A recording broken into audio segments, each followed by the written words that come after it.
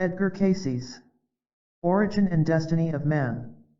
With wisdom from the Edgar Cayce readings. Lytle Robinson. Contents. Part 1. Strangers in the Earth. 1. Was there an Atlantis? 2. Creation. 3. The rise and fall of Atlantis. 4. The Pyramid Builders. Part 2. The Lost Peoples of America. 5. Enigma of the Incas. 6. The Amazing Mayas. 7. The First North Americans. 8.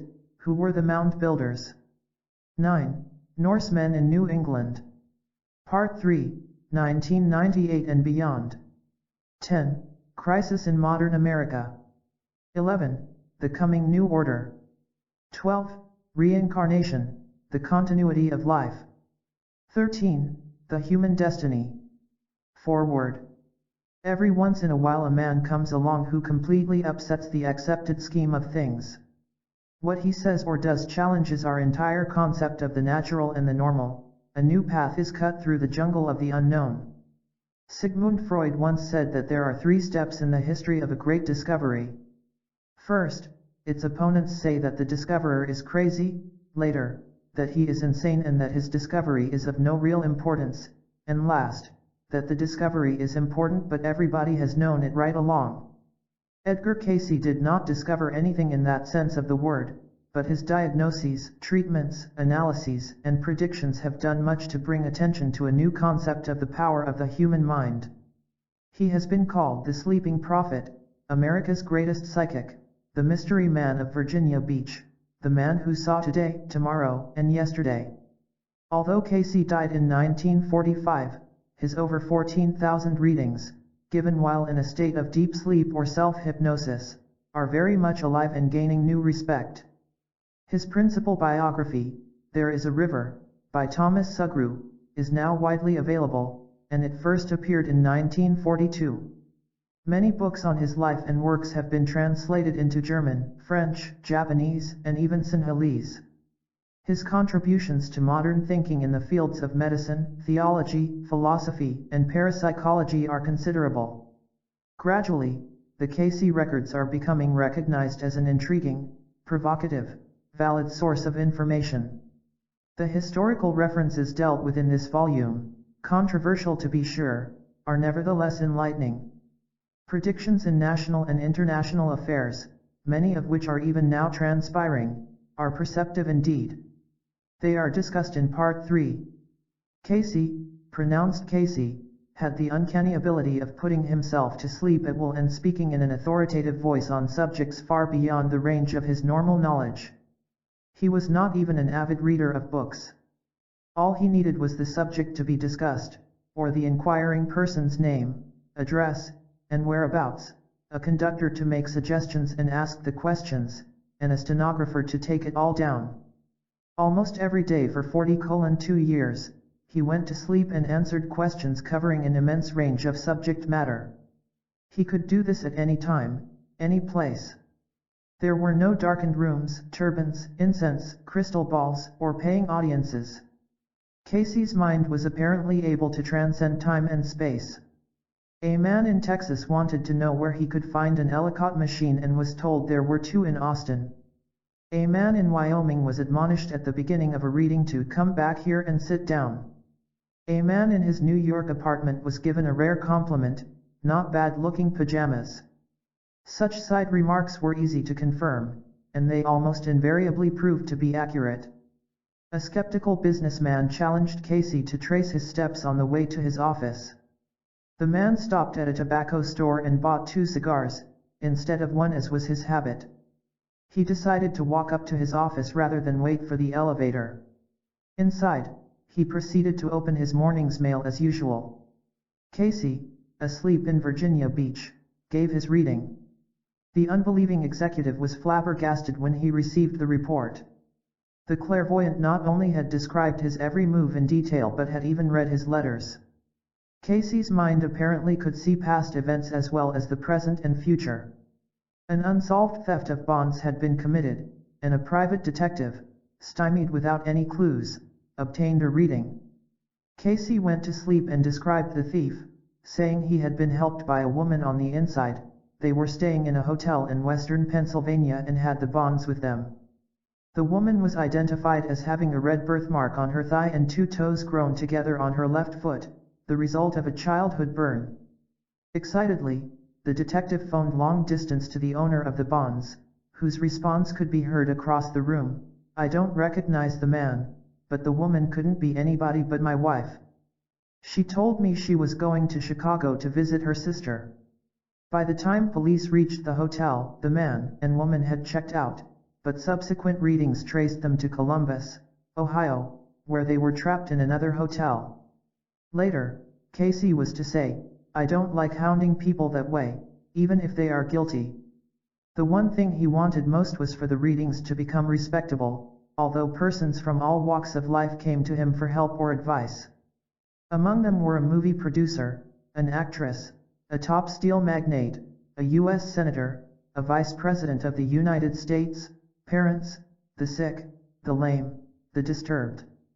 Scientific investigation, which he so desired, drew scant attention. The few qualified scholars who did sit in on readings were as nonplussed as the most unscholarly layperson. The history of Casey's life and works is indeed one of the most puzzling of our age. His life story sounds like a mixture of the Old Testament and a science fiction novel. A summary appears in the appendix. His strange gift of clairvoyance has never been duplicated in modern times, although a few other psychics have proved a measure of ability beyond any doubt. For a period of 40-2 years, he devoted himself to extrasensory perception in many fields of thought, and verbatim reports of what he had to say are still on file in the custody of the Edgar Cayce Foundation at Virginia Beach. His readings, some 50,000 single-spaced, typewritten pages, constitute perhaps the largest collection of psychic data in the world. Quartered in the same building is the Association for Research and Enlightenment, Inc., which disseminates the information contained in the readings. It is a busy place. Besides the library and offices, there is an auditorium, a therapy department, publications room, press, and a broad, tiled veranda overlooking the ocean. With the steadily growing interest and membership, an ever-increasing staff of workers handles volumes of inquiries, special requests, announcements, and literature. Visitors are welcomed and shown about the plant and grounds. Everyone, of course, wants to see the readings. To the skeptic there is an appropriate answer. In the words of Abraham Lincoln, "No man has a good enough memory to be a successful liar." The Cayce records are unique. 20 million words from an unconscious mind is not a commonplace. If they can be believed, new frontiers wait to be explored. Clairvoyance, clairaudience, dreams, hypnotism point the way to a better understanding of the history and depth of the human mind and soul. A challenging field lies before man in his search for truth and the meaning of human existence in the earth. The thesis of this chronicle, based on the Edgar Cayce records, is that man is a spiritual being, that the great continent of Atlantis was a fact, that fleeting Atlanteans settled in many areas of nearby lands, including North and South America, and created high civilizations there, and that these determined, energetic, resourceful people through reincarnation are making their presence felt in radical, forceful ways in America and the world today. As a famous English scientist once said, "I am too much of a skeptic to deny the possibility of anything." 1. Was there an Atlantis? In the 2,500-odd life readings Edgar Cayce gave, many periods of history, both known and unknown, are commented upon in varying degrees of detail. The Cayce files therefore cast considerable light on the origins and developments of the mystery races of the world. These little, known prehistoric people, and they are numerous, have long baffled the best minds of men. Since only fragmentary evidence of their civilizations exists at this late date, the lack of knowledge is not surprising. What archaeology has learned of their cultures it has had to piece together from scraps of artifacts left here and there by people who apparently were far less interested in history than we are today. It would seem that they simply never went to the trouble to put down, at least in a permanent manner, the chronological events of their day. Or if they did so, the records have been lost. It is therefore understandable that there is so much speculating, theorizing, and rationalizing about the mystery tribes. Little else can be done, considering the lack of evidence. Many of the issues involved are necessarily controversial among scholars, and we do not propose to discuss all of them in detail here. Suffice it to say, some of them for our purposes are important, for it is on certain of these very points that the Cayce records throw so much light. Our chief interest, however, is in the colonies of Atlantis and the peoples and areas influenced by that ancient culture in so many parts of the earth and especially in the Americas. The reader will readily observe connecting links between civilizations far removed from each other, for all have the common denominator of an Atlantean source or influence. The Cayce readings indicate that the people from the slowly sinking continent of Atlantis immigrated to many widely scattered areas in search of safety, and that their impact was felt in various ways according to the age in which they lived. Unhappily, official science gives no credence to the Atlantean theory. A few brave scholars have ventured to raise that possibility, but fewer still go so far as to base their case on the premise. The moment such a scientist does so, he is likely to be considered outside the fold by his colleagues, and his views cease to be regarded as official or authoritative. Regrettably, this is almost always the circumstance when a new or different hypothesis is put forth, whether in the field of history, philosophy, medicine, theology, physics. Martin Luther was a heretic, Alexander Graham Bell a crackpot, and Robert Fulton a dreamer who was trying to do what everybody knew could not be done. Their names are legion, and they are the ones who have led the way to new horizons. Only the great dare to be different, that is why they are great. They also need to be thick-skinned to weather the professional jealousy and the public ridicule. Still, while we want to be open-minded, we don't want to be so open-minded that the wind blows through. We will therefore delineate what the Cayce records have to say on the subject after exploring what is considered to be the best and most widely accepted knowledge of it to date. We must bear in mind, however, that tomorrow or 20 years hence, as new findings are made, our factual knowledge may be very different from what it is today. Modern science is not infallible. For centuries men believed and taught that the world is round, now they are certain it is elliptical. The most convincing thing about Cayce's Atlantean explanation is that it answers questions that so far have largely defied solution. 2. The readings in many instances corroborate points that have never been definitely established but merely postulated by geology or archaeology. In some cases the information in the readings is simply unmentioned as a possibility, or it may even be diametrically opposed to that which is generally believed. Only time, research, and new discoveries can prove the validity of many of these points. The readings state that immigrating Atlanteans went in many directions, primarily to the Pyrenees Mountains between France and Spain and to North America with the initial cataclysm about 50,700 BC, to Central America and Morocco during the Second Debacle, about 28,000 BC, and to Egypt, where they built the pyramids, and Yucatan, Mexico, with the third and final catastrophe in 10,600 BC. Since these movements were spaced many thousands of years apart, the culture taken to one area in a given period was different from that taken to another at a later period. Because of the ice ages, which were intermittent, and earthquakes and volcanic eruptions, drastic land changes were wrought over wide areas of the world. For these reasons, plus the time element itself, little is known of the civilizations today. We have a classic example of the mystery tribes in the case of the Basques of the Pyrenees Mountains. The Cayce files briefly state that fleeing Atlanteans found their way to those highlands, that they set up a kingdom there, and that their marks may still be seen in chalk cliffs of Calais. Today, the modern Basques with their peculiar culture and history smack so much of the Atlanteans that anyone familiar with the story of Atlantis according to the Cayce readings is irresistibly drawn to the conclusion that the Basques are Atlantean in origin. But there is nothing concrete to prove this. That is the problem we will be faced with throughout our study. Yet the one bright hope is that time and technology will eventually resolve the many questions.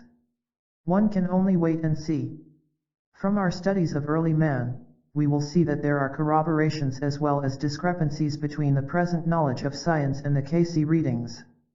Civilized man has, for instance, according to the Casey files, lived in the earth far longer than once generally believed, some 10 million years.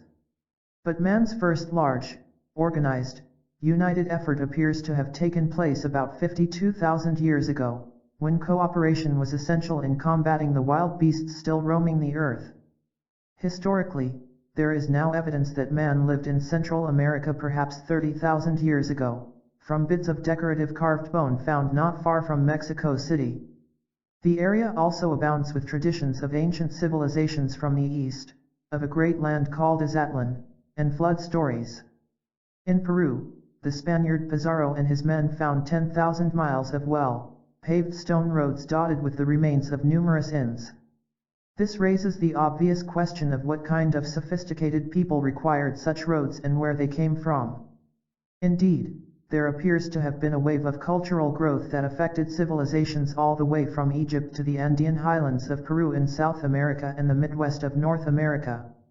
It is apparent that at a certain period in world prehistory, perhaps 10,000 BC, striking and sudden changes took place. American archaeologists have for years been confronted with what appears to be undeniable evidence of trans-Pacific contacts between the Old World and the New.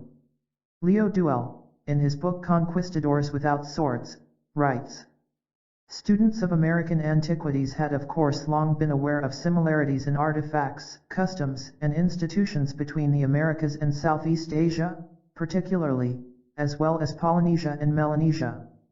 The Mexican game of Patoli can be considered an almost exact replica of the Parchasi of Hindu India. The panpipes in use all over the Andes and into Brazil are virtually indistinguishable from those known to Burma and the Solomon Islands. Star-shaped mace heads from Melanesia resemble those from Peru. The people of Easter Island built masonry of polygonal blocks fitted into each other just as the Incas did. The native sweet potato of South America not only was cultivated in Polynesia before the white man landed there, but bore the same name." An ethnologist listed 40:9 such parallels between Oceania and South America. Recently, scholars have added still more to them. But how was one to explain these phenomena?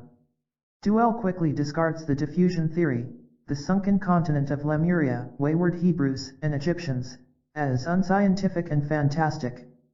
He relates at length Thor Heyerdahl's Kon-Tiki trip from Peru to Polynesian islands. Yet he states, just as Peruvians landed on Pacific Isles, Polynesians may well have reached the American coast on several occasions. Their similarities are far too close to have been independently evolved in the New World, he concedes. Exactly what happened, how and why and when, science does not know. Yet the architectural monuments of the mound builders, Mayas, and Incas demonstrate a relationship and important and unique changes of rather sudden occurrence. Their earthen mounds and stone pyramids are basically similar in design, relating to the pyramids of Egypt across thousands of miles of what is now ocean. Atlanteans, the Casey files make clear, migrated to that country as well as to the Americas. This correlation of cultures so far removed from each other has long puzzled scholars.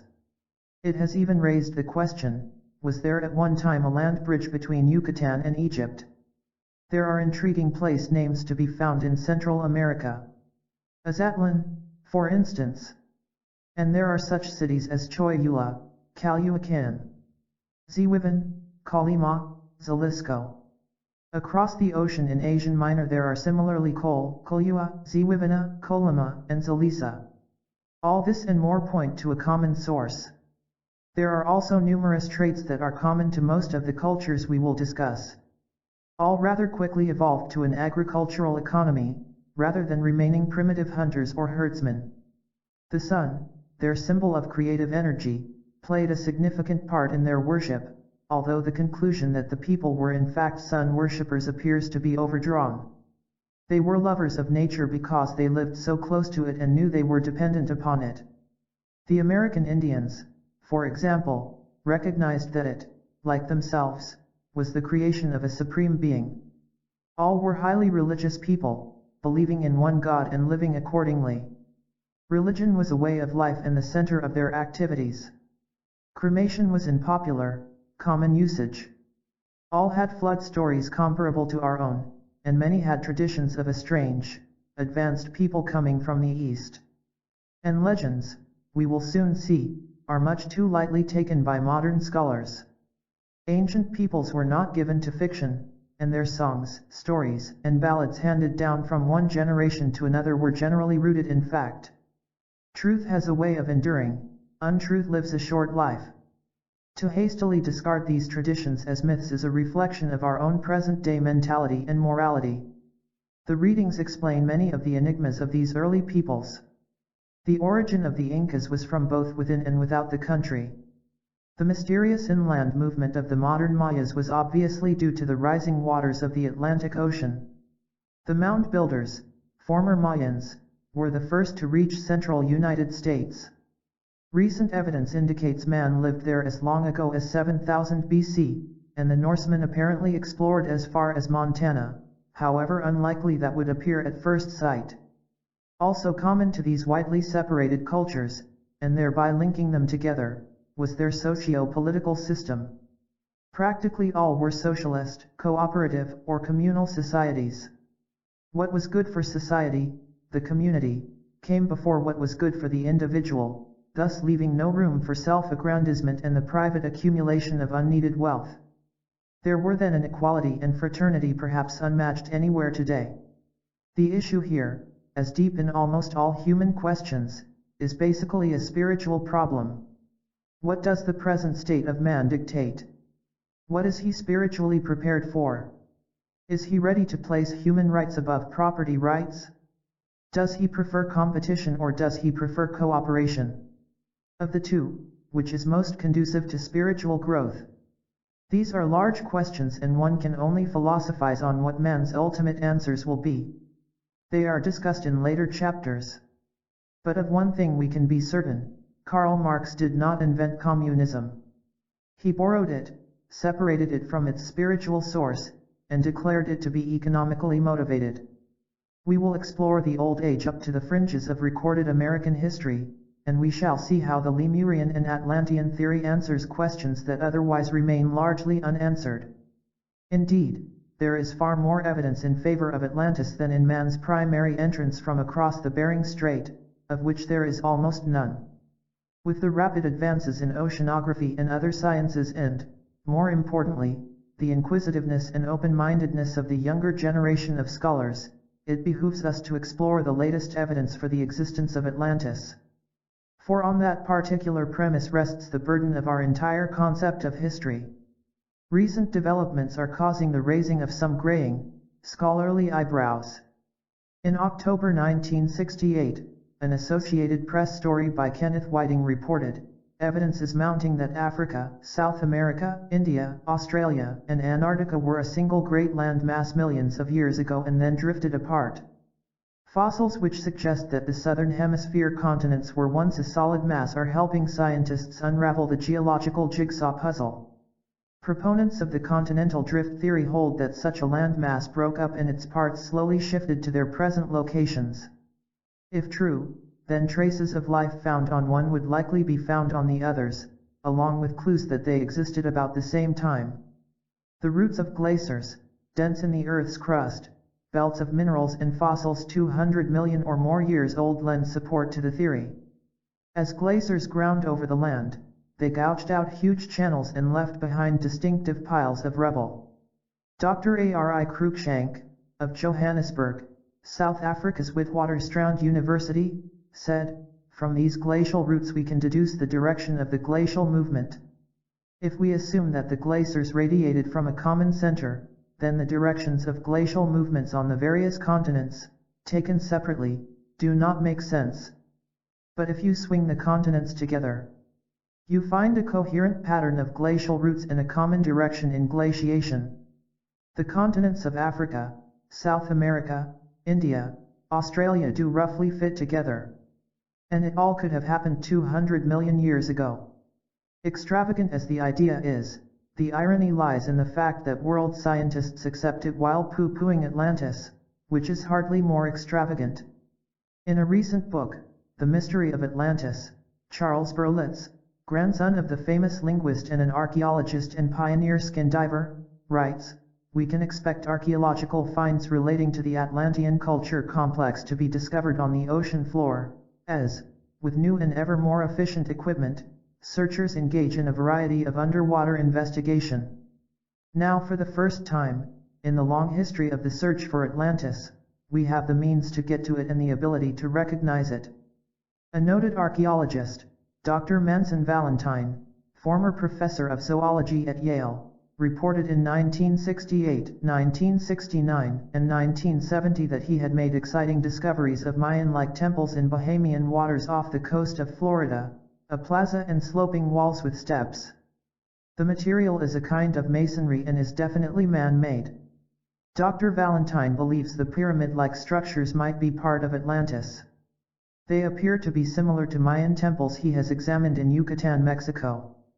The Bimini Islands, 50 miles off the east coast of Miami, were once part of the Atlantean island of Posidia, say the readings. On June 28, 1940, the sleeping seer said, and Posidia will be among the first portions of Atlantis to rise again. Expected in 60:8 and 60:9, 68 and 69. Not so far away. 958:3L1. Other mysterious and apparently man-made structures have been sighted under the shallow waters of the Bahamas, Dr. Valentine says. 1. A 100-foot pentagon was found near the site of the temple-like building near Andros Island.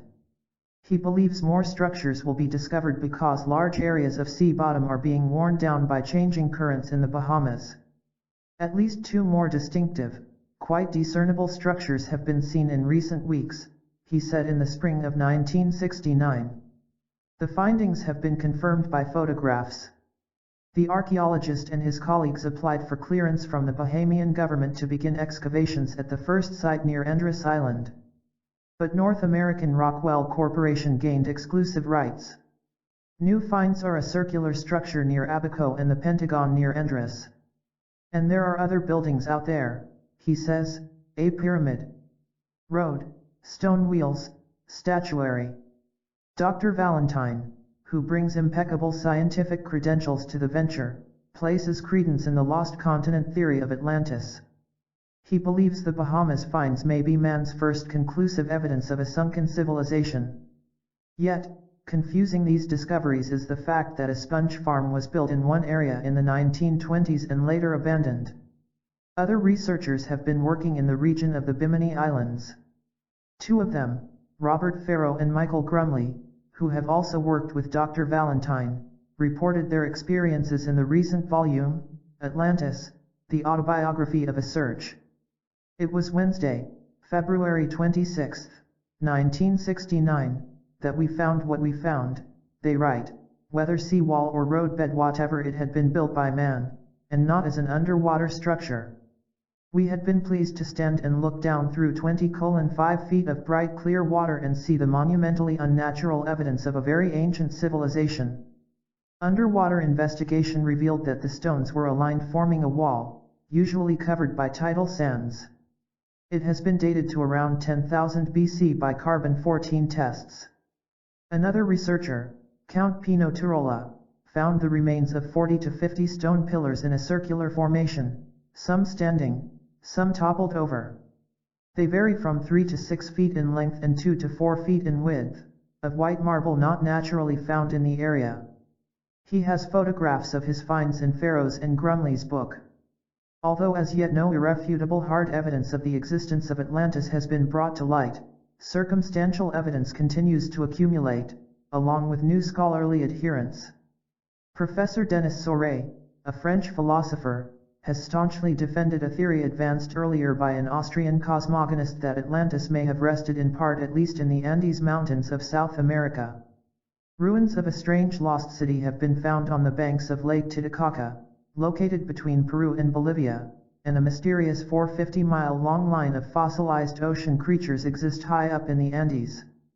In 1952, a German pastor with a historian and a Swiss archaeologist spent 4 days anchored in the North Sea a few miles off the coast of Heligoland. Over a carefully selected site, a diver brought back reports of a series of man-made walls and ditches just 20,5 feet below the surface but 6 miles out to sea. The pastor, Jurgen Sponeth, summed up his claim: "During my studies of Egyptian antiquities, I found in the temple Medinet Habu of Pharaoh Ramesses III, the old Egyptian writings and documents which the Egyptian priest used as proof of Atlantis' existence when talking to Solon so long ago. These old Egyptian originals are documents of the highest historical value. They alone contain the key to the solution of the Atlantis mystery. The documents contain the exact information of the location of the island country, and also of the King's Island which sank during the natural catastrophes. With the help of this information I found the ruins of the sunken fort exactly on the indicated spot, and in 3 different expeditions thoroughly examined it. In Upper Egypt, I photographed the inscriptions and wall pictures, one showing a sea battle between the invading Atlanteans and the Egyptian defenders, which served as proof for Solon's Atlantis story. In 1966, a Greek-American scientific expedition spent 2 weeks on the Aegean island of Santorini. They returned to Athens full of hope. Dr. James Mavor, of Woods Hole Oceanographic Institution in Massachusetts, who headed the team, reported, "Although we have not discovered Atlantis, there are shreds of evidence, which, if put together, point towards a confirmation of the theory that the lost continent should be identified with the Minoan Empire which ruled the Aegean archipelago and Crete about 1500 BC. The group continued its search and uncovered what some believe to be Atlantis, although the date is much too recent. Other scientists have recently begun to give weight to the Atlantean theory.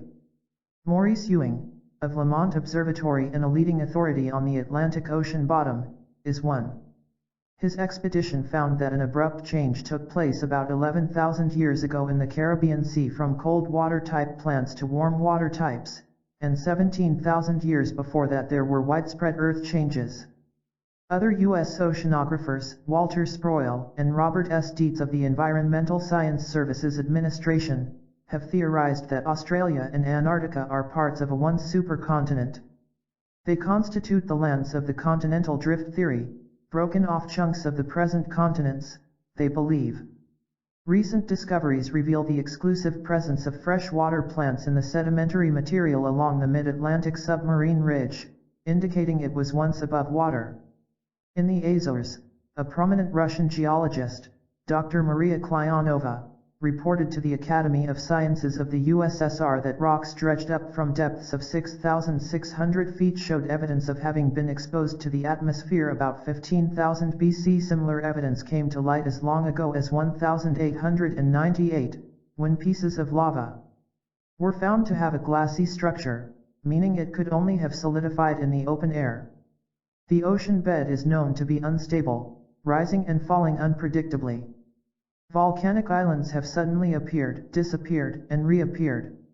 Depth soundings in the Straits of Florida show a series of bumps intriguingly about the size of houses, 2,000 feet below the surface.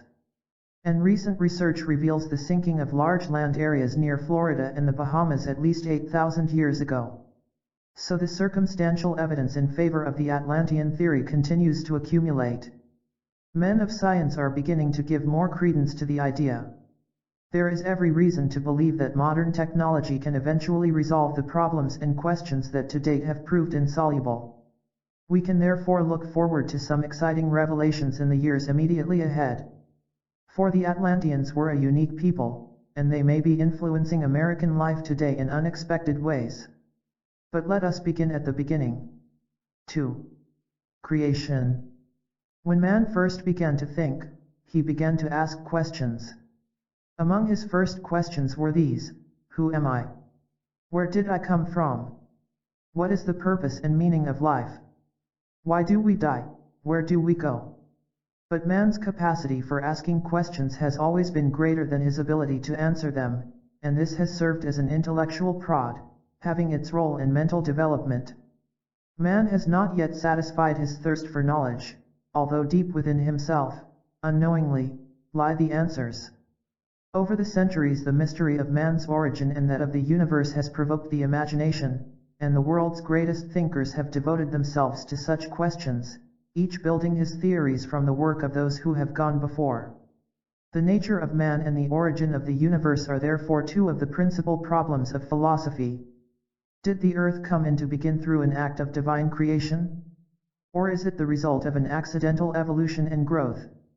Of what basic substance is it made and why is it so diverse? What role does man play in the universe? Is he a mere speck of unimportant matter in an ungoverned, unlimited expanse of space? Or is he the crowning achievement of a supreme intelligence? The first known philosopher to attack these problems was Thales, who lived in ancient Greece about 600 BC. He decided that water must be the original stuff of which man and the world were made. For when it was frozen it was solid, and when heated it was mist and air. Therefore, he reasoned, everything came originally from water and must eventually return to water. Thales never knew how close he came. If he had meant and used the word spirit instead of water, he might one day yet be lauded for his vision and inspiration. But he didn't, and now Thales is all but forgotten. A little later another Greek thinker, Anaximander, suggested that the universe was a living mass filling all space. He called it the infinite and said that it contained motion. This was a step forward, even though some of Anaximander's other ideas were strange ones indeed. This line of thought paved the way for the atomists, another group of early Greek philosophers. They agreed with some of their predecessors that change and diversity were due to the mixing and separating of tiny units, but said that these units or atoms were not as different in substance as previously thought. Each atom has motion, they declared, and by uniting in different ways and numbers, matter was formed. The atoms themselves never changed but were eternal and minutely small. Changes in form of life were accounted for by the coming together of atoms. Conversely, death resulted from the separation. Although some of their conclusions were far afield, the atomists' general concept may be viewed as another move in the right direction. While the apologists were attempting to defend and reconcile the Genesis version of creation with philosophy, the skeptics on the opposite side were busy refuting their conclusions. This school of thought, founded by Pyrrho in about 300 BC, contended that all so-called explanations of the nature of the universe were futile and a waste of time. It was in favor of giving up the search of despair. Man did not know, could not know the nature of things. All man knew was what he could see and measure, and he should accept nothing else. Such a pessimistic point of view offered little in place of what was rejected.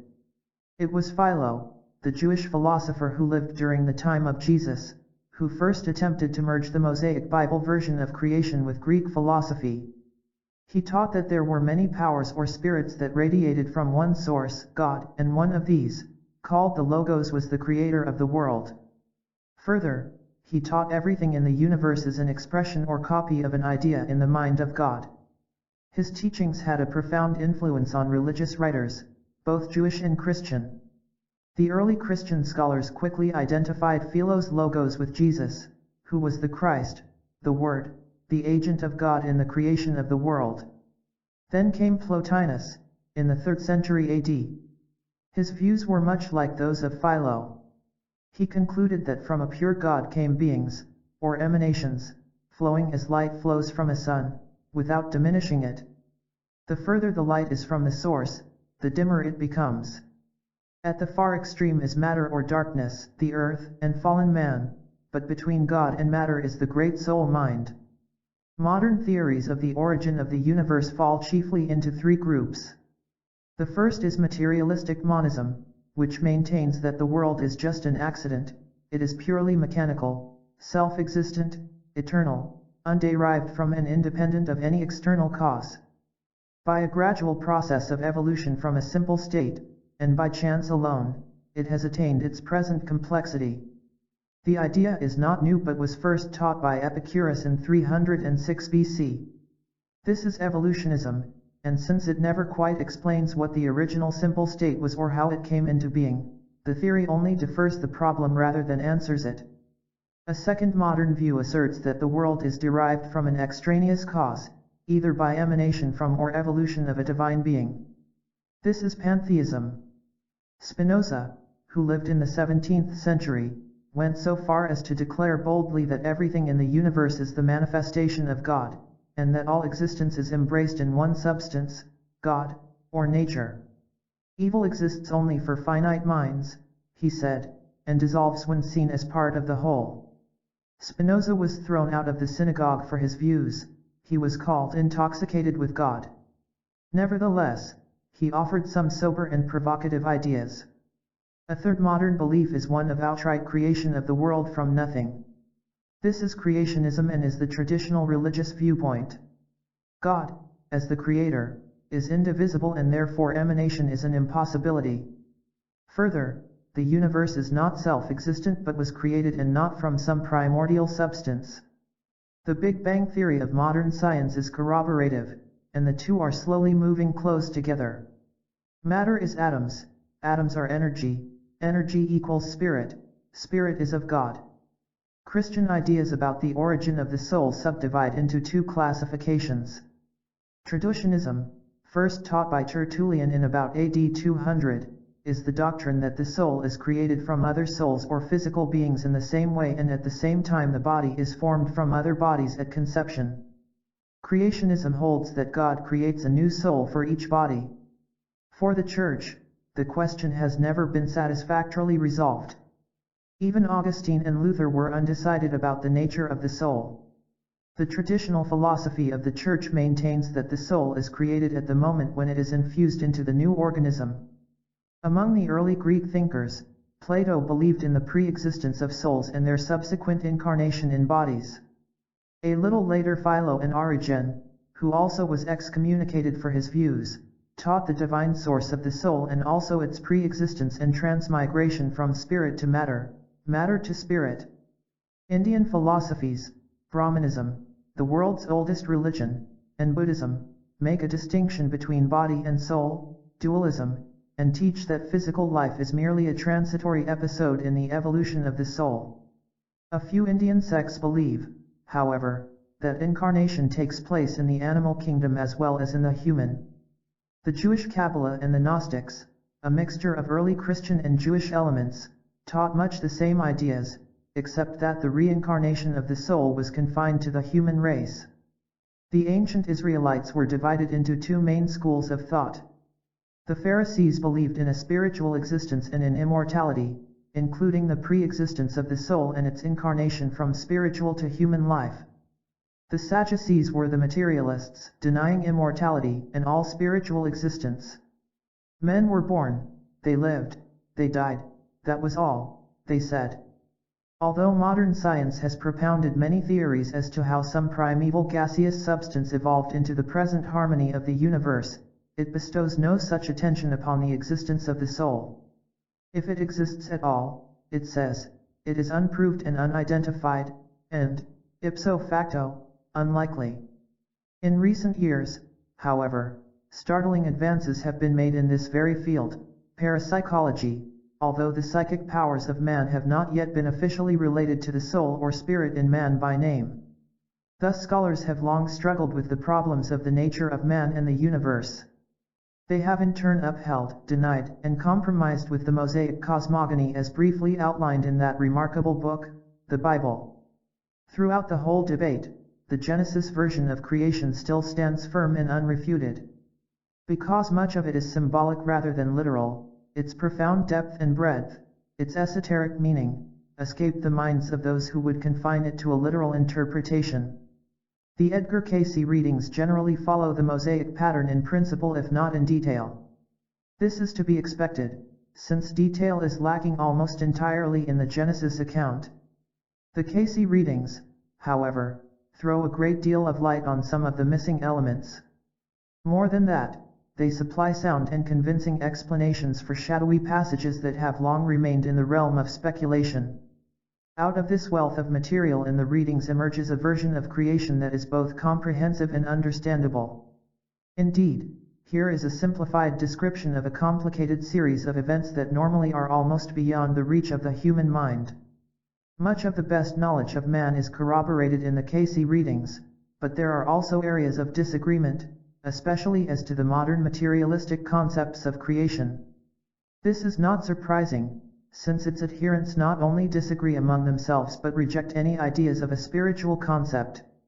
Their arguments are almost altogether theoretical because so little concrete evidence exists.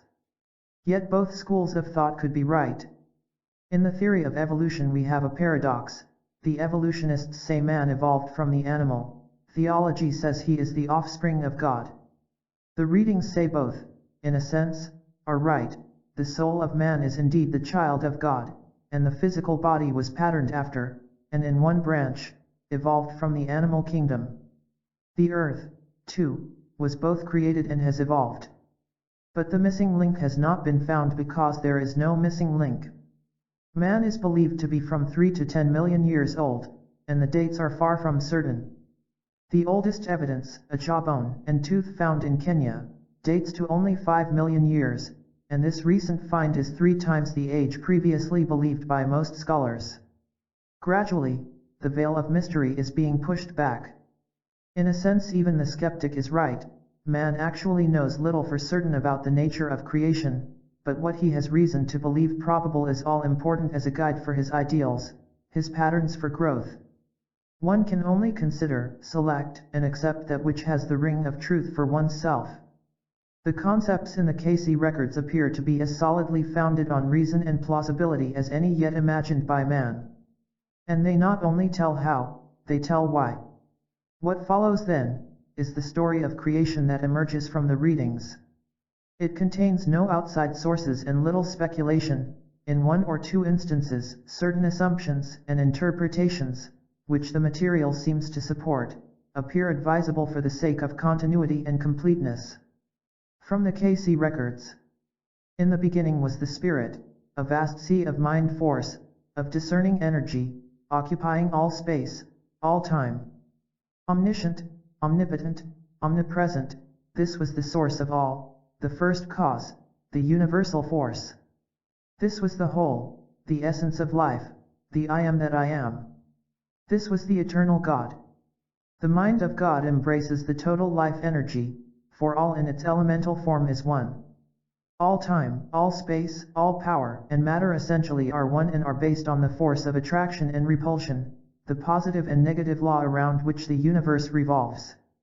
The movement, the vibration of this atomic structure, is the manifestation of the Creator. During its nebulous activity, the gathering of positive-negative forces becomes the creative power.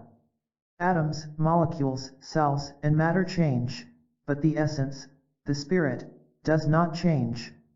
Only the form of manifestation changes, not its relationship to the first cause. The second cause was desire, desire for self-expression, desire to create, desire for companionship. The spirit moved, and by moving itself out of itself created a separate vibration, a separate manifestation. Thus, into this sea of peaceful and harmonious vibration came one Amelius, the light, the first expression of divine mind, the first manifestation of the Spirit, the first Son who emanated in spirit from the source as a beautiful thought is created or as an idea is born. This was the first creation. Amelius by necessity was endowed with free will and reason, otherwise he would remain of the whole, at the will of the whole. Although a part of the source and aware of his identity with the source, he was a separate entity and conscious of his own individuality while still one with the Creator in spirit and purpose. It was Amelius who fostered the coming of other soul entities into this electro-spiritual world, for all souls were created in the beginning, none was created later. With their free will and reason, they existed as children in a state of perfection, in full accord with the divine will of their source. These numberless, sexless manifestations of the Spirit were the perfect offspring of a benevolent Father and enjoyed a truly spiritual life in a truly spiritual world. Wholly attuned to the supreme will as was Amelius, they were the companions of the Father as they were intended to be, a part of the whole yet aware of being separate and independent entities. Since they possessed free will, each entity's first thought, first reaction, and first expression were slightly different from those of all others.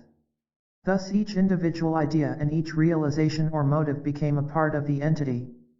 Thought upon thought, experience after experience, each of these unembodied spirits built its own peculiar individuality and character. The activity of the spiritual entity thus became its sole record. That which it thought it gradually became. Every thought and every deed registered not only on the entity's soul but on the skein of time and space, or the Akashic records. This is the recording angel or the book of life. Nothing escapes it. Every vibration from the beginning is permanently recorded on the stream of time and space.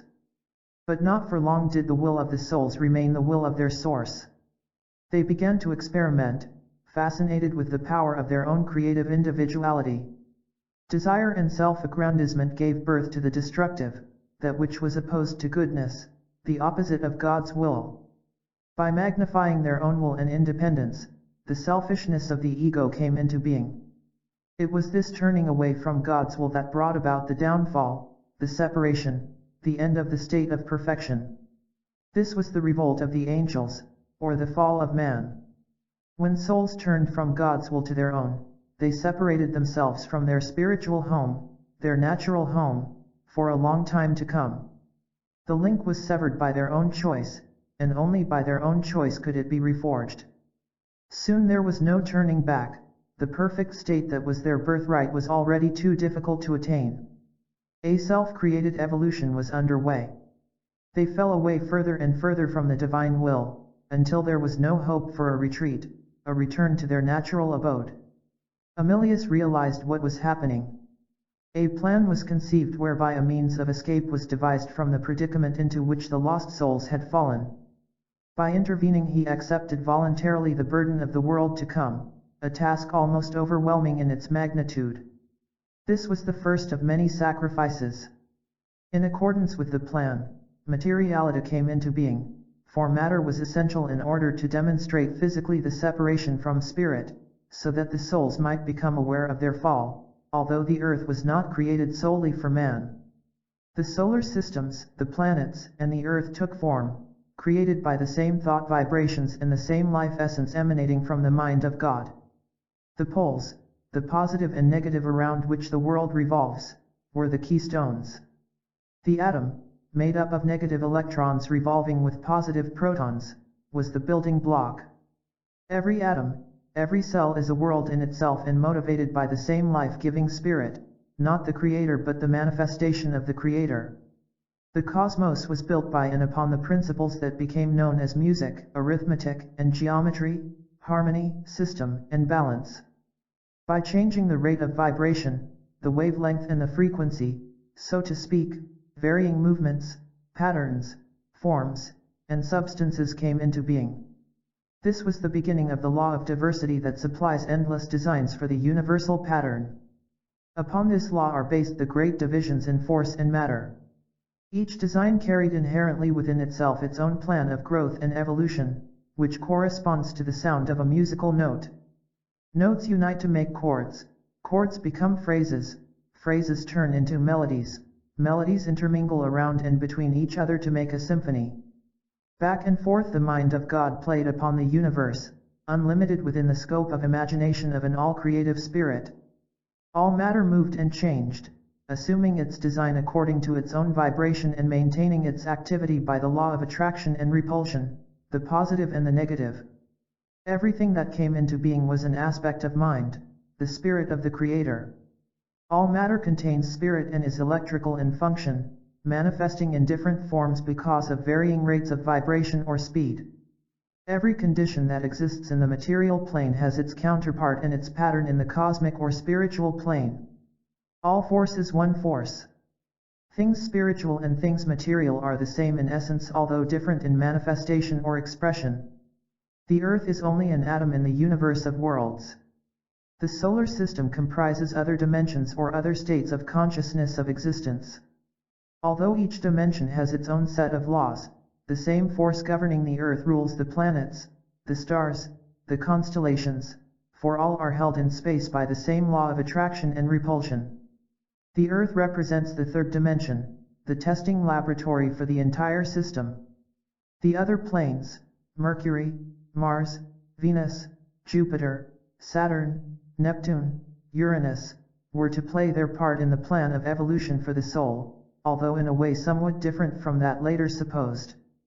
The Earth plane, first a mass of vibrating heat from which arose a seething mist, settled itself as a companion world in the universe of worlds. As it began its natural rotation, it slowly moved closer to the sun, from which it receives its impetus for the awakening of the elements that give life in its various forms. 364:6. The laws of creative forces are universal. The first is the law of love, the second the law of propagation, the third the law of evolution, or growth and development. Thus the Spirit of God, the creative force, had moved over the face of the earth, and out of chaos came the beauty of raw nature in all its glory. Said Cayce, the mind of God embraces the one total life energy with its universally evolved portion called mind, in all its forms, all its stages of development, and all of its self-conscious, individual viewpoints, including ourselves. Yet while in the physical form we possess not the Creator's kind of mind, but rather the kind that mind becomes in materiality. 792:2. The first cause was that the created would be the companion for the Creator, that it, the creature, would by its manifestations and activity of that, which was, given unto the creature, show itself to be not only worthy of but companionable to the Creator. Hence every form of life that man sees in a material world is an essence or manifestation of the Creator, not the Creator but a manifestation of the first cause. Then a soul, the offspring of the Creator, when, entering into a consciousness which becomes a manifestation in any plane or sphere of activity, is given free will for its use of those abilities or qualities or conditions in its experience. And it will demonstrate, manifest and show forth what it reflects in its activity towards that first cause. 57:53:1. To Amelius was given the keeping of the earth's sphere. The mineral, plant, and animal kingdoms were thriving long before man entered this plane. They were governed by immutable laws already set in motion. Souls still in the spirit were attracted by matter and came to the new outer realms in large numbers. The earth was only one of many spheres that came into their paths and to which they were drawn. Those souls, still in the spirit, who were attracted to the earth plane observed the various forms of animal life and the fleshly ties. They hovered about it, viewing the abundance of growing things in the slowly cooling and tropical earth. They saw the fruit of the land and wanted to taste it. They observed the sex life of the animals and wanted to experience it. Since desire impelled them to seek expression in matter, they partook more and more of the material, becoming eaters of, feeders upon their physical surroundings. Since souls were also self-conscious viewpoints possessed of God and capable of being that which God is, they played at creation, imitating the Creator. Thus they became absorbed with their own creative powers, with which they had been endowed from the beginning, and they mimicked the beasts of the fields and the fowls of the air, dreaming up ideas of bodies it would be pleasant to inhabit. Thoughts are deeds, and these desires eventually materialized, for from the beginning the resources of all creation have been available to man.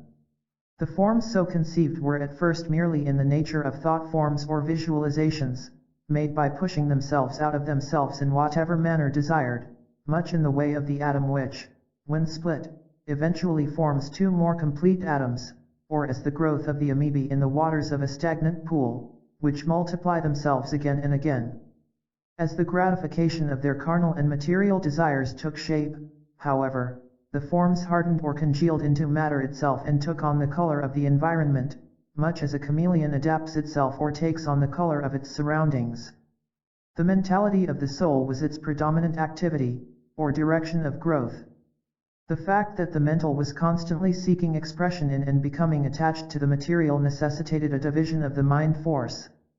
This resulted in the three phases of thought process: the conscious mind, which gives direction to the building up, use, and control of matter; the subconscious or unconscious, which is the storehouse of memory, the inter-between; and the superconscious, which is devoted entirely to the soul mind. These are not three distinct minds but rather are the functions of one mind at three different levels.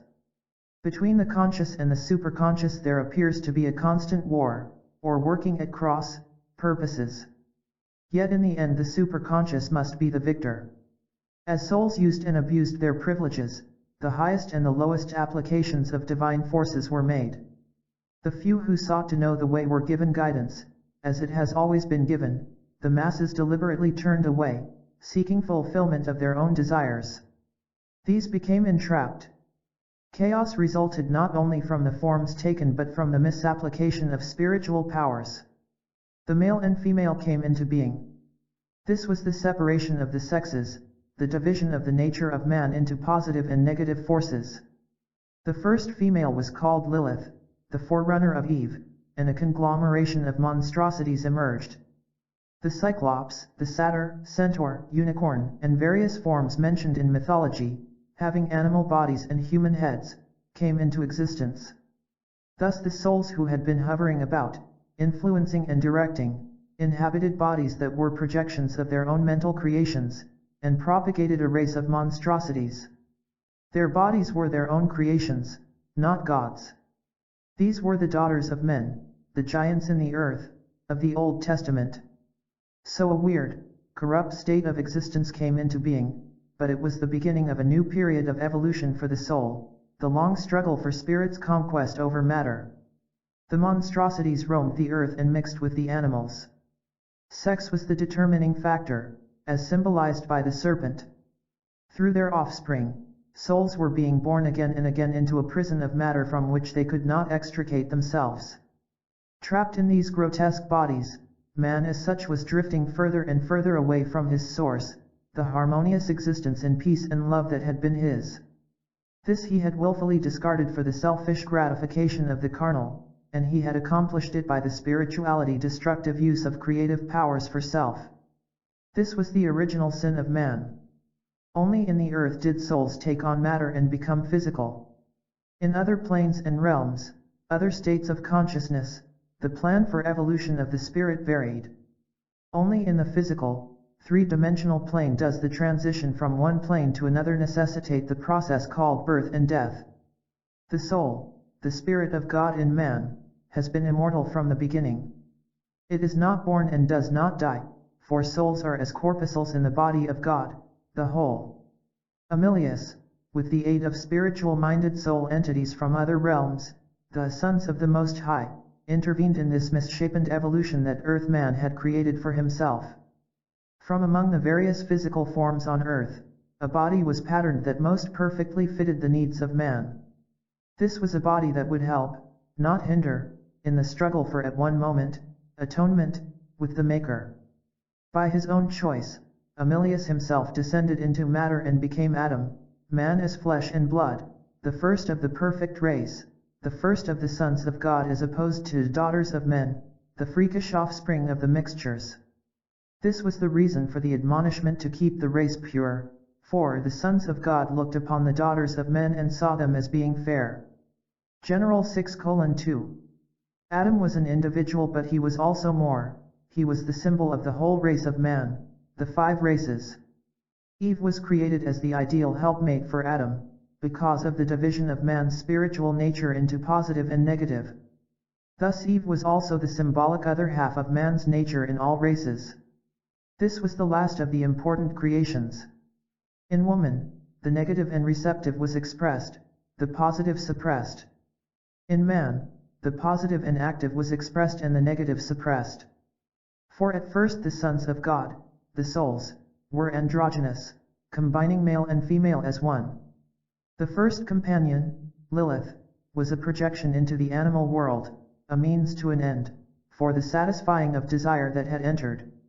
With the turning back to the Creator's plans and the turning within to creative impulses, the creation of Eve was made necessary as a helpmate and a balance in the long struggle back to God, which was to ensue. Eve was created by God and drawn in an instant from the soul entity already in existence. God said, "Let there be life," and there was life.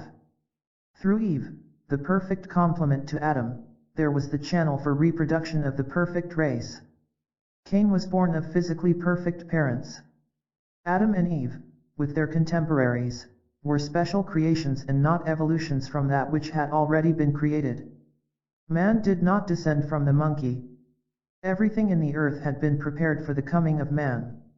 The immutable laws of nature were established for his life and sustenance. Through the law of relativity, the positive and the negative, man and woman experience earth, night and day, hot and cold, good and bad, all realized through the 5 physical senses via the reasoning of the mind. Yet always man retains, even unknowingly, the sixth, seventh, and eighth senses. These are the psychic or extrasensory factors of the soul that have gradually receded into the background as man has entered more and more into matter. The projection of the perfect race into matter occurred not only in the Garden of Eden, which the readings say was in Iran and the Caucasus, but in 5 different places in the earth at the same time. These 5 occupations in the world represented the 5 physical senses that are to be conquered before spiritual perfection can again be attained. There were 133 million souls in the earth at this time. The white race was in Iran, the Caucasus area along the Black Sea and the Carpathian Mountains of Central Europe. The yellow race was in what was later to become the Gobi Desert of East Asia. The black race was in the Sudan and Upper West Africa. The brown race was in the Andes and Lemuria, the continent lying then in the area of the Pacific Ocean. The red race was in Atlantis in America. The environment and climatic conditions determined the color of the race. For all peoples, regardless of color, were of one blood and members of the perfect race. Color of the race merely adapted man to the conditions that were to be met, and symbolized the chief attribute of the people of that race. In the white race, sight or seeing was predominant or emphasized; in the red, feeling or emotion; in the yellow, hearing; in the black, gratification of the appetites; and in the brown, the emphasis on the sense of smell. The Jews, as a people, developed at a much later date. The Egyptians also came later, as a result of the mixture of red, black, and white races, in about 10,000 BC. The continent of Atlantis was the most important land area of the world and the center of the first civilization. With the second influx of souls, i.e., the coming of the perfect race, some 10 million years ago, a new era was to begin in the evolution of man in the earth. The Atlanteans were a peaceful people and made rapid progress in utilizing the resources of nature. Natural gas and fire were among the first discoveries. In the years ahead, they were to build a civilization superior in many ways to any fashioned since. Division of the forces of mind took place during the first 1,000 years of the occupation of the earth by the perfect race. By this division, part of the mental forces related to the material, and part to the spiritual. It occurred as man emphasized less and less the divine aspect of his nature, became less and less aware of that from which he came. For man recognized that he was a part of what was about him, and he acknowledged the oneness of all matter and force, but he relied more and more on the physical mind with its carnal interpretations. As time went on, only dreams, prayer, and religion remained to remind him of his divine origin. Desire led him to accept things that he instinctively knew were not true. He mingled with the monstrosities and produced the mixtures, half animal and half human. Finally, he put ego of self above everything else, and it repented the Lord that he had made man on the earth, and it grieved him in his heart. General 6:6, the Bible gives an account of the flood, which occurred about 28,000 BC, and in Atlantis it resulted in the submergence of many large islands. Lemuria, too, vanished into the Pacific Ocean. Yet even in those days, as in all ages, there were men who were able to attain to such a high consciousness of the Creator that it was not necessary for them to pass again through the earth plane. For even in that day did they call upon the name of the Lord. And Enoch walked with God, and he was not, for God took him. General 5:24, a few souls returned to the earth plane by choice, the many by law.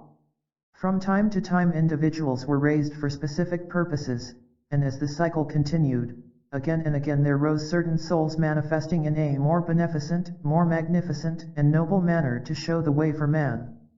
There has always been direction for those who seek the light, the way to become one again with the Creator. Throughout man's many and varied periods of development, his progress has accelerated or retrograded, or remained stationary in proportion to the exercise of his will toward good. Thus in each man's development the first to be conquered is self. Like begets like, for this is part of the universal law. Putting it another way, the mind of man itself, in its total functioning, must be unified and harmonized if he is to remember and accept his divine origin, his inheritance. There have been almost as many variations in the use of mind force as there are individuals. What a soul fed upon or dwelt upon became its means of development or retardation, for good and evil were expressed according to motives and the use made of motives.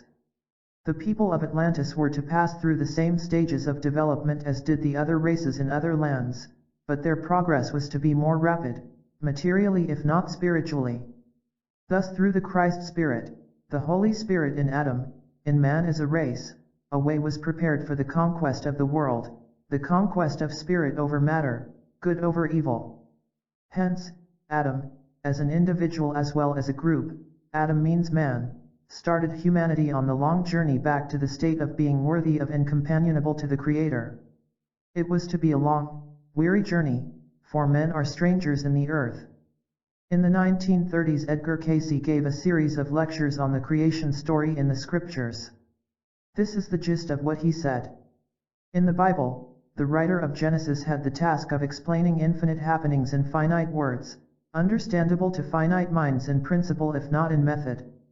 The first chapters deal with the period before and during the 5-point projection of the Christ soul, Amilius, into the earth plane. The book of Genesis is supposed to have been written by Moses with Joshua, and was evidently done with the idea of giving the people of Moses' time a concept of what took place in the beginning of man's advent into material consciousness. The book of Job, written by Melchizedek, is an account of the Son into whose hands the earth was committed and who passed through the trials in the flesh so that he might become the deliverer of mankind. The Bible is primarily an esoteric book, a symbolic book. Genesis is the story of creation compressed into a few short verses. Symbols and personifications are used in an earthly setting to convey ideas behind occurrences throughout the universe, in the spirit realm, and in the human body itself. It is in the second chapter of Genesis, in the story of Adam, that the real history of man as man begins. This is not a recapitulation of what has gone before. Where the first chapter of Genesis speaks of man the spirit, the second chapter deals with the coming of the perfect race and man's physical tenure on earth, for there was not a man to till the ground. Verse 5.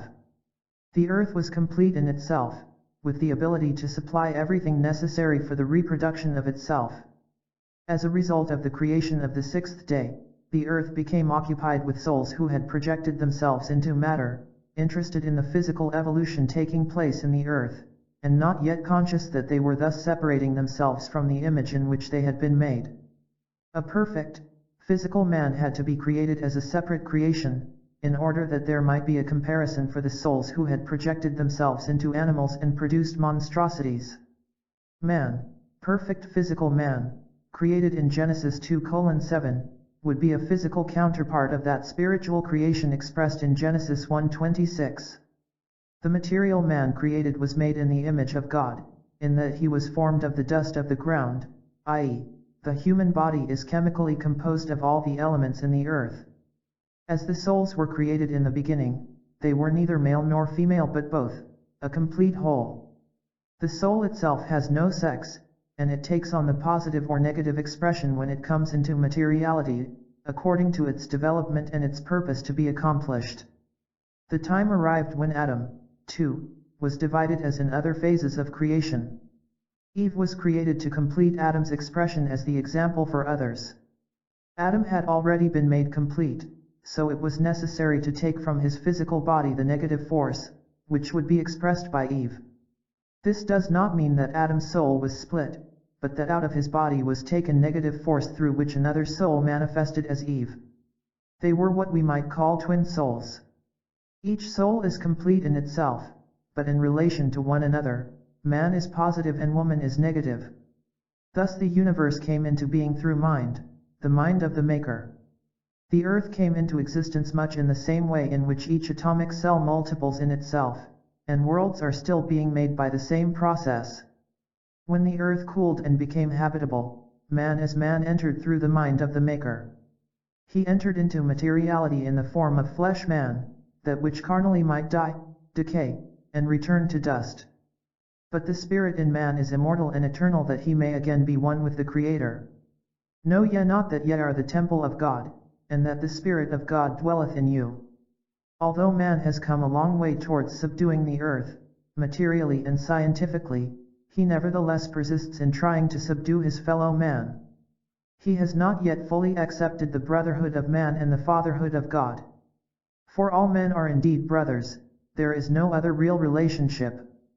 Overcoming the monstrosities, the mixtures, and the animal influences was accomplished through rebirth, surgery, and evolution towards a more divine purpose.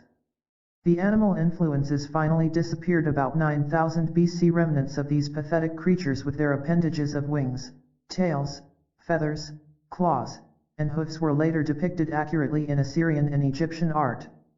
The Sphinx is a notable example of one of the earlier monstrosities. Extracts from the Cayce readings. When the forces of the universe came together, upon the waters was the sound of the coming of the sons of God. And the morning stars sang together. Over the face of the waters was the voice of the glory of the coming of the plain for man's indwelling. The earth in its form became a place, and afterwards able to be an abode for the creature called man. 341:1.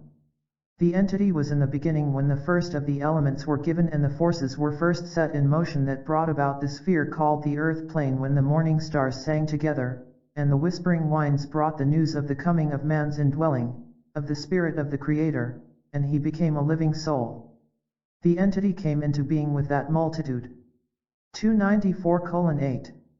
The entity finds itself body, mind, and soul, which answers to the Godhead, Father, Son, and Holy Ghost, in the three-dimensional world. God moved and the Spirit came into activity. In the moving was brought light and then chaos. In this light came the creation of that which in the earth came to be matter, in the spheres about the earth, space, and time. In patience it has evolved through those activities until there are the heavens and all the constellations, the stars, and the universe as it is known, or sought to be known, by soul entities in the material plane. Then came materiality as such into the earth, through the spirit pushing itself into matter.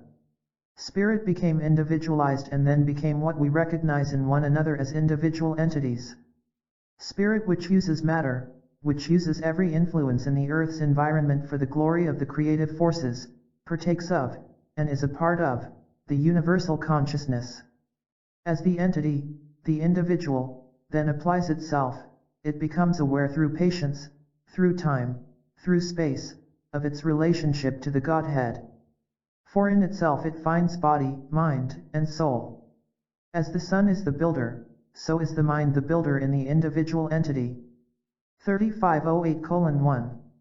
Let it be remembered that the earth was peopled by animals before it was peopled by man. First, there was, that of a mass, about which there arose a mist, and then the rising of same, with light breaking over it as it settled itself, to be, as a companion of those, planets, in the universe, as it began its natural, or now natural, rotations, with their varied effects upon various portions of same, earth, as it slowly recedes, and is still slowly receding or gathers closer to the sun, it receives its impetus for awakening the elements that give life itself, by radiation of like elements from the sun.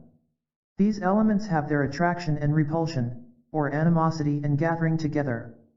This we see throughout all of the kingdom whether we speak of the heavenly hosts, or of the stars, or of the planets. 364:6. Man was made as man. There are, as we find, only three of the creations: matter, force, and mind.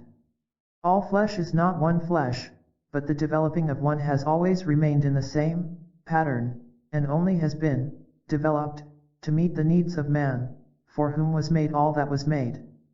Man's evolving has only been the gradual growth upward to the mind of the Maker. Man was made in the beginning, as the ruler over those elements which were prepared in the earth plane for his needs. When the plane became such that man was capable of being sustained by the forces and conditions upon the face of the earth, man appeared. And in man there is found all that may be found without, in the whole earth plane, and other than that, the soul of man is that which makes him above the animal, the vegetable, and the mineral kingdoms of the earth. Man did not descend from the monkey, but he has evolved, renewed from time to time, here a little, there a little, line upon line. Man is man, and God's order of creation which he represents even as, does, his Son who, as the representative of the Father, took on the form on man, the highest of the creation in the plane, and became for man the element that shows the way, the direction, the life, the water, the vine to the everlasting. All souls were created in the beginning, and are finding their way back to whence they came. 3744:5. God moved and said, "Let there be light," and there was light. Not the light of the sun, but rather that light, which, through which, in which, every soul had, and has, and ever had, its being. 5246:1.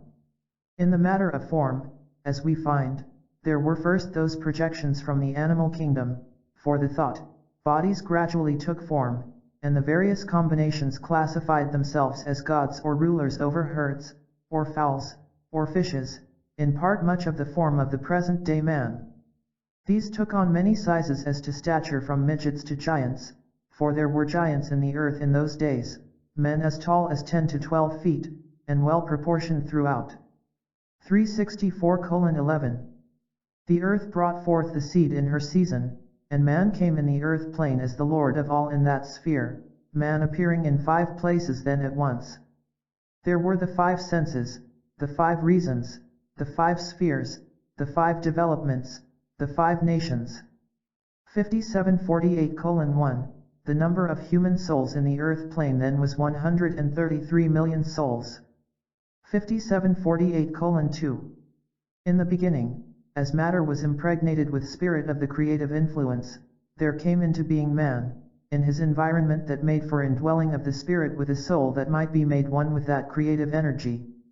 That matter became impregnated with spirit arose from the very fact that spirit, separated, had erred, and only through the environment of matter of flesh might the attributes of the source of good be manifested. For the spirit of evil has not, did not, become manifested in matter, it has only been moved by, or upon, or through matter. Just as the process of time has moved in and through matter, so there has come to man, in the finite mind, the consciousness of the indwelling of soul, spirit, body. Hence, as we find, the mind of man then divided for the understanding into the conscious, physical conscious, the subconscious or unconscious conscious, and the super, or soul conscious of the individual entity. 5752:3. For the entity came not merely by chance. For the earth is a causation world, and in the earth cause and effect are the natural law.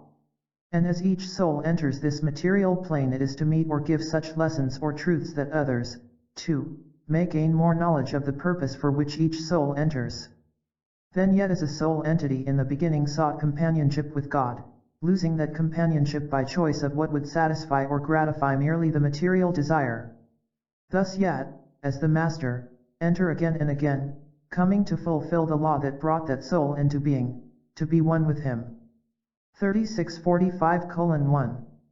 Q. Do the lower forms of creation, such as animals, have souls, or any life in the spirit form? A. All have the spirit force. Man, as he was made, carries the soul force, that which was made equal with the Creator in the beginning in relation to production in his, man's, plane of existence. Hence, the necessity for development of that soul energy. For in man we find both the spirit entity and the physical entity. 900:24. Survival of the fittest applies in the animal kingdom, not for man. Let all read history. Which has survived, brute strength or the development towards God? Which survives, the man who studies God and seeks to emulate his forces and powers, or the man who emulates the forces of earth or flesh? This answers itself. 900:340. Q. Are souls perfect, as created by God in the beginning? If so, where is there any need for development? A. The answer to this may only be found in the evolution of life, in such a way as to be understood by the finite mind. In the first cause or principle, all is perfect.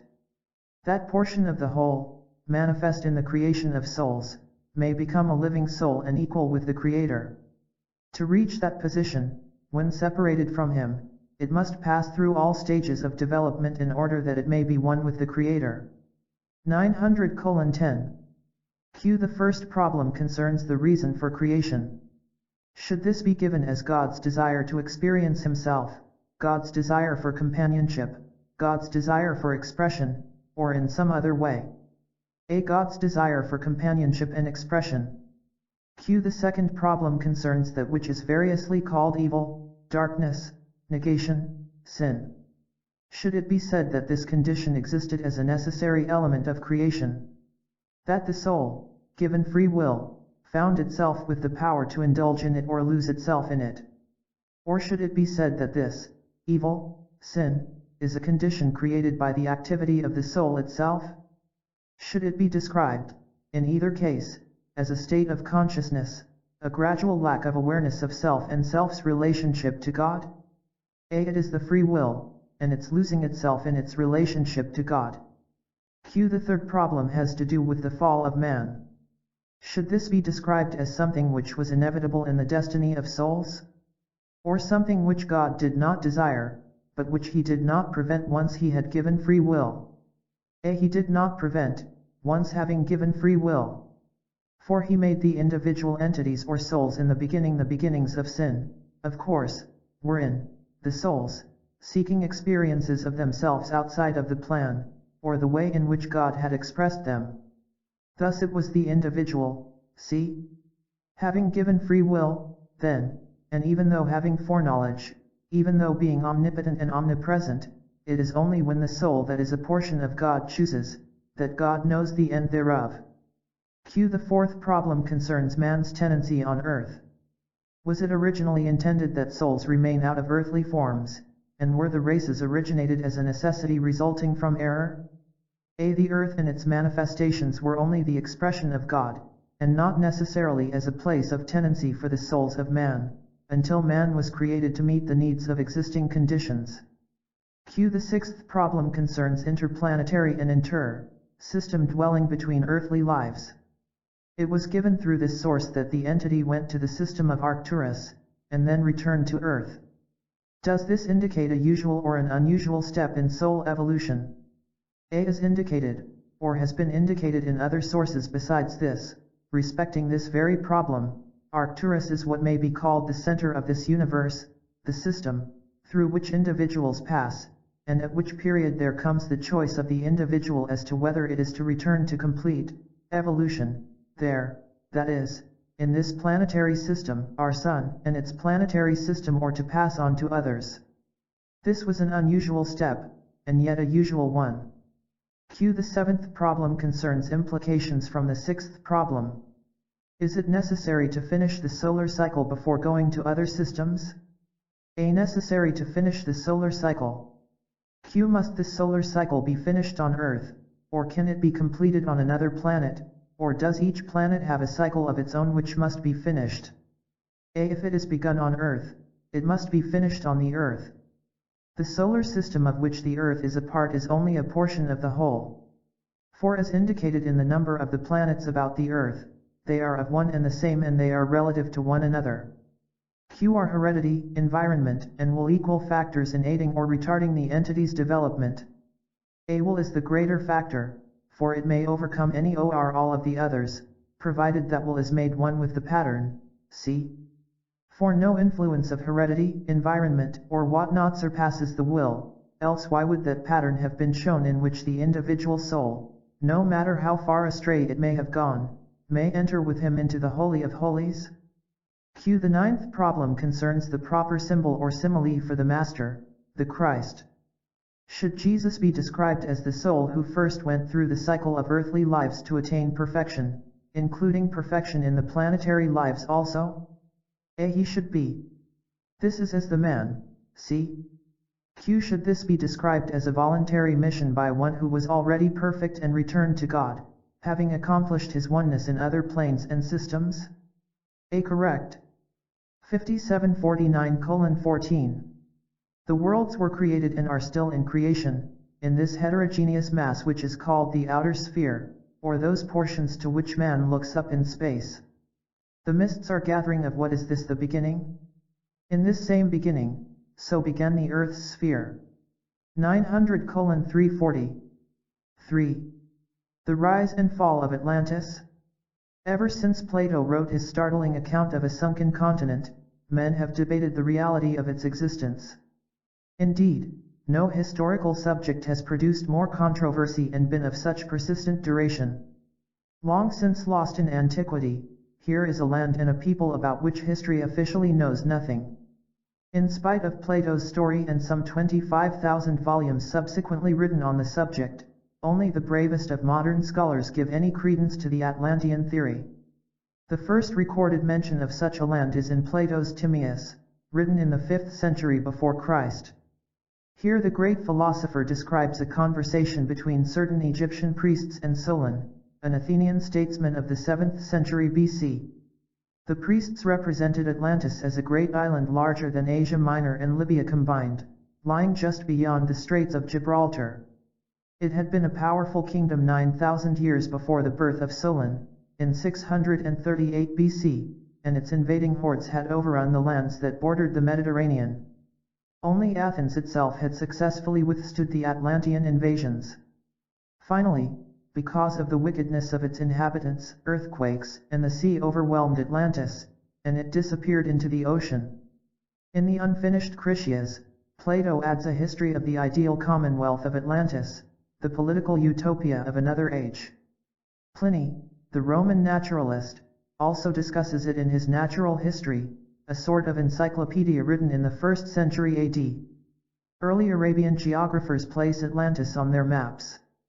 Medieval writers accepted it as true history, and their beliefs were substantiated by numerous traditions of ancient islands in the eastern seas, which offered various points of resemblance to Atlantis. Some of these sunken islands were marked on maps as late as the 16th century AD. There are traditions of a great flood among almost all races of ancient peoples, indicating a common origin and a widespread acceptance of the legend. In the 17th and 18th centuries, the subject of Atlantis was still seriously debated and its credibility admitted by such men as Voltaire, Montaigne, and Buffon. Francis Bacon, in his allegory, The New Atlantis, published in 1627, presents it as a symbolic utopia established on scientific principles, a high cultivation of natural science and the arts.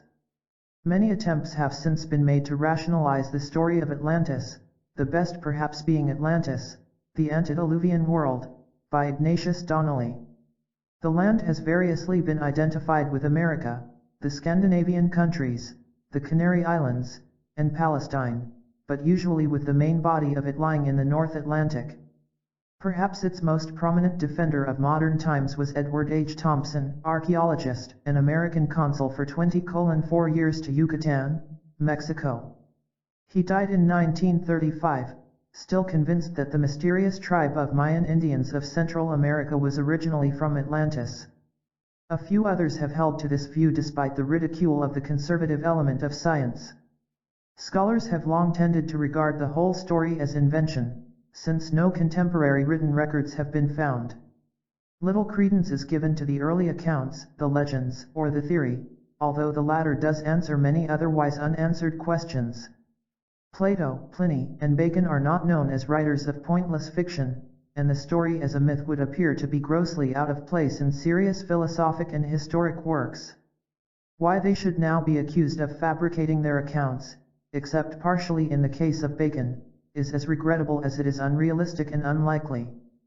Geologists have discovered that the coastline of Western Europe at one time extended farther in the direction of America than it does now, and that its submergence must have taken place long before history was recorded. There are known mountain ranges, ravines, and ridges in the bottom of the Atlantic. Because of a broken cable running between Brest and Cape Cod, geologists found lava that proved to have hardened under atmospheric conditions, and therefore above water, less than 15,000 years ago. In Colorado, an ancient dog skull of European origin was identified as that of a species 12 to 15 million years old, suggesting a land bridge to that continent. Archaeological findings reveal striking similarities between ancient Egyptian and Central American architecture, art, and inscriptions, although the two lands are separated by thousands of miles of ocean. Atlantean migration to both areas is a plausible answer, especially since no other satisfactory solution to the problem has been put forth. Atlantis is first mentioned in the Cayce records in a reading given in 1923. After that, many facets of its history appear hundreds of times in readings for different persons over a period of 20:3 years. The readings not only corroborate its existence and the best that has been written on the subject, but they supply much that is new and give a detailed and comprehensive picture of the land and its peoples. More than that, and perhaps most important of all, they relate its amazing civilization to our present age in a way that is stirring, convincing, and alarming. Interwoven in the last era of the Atlantean culture are factors that have direct and significant influences on the problems of current events at home and abroad. These are not by accident, and the numerous parallels between the two civilizations drive home the crucial importance of the decisions America now faces. From the Cayce records. When man entered the earth as a physical being, the land areas of the world were very different from what they are today. After the shift of the poles and the breaking up of the continents many thousands of years later, vast changes were to take place. The polar regions were then tropical and semi-tropical. Most of the North American continent was covered with water except for the states of Utah, Nevada, Arizona, and New Mexico. These were fertile plains, as was the Gobi Desert of East Asia. The Andean coastal area of South America was underwater, as was most of that continent except the region of the southern Cordilleras and Peru. The upper part of West Africa, Egypt, and the Sudan, was above water, and the Nile emptied into the Atlantic Ocean. In Europe and Asia, the regions of the Carpathian and Caucasian Mountains, Norway, Mongolia, and Tibet were above sea level. Iran and the Caucasus were rich lands, the Garden of Eden. The continents of Lemuria and Atlantis were the world's largest land areas. Lemuria, lying roughly in what was later to become the Pacific Ocean, extended from the western part of the United States to South America. The Andean coast was its tideland area, as were portions of Central America. Atlantis, occupying largely what was later to be the North Atlantic Ocean, was the most important land area. It compared in size to Europe and Russia combined. The eastern seaboard of the United States, then mostly underwater, comprised the coastal lowlands of Atlantis, which extended to the Gulf of Mexico and as far as the Mediterranean Sea. The island of Bimini off the coast of Florida was a part of the continent, as were the Bahamas in the British West Indies and Yucatan in southern Mexico. When the perfect race appeared in Atlantis in what was known as the Red Race, the land was already inhabited by the monstrosities. These were the sole entities who had taken on all sorts of strange and grotesque bodies in order to experience material existence in the earth. They had existed for hundreds of thousands of years and, as in the rest of the world, had become all shapes and sizes, from pygmies to giants 12 feet tall, with many freakish abnormalities resulting from their mixing with the animals. At first they lived peacefully together, for the struggle of the sons of God to be fruitful, multiply, and replenish the earth and subdue it did not at once meet active, organized resistance. Souls born with perfect bodies continued to enter the earth in large numbers to help keep the balance and prepare for the dissensions that later were to come with the sons of Belial, those of both races who turned away more and more from the divine will. But with this second influx of souls, some 10.5 million years ago, even in that day did they call upon the name of the Lord. Swiftly they banded together in family and clan life. They ate the herbs and fruit of the now flowering earth, and for clothing wore the skins of animals, and the Lord made for them coats, to cover that portion of the body that had already brought such destructive influences in their sex relations with the monstrosities. They lived in rocks, in caves, and in trees. Motivated by the desire to excel, to control, and to dominate, households, clans, and then tribes came into existence, accelerated by the search for companionship, protection, and trade. Quickly, they learned that their well-being was dependent upon each other. The people of Atlantis were to pass through the same stages of development as the other 4 races in the various lands, although their progress was to be more rapid. Unlike the rest of the world, the Atlanteans as a nation were a peaceful people at this time and more readily made use of the laws of nature. Stone was first utilized in implements to secure food and protect themselves from the animals. At an early period, houses of wood, then of stone, circular in shape, were built. First the Atlanteans were hunters, then herders and farmers, using tools of stone and wood. Fire and natural gas were among the first discoveries, iron and copper quickly followed. Soon they were fabricating balloons from the hides of elephants and other large animals and using them for the moving of building materials. Communities and communication slowly came into existence. The monstrosities and the mixtures, hampered by cumbersome bodies and dull minds, made almost no material progress at all, except for that passed on to them by their masters. Physically, over the centuries, they gradually began to lose some of their animal appearances and instinct through intermarriage and repeated reincarnation in the earth. But the real problem was with the animal kingdom. Enormous, carnivorous beasts roamed the forests of the mountains and the jungles of the valleys. Giant fowls hovered above the earth, feeding upon and devouring whatever was at hand. Physically inept in comparison, man had but one superior weapon of defense, the soul force, or mind. By exercising the power of will and reason, he was able to devise, to improvise, to outwit. By this means alone was he able to survive the brute strength of the animals, whose rule was the survival of the fittest. Still relatively close to God, although he had fallen into matter, man during his first 1,000 years on earth was possessed of a body through which the soul expressed itself much more easily than later was to be the case. Occult powers were commonplace. The third eye, or pituitary gland, located near the center of the forehead, was highly developed. Through this gland functioned the creative psychic abilities of the soul. Those of the perfect race thereby had knowledge of happenings in distant places and foreknowledge of events to come. They also had the power to control the monstrosities and subject them to their will. Yet man was continually drifting away from his source and submerging more and more into the material world with all its temporal interests. Thus he was eventually to lose, for all practical purposes, this God-given power. These gifts of the Spirit would remain submerged until men had again spiritualized themselves in thought and deed. Few were able to do so. The animal kingdom became an increasing problem, and the constant threat of death made life miserable.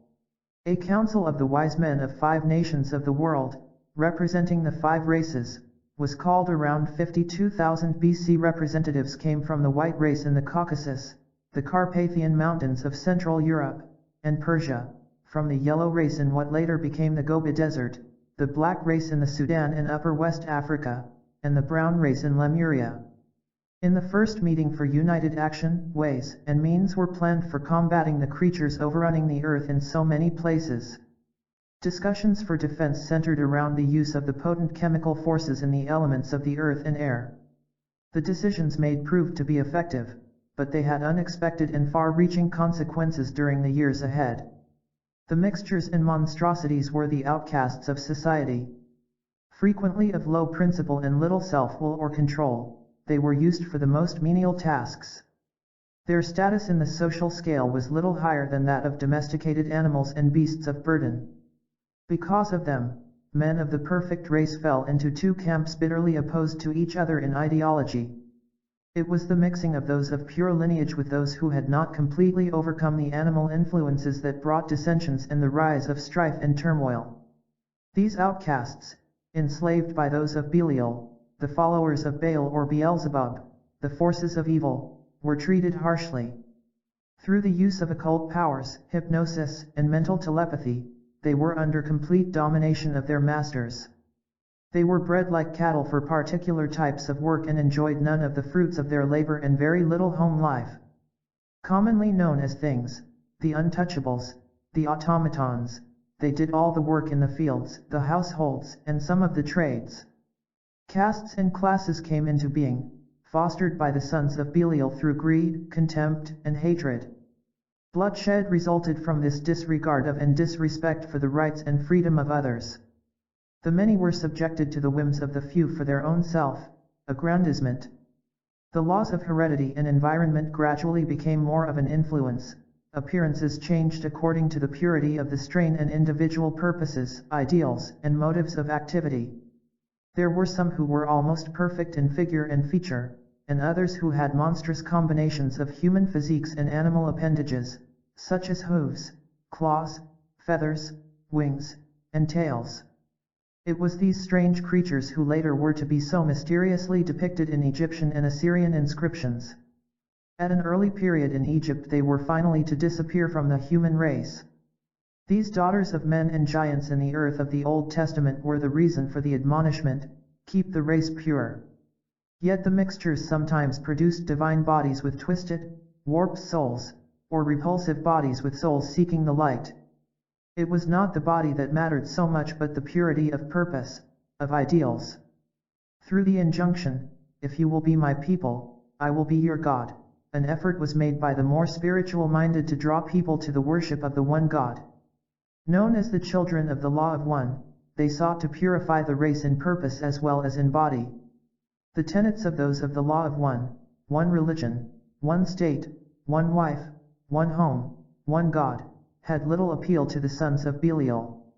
The first altars were established for the sacrifice of the fruits of man's labors, the harvest of the fields and the flocks of the pastures. Religion came into being, motivated by what man felt but no longer knew to be true, although the law of one has always been the same. Love Yah in your daily experience. Apply in your daily activities the love that Yah would have the Father show Yah. In your relationships to your fellow man, do Yah know the law of one? That was the first creed, established upon the first law of God to his children.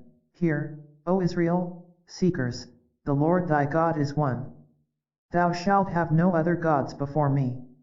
Temples were established, and soon the symbols of religion, ceremonies, rituals, prayers, and chants, were instituted. The sacred fires were started as the shrine of the pure and the means of cleansing and spiritualizing the mixtures who came seeking enlightenment and a more divine purpose in their lives. Religion was slowly developing as a system, a method of reminding man of his divinity. The continuity of life, or reincarnation, was recognized as an essential part of the plan of evolution for the soul. Karma, the law of cause and effect in action, or as Yah sow, so shall ye reap, was fundamental. Thus the breach between those of the law of one and those of Belial slowly took form, a breach that later was to widen into a gulf. The carnal, materialistic way of life of the followers of Belial was attractive even to many of the children of the law of one, and numbers of them succumbed to the temptations. With the emphasis on the value of temporal things and the de-emphasis on the spiritual, idol worship crept into the religious scene. The first of the series of 3 continental catastrophes occurred about 50,700 BC, many thousands of years before the final drowning. It came as a material result of the use of chemicals and high explosives in the plan to annihilate the wild beasts. The real reason was the low state into which man had fallen. Huge and numerous gas pockets were blown open in the lairs of the animals, precipitating volcanic eruptions and earthquakes in the still slowly cooling earth. The magnitude of the disturbances caused the axis of the world to shift, bringing the poles to their present position and producing the last of the great ice ages. Lemuria was the first to be affected, losing much of its territory as it began to sink into the Pacific. In Atlantis, the area of the Sargasso Sea, off the west coast of Cuba, was the first to go underwater. The rest of the continent was broken up into several large islands with many canals, ravines, gulfs, bays, and streams. The temperate climate rapidly changed to a more torrid one. With the upheavals, the initial migrations from Atlantis took place in small numbers to the east and west. The earliest settlements were in the region of the Pyrenees Mountains in France and Spain, then later in Central and South America. The movement of the Lemurians was primarily to South America. The land of Og, along the Pacific coastal area of what was later to be southern Peru, was occupied. This was the beginning of that mysterious tribe of Indians known as the Incas. From this time on, although material civilization rose to great heights, there was growing unrest among the Atlantean people. In a land of plenty, strife rather than peace became the rule. The altars came to be used for human sacrifice by those turning away from the original concept of the one God. Sun worship became prevalent.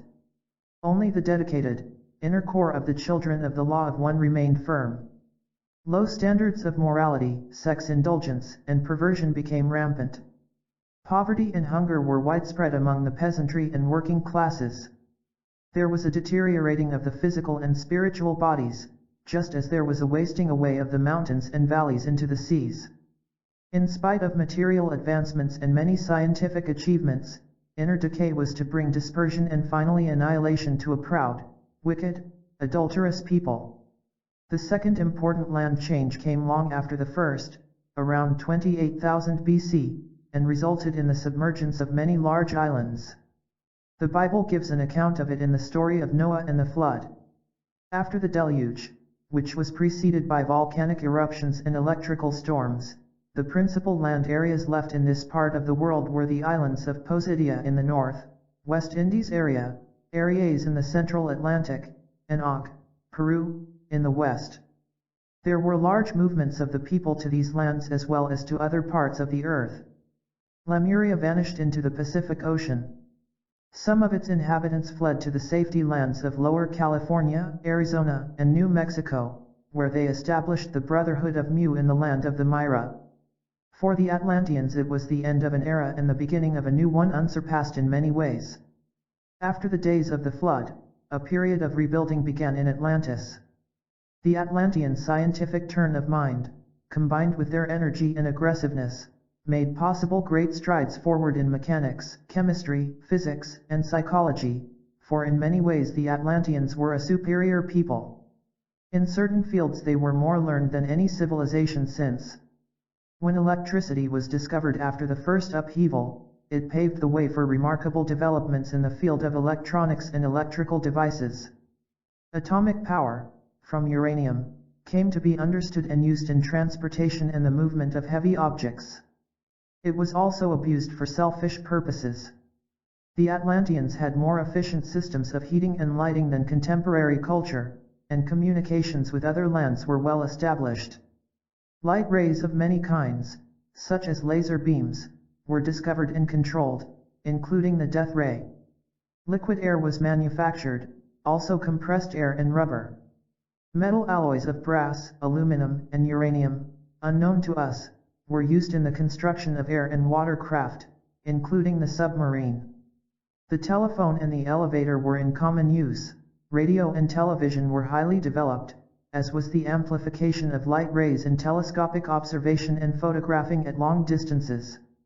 Many types of bodily adornment came to be fabricated. Soldiering and law enforcement became a part of the political scene.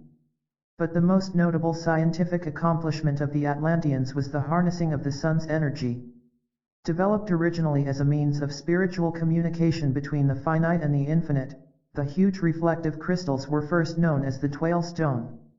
Later, as its use was improved upon the centuries, it expanded to become a generator of power or energy, radiating across the land without wires. Then it became known as the Firestone, or the Great Crystals. Set in the Temple of the Sun in Posidia, the Firestone was the central power station of the country. Basically, it was a large cylindrical glass or stone of many facets, capped with a mechanism at one end. It was suspended in the center of the building and insulated with a non-conductive material akin to asbestos but resembling bakelite. Above the stone was a dome that could be rolled back for exposure to the sun. The concentration and magnification of the sun's rays through the many prisms was of tremendous intensity. So powerful was it that it could be regenerated and transmitted throughout the land in invisible beams similar to radio waves. Its energy was used to power ships at sea, aircraft, and even pleasure vehicles. This was done by remote control through induction methods to the apparatus in the craft. Cities and towns received their power from the same source. The human body could even be rejuvenated through the moderate application of the rays from the crystals, and man often rejuvenated himself. Yet by misapplication, the Firestone could be, and was, turned to destructive uses, such as torture and punishment. Tuned too high, not intentionally, it contributed to the cause of the second catastrophe. The rays combined with other electrical forces to start many fires deep within the earth, and volcanic eruptions were precipitated from nature's powerful storehouse of energy. Beautiful stone cities that glistened in the sunlight were scattered across the land. Among them were Emeki, Akiai, and Posidia, the latter being the most important city of the day. It was located on the last great islands designated by the same name. Here on the Bay of Parfa was one of the best and busiest seaports of the world. Water was supplied to the buildings of the city and the many pools and lagoons by viaducts built to nearby mountain streams. So huge and numerous were these conduits that they gave the appearance of a walled city. Water sports were highly popular. The buildings were constructed in tiers with gleaming, polished stones and intricate mosaics of superior craftsmanship. In the center of the city was the temple, around which much of the life of the children of the Law of One revolved. Supported by huge, semi-circular columns of onyx, topaz, and beryl inlaid with amethyst and other colorful stones, the elaborate temple reflected the rays of the sun from a variety of beautiful angles. Inside, the sacred fires of the altars burned constantly in the inner chamber. These mysterious flames produced rays, the knowledge of which was so soon to be lost, that were used in the treatments given the mixtures for the removal of unwanted appendages. There was a large outer court, which served as an assembly hall, and inner rooms for the prophets and the many priests, priestesses, and attendants of the temple. The large priesthood was made up of the most learned men and women of the day, and some of them acted in the capacity of judges, as well as spiritual and vocational instructors. The Atlanteans, and especially the Poseidians, studied the creative energies of the universe and penetrated the essence of nature's storehouse, the vibrations of plants, jewels, and metals, the latter including their vibratory effect on the psychic and intuitive nature of man. Agriculture was highly advanced, as were astronomy and astrology. The Atlanteans calculated the meaning of numbers, the stars, and elements, and even knew the activity and effect of the morning dew. They learned how to neutralize the pull of gravity. They were aware of the mysteries of the origin of man and the 5 races, and they had a full understanding of the laws of metaphysics, of spiritual and scientific truths, which are essentially the same. It was this wealth of knowledge possessed by those of the Law of One that was sought and misapplied by those of Belial, the materialists who rejected not only the ideas of the worshippers of the one God but also their precautions and warnings. There were some of the Law of One who listened to the arguments and the temptations offered by those of Belial and yielded, becoming collaborators with them in the desire to use for pleasure and destructive purposes the creative energies and laws of the universe. This misapplication was known as the night side of the law, or of life. Many religious temples were degraded to temples of sin as spiritual laws were applied to the satisfaction of the physical appetites. The misuse of psychic powers brought strife in many quarters. There was contention over the use of explosives, gases, and liquid air for selfish purposes. Conflicts arose over special privileges and who were to be the leaders, as well as which was to be the ruling party of the land. The slave, peasantry, and working class were not only selfishly oppressed and abused but heavily taxed, as well. Party lines were thus sharply drawn between the two groups.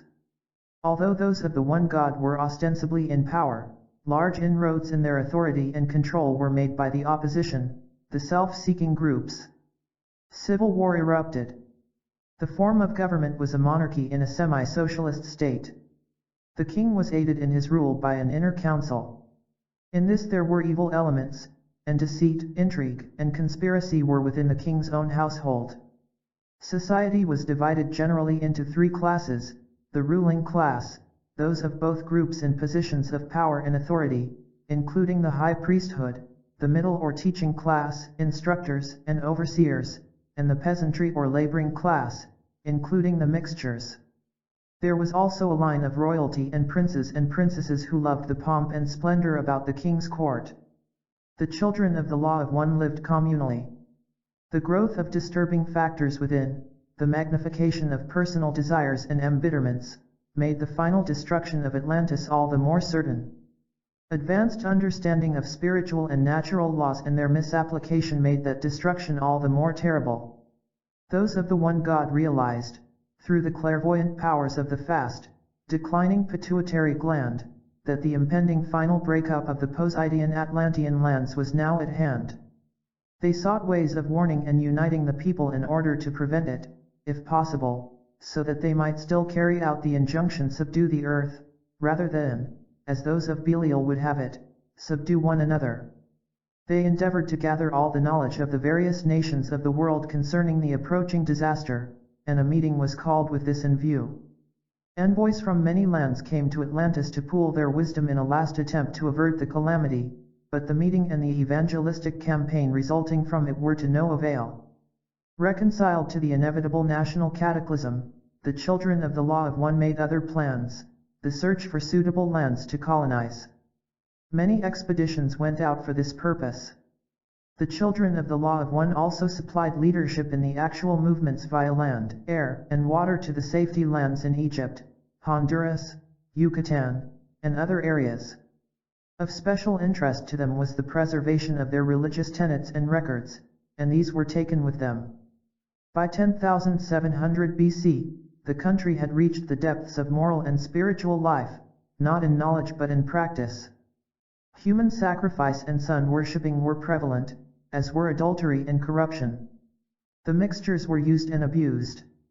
The forces of nature were misused.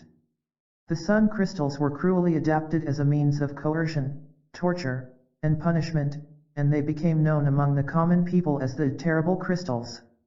A new low in morality and human dignity had been reached. Violence and rebellion spread across the land. Then came the final catastrophe. Gigantic land upheavals shook the foundations of the earth. Great islands crumbled into the sea and were inundated. Only scattered mountain peaks remained to mark the sunken graves. Some people escaped, a few stayed behind heroically to aid others in the exodus to other lands. The majority were lost. By 9500 BC, Atlantis as a nation had vanished from the face of the earth. The Atlantean culture, however, did not entirely pass away. Although there were comparatively high civilizations in China, India, and the Pyrenees, Atlantean influence was felt in many places at different times, just as their aggressive and progressive nature is now and will continue to be felt through reincarnation in the earth. The cycle of history often repeats itself, and the spirit of Atlantis has arisen once more, as will portions of the land itself. When changes that are to come about do take place, the island of Posidia will be among the first high points to appear above sea level. New land will emerge off the east coast of the United States. This can be expected in 1968 or 1969. The Bahama Islands are remnants of the peaks of Posidia, a part of the once great continent before its breaking up into islands after the second disaster. Near the islands of Bimini, 50 miles off the coast of Miami, Florida, there are buried under ages of sea slime the remains of an old Atlantean temple. It will one day be recovered. In the Pyrenees and Morocco are the ruins of early settlements still to be uncovered.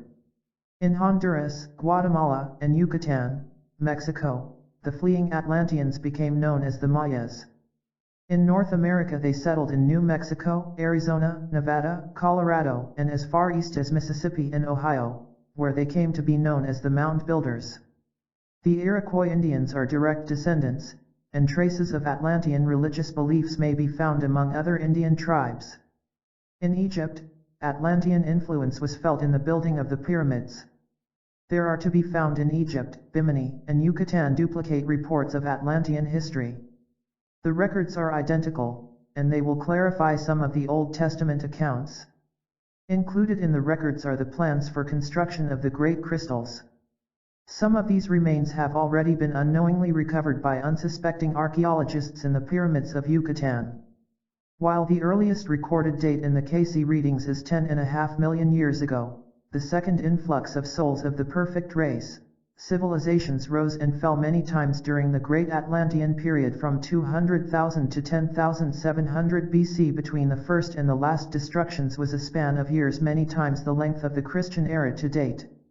The type of culture carried into the Pyrenees and Americas when the first catastrophe occurred differed from that taken to Central America and Morocco with the second exodus, and to Egypt and Yucatan, Mexico, with the third and final disaster. Nor could the whole civilization in its entirety be transplanted at any time. A division of tongues took place when the continent was broken up into islands, although the rest of the world still spoke the one language. This further complicated the Atlantean effect on the various civilizations to which the people migrated. Thus man evolves materially and sometimes spiritually, but almost never in a straight line, although generally the trend has always been upward. Here he is a little better, there a little worse, fluctuating like a cork in the sea. Souls rose to great heights, often they fell to low depths, taking others with them. But always there have been the few who were searching for the answer to the mystery of whence they came and whither they are going and why. The higher way to a more noble and godly life still evades man, yet it is at his fingertips. The present age is a replica in many ways of ancient Atlantis at its height, and our technology can therefore be better understood in the light of Atlantean accomplishments. Atlanteans are now reincarnating in the earth in large numbers, and as the cycle of mankind progresses through the laws of karma, action, and reaction, men are faced once again with a world of their own making. Our high civilization presents the first opportunity, under similar circumstances, not only to recompense for the many evils committed but to choose once more between the use of nature's forces for constructive or destructive purposes. The Cayce records say this, as indicated here, this entity is an Atlantean. Hence it is manifesting in the earth at this period when many Atlanteans have entered. For of this ye may be very sure, no leader in any country or clime, whether friend or foe of what the entity believes, is other than an Atlantean. As we have indicated, the Atlanteans had reached such an advancement, and had been entrusted with divine activities in the earth. But, as did also this entity, they forgot from whom and in whom all live and have their being. Thus they brought about within themselves that which destroyed the body, but not the soul. Then this is the purpose of the entity in the earth, to be a channel of blessing to someone today, now. That is, to be a living example of that which he gave. Come unto me, all that are weak and heavy laden, take my cross upon you and learn of me. These are thy purposes in the earth. And these thou wilt manifest beautifully, or again make a miserable failure, as thou didst in Atlantis and as many another soul is doing in this particular era. 2794:3. We are at the threshold of the testing period. What we do now will decide the fate of mankind for ages to come. Extracts from the Cayce readings. From time to time in the information obtained for some individuals in their life readings, has come, the information, that they, as an entity or individual, occupied some particular place or performed some activity in that continent, or emigrated from the continent to some other portion of the earth's surface at the time and began another particular development. These must have been a busy folk, for with their advent into other climes they began to make many changes in that sphere in which they entered.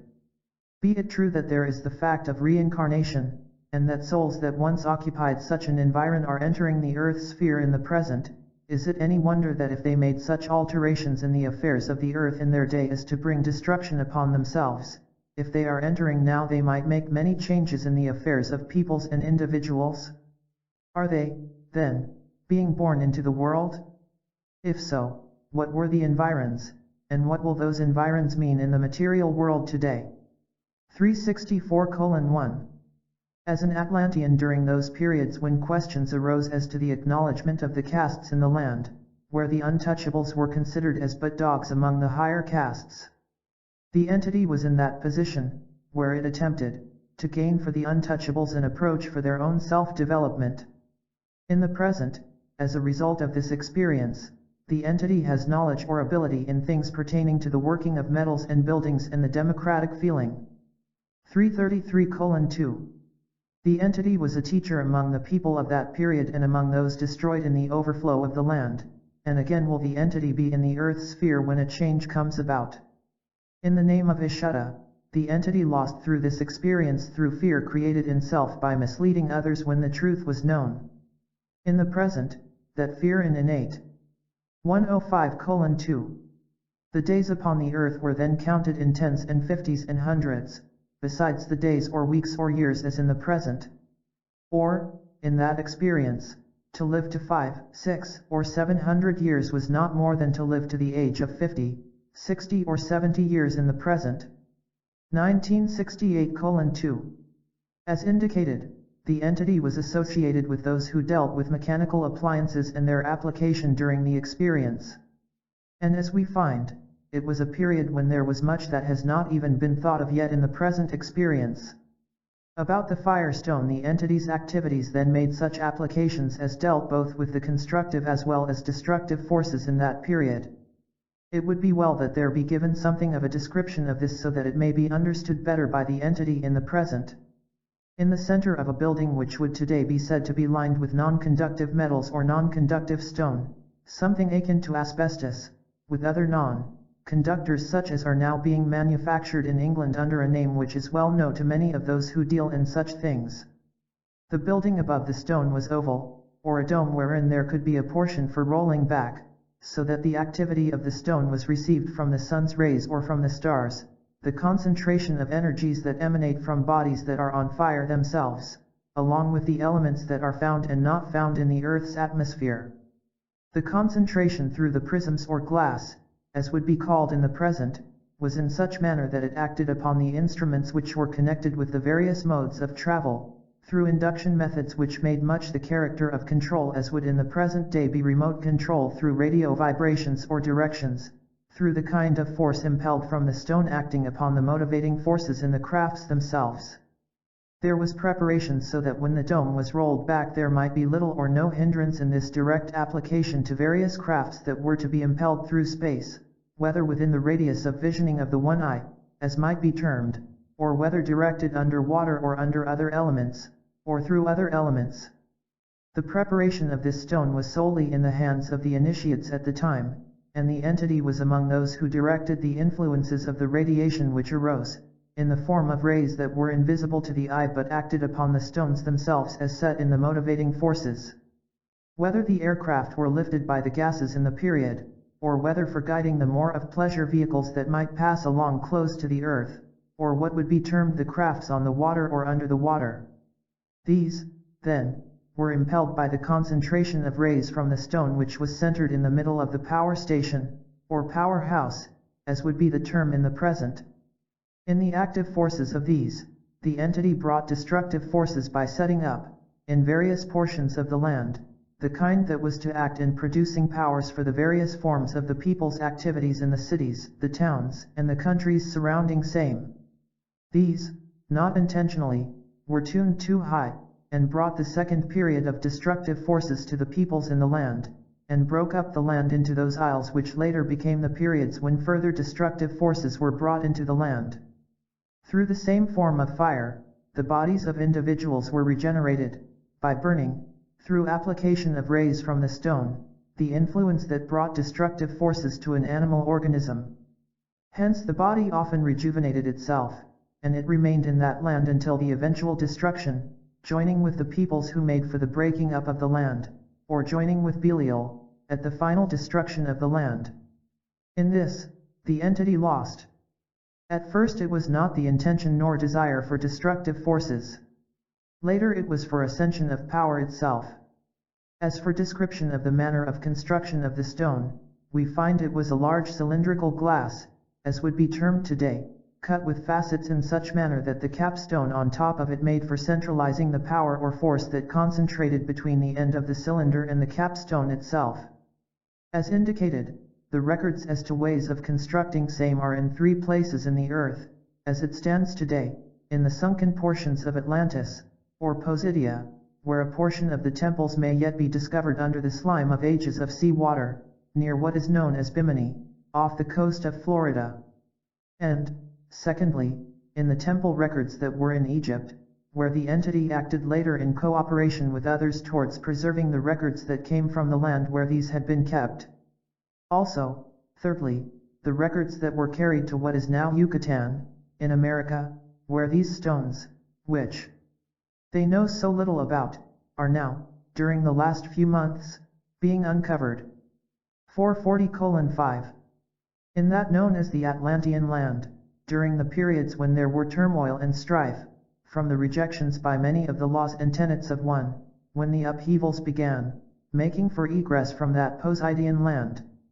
The entity dwelt among those where there was storage of the motivative forces in nature, from the great crystals that so condensed the lights, the forms, the activities as to guide the ships upon the bosom of the sea, and in the air, and in many of those conveniences, now known, for man, as in transmission of body, transmission of voice, recording of those activities in what is soon to become a practical thing, in the creating of vibrations such as to make for television, as termed in the present.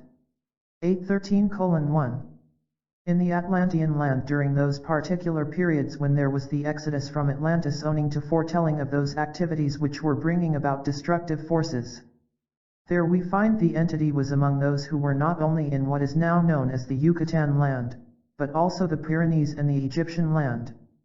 For the manners of transportation, the ways of communications through the airships of that period were such as Ezekiel described in a much later date. 1859:1. In the Atlantean land during those experiences when there was an egress of the peoples, before the periods of the final destruction, the entity was among those who helped in coordinating arrangements with those of the various lands to which they were to journey. Then the entity was not only something of judge and jury, as would be termed today, but was one entrusted with the mission of seeking out lands which would give the proper surroundings, environs, and activities for the peoples. And the entity came into that land now known as Central American land, where the people built many of the temples that are being uncovered today. As the entity reads or hears of these, they become of particular interest, for these are a portion of the entity's experience. The entity may answer much that has been questioned in the minds of those who have sought to know why there are no remains of the settlements or peoples that left the land without showing any burial grounds. For the entity was one who began the custom of cremating, and the ashes of much of this may be found in one of those temples which was prepared for this purpose. 914:1. In the Atlantean land during the periods when there were beginnings of the exodus owing to the destructive forces that had been begun by the sons of Belial, the entity was among the princes of the land, who made for separating the influences wherein might be established the journeyings to other lands, along with the keeping of records, and permanent establishment of activities that have become a part of what ye call civilization in the present time. Hence establishments in the Yucatan, in the Luzon, in what became the Inca, in the North American land, and in what later became the land of the mound builders in Ohio, also the establishment of activities in the upper portion of what is now the eastern portion of the land. The entity then was one skilled not only in aircraft and watercraft, as an aviator and navigator, but also made great strides in keeping in touch with other lands, through the forces of nature. Hence those things of nature that pertain to communications become a part of the entity's experience. The imagination in tales of travels that have to do with strange lands, strange people, and customs, become a part of the innate forces. 1215:4. The entity was among those who searched more than one land to which there might be sent those who were to be saved. Hence there was knowledge of the Yucatan land, and the settlings in the Pyrenees, as well as knowledge of activities in the Egyptian land. In the present, then, innately as well as manifestly, we find that those peoples become of interest to the entity, their customs and the motivating influences in their lives. We find that the entity was a sojourner in Posidia in the earlier portion of that experience, but when determining factors arose from the disputes between the children of the Law of One and the sons of Belial, the entity was among those who journeyed to the Egyptian land during the period of reconstruction. Hence we find abilities arising from those combinations of purposes, along the lines of activities in which greater satisfaction, greater development may come for the entity. 1908:1. Before that, the entity was in the Atlantean land when there were turmoils, just before the second break-up of the land, when there were those discussions and turmoils between the sons of Belial and the children of the Law of One. The entity joined with those who sought to attempt to use the material advantages of the sons of Belial, but to keep the principles of the children of the Law of One. Thus cross-purposes ensued between the mental and the material ideas of the entity. But thy Lord thy God is one, and not a house divided against itself. 3102:2. In the Atlantean land during the periods when there was the breaking up of the land and there had been the edict that the land must be changed, the entity was among those who set sail for the Egyptian land but entered into the Pyrenees, and what is now the Portuguese, French, and Spanish lands. And there still may be seen in the chalk cliff there in Calais the marks made by the entity's followers, as attempts were made to create a temple activity for the followers of the Law of One. The entity lost and gained. Gained when there was establishing of associations with those who had built up the Egyptian land.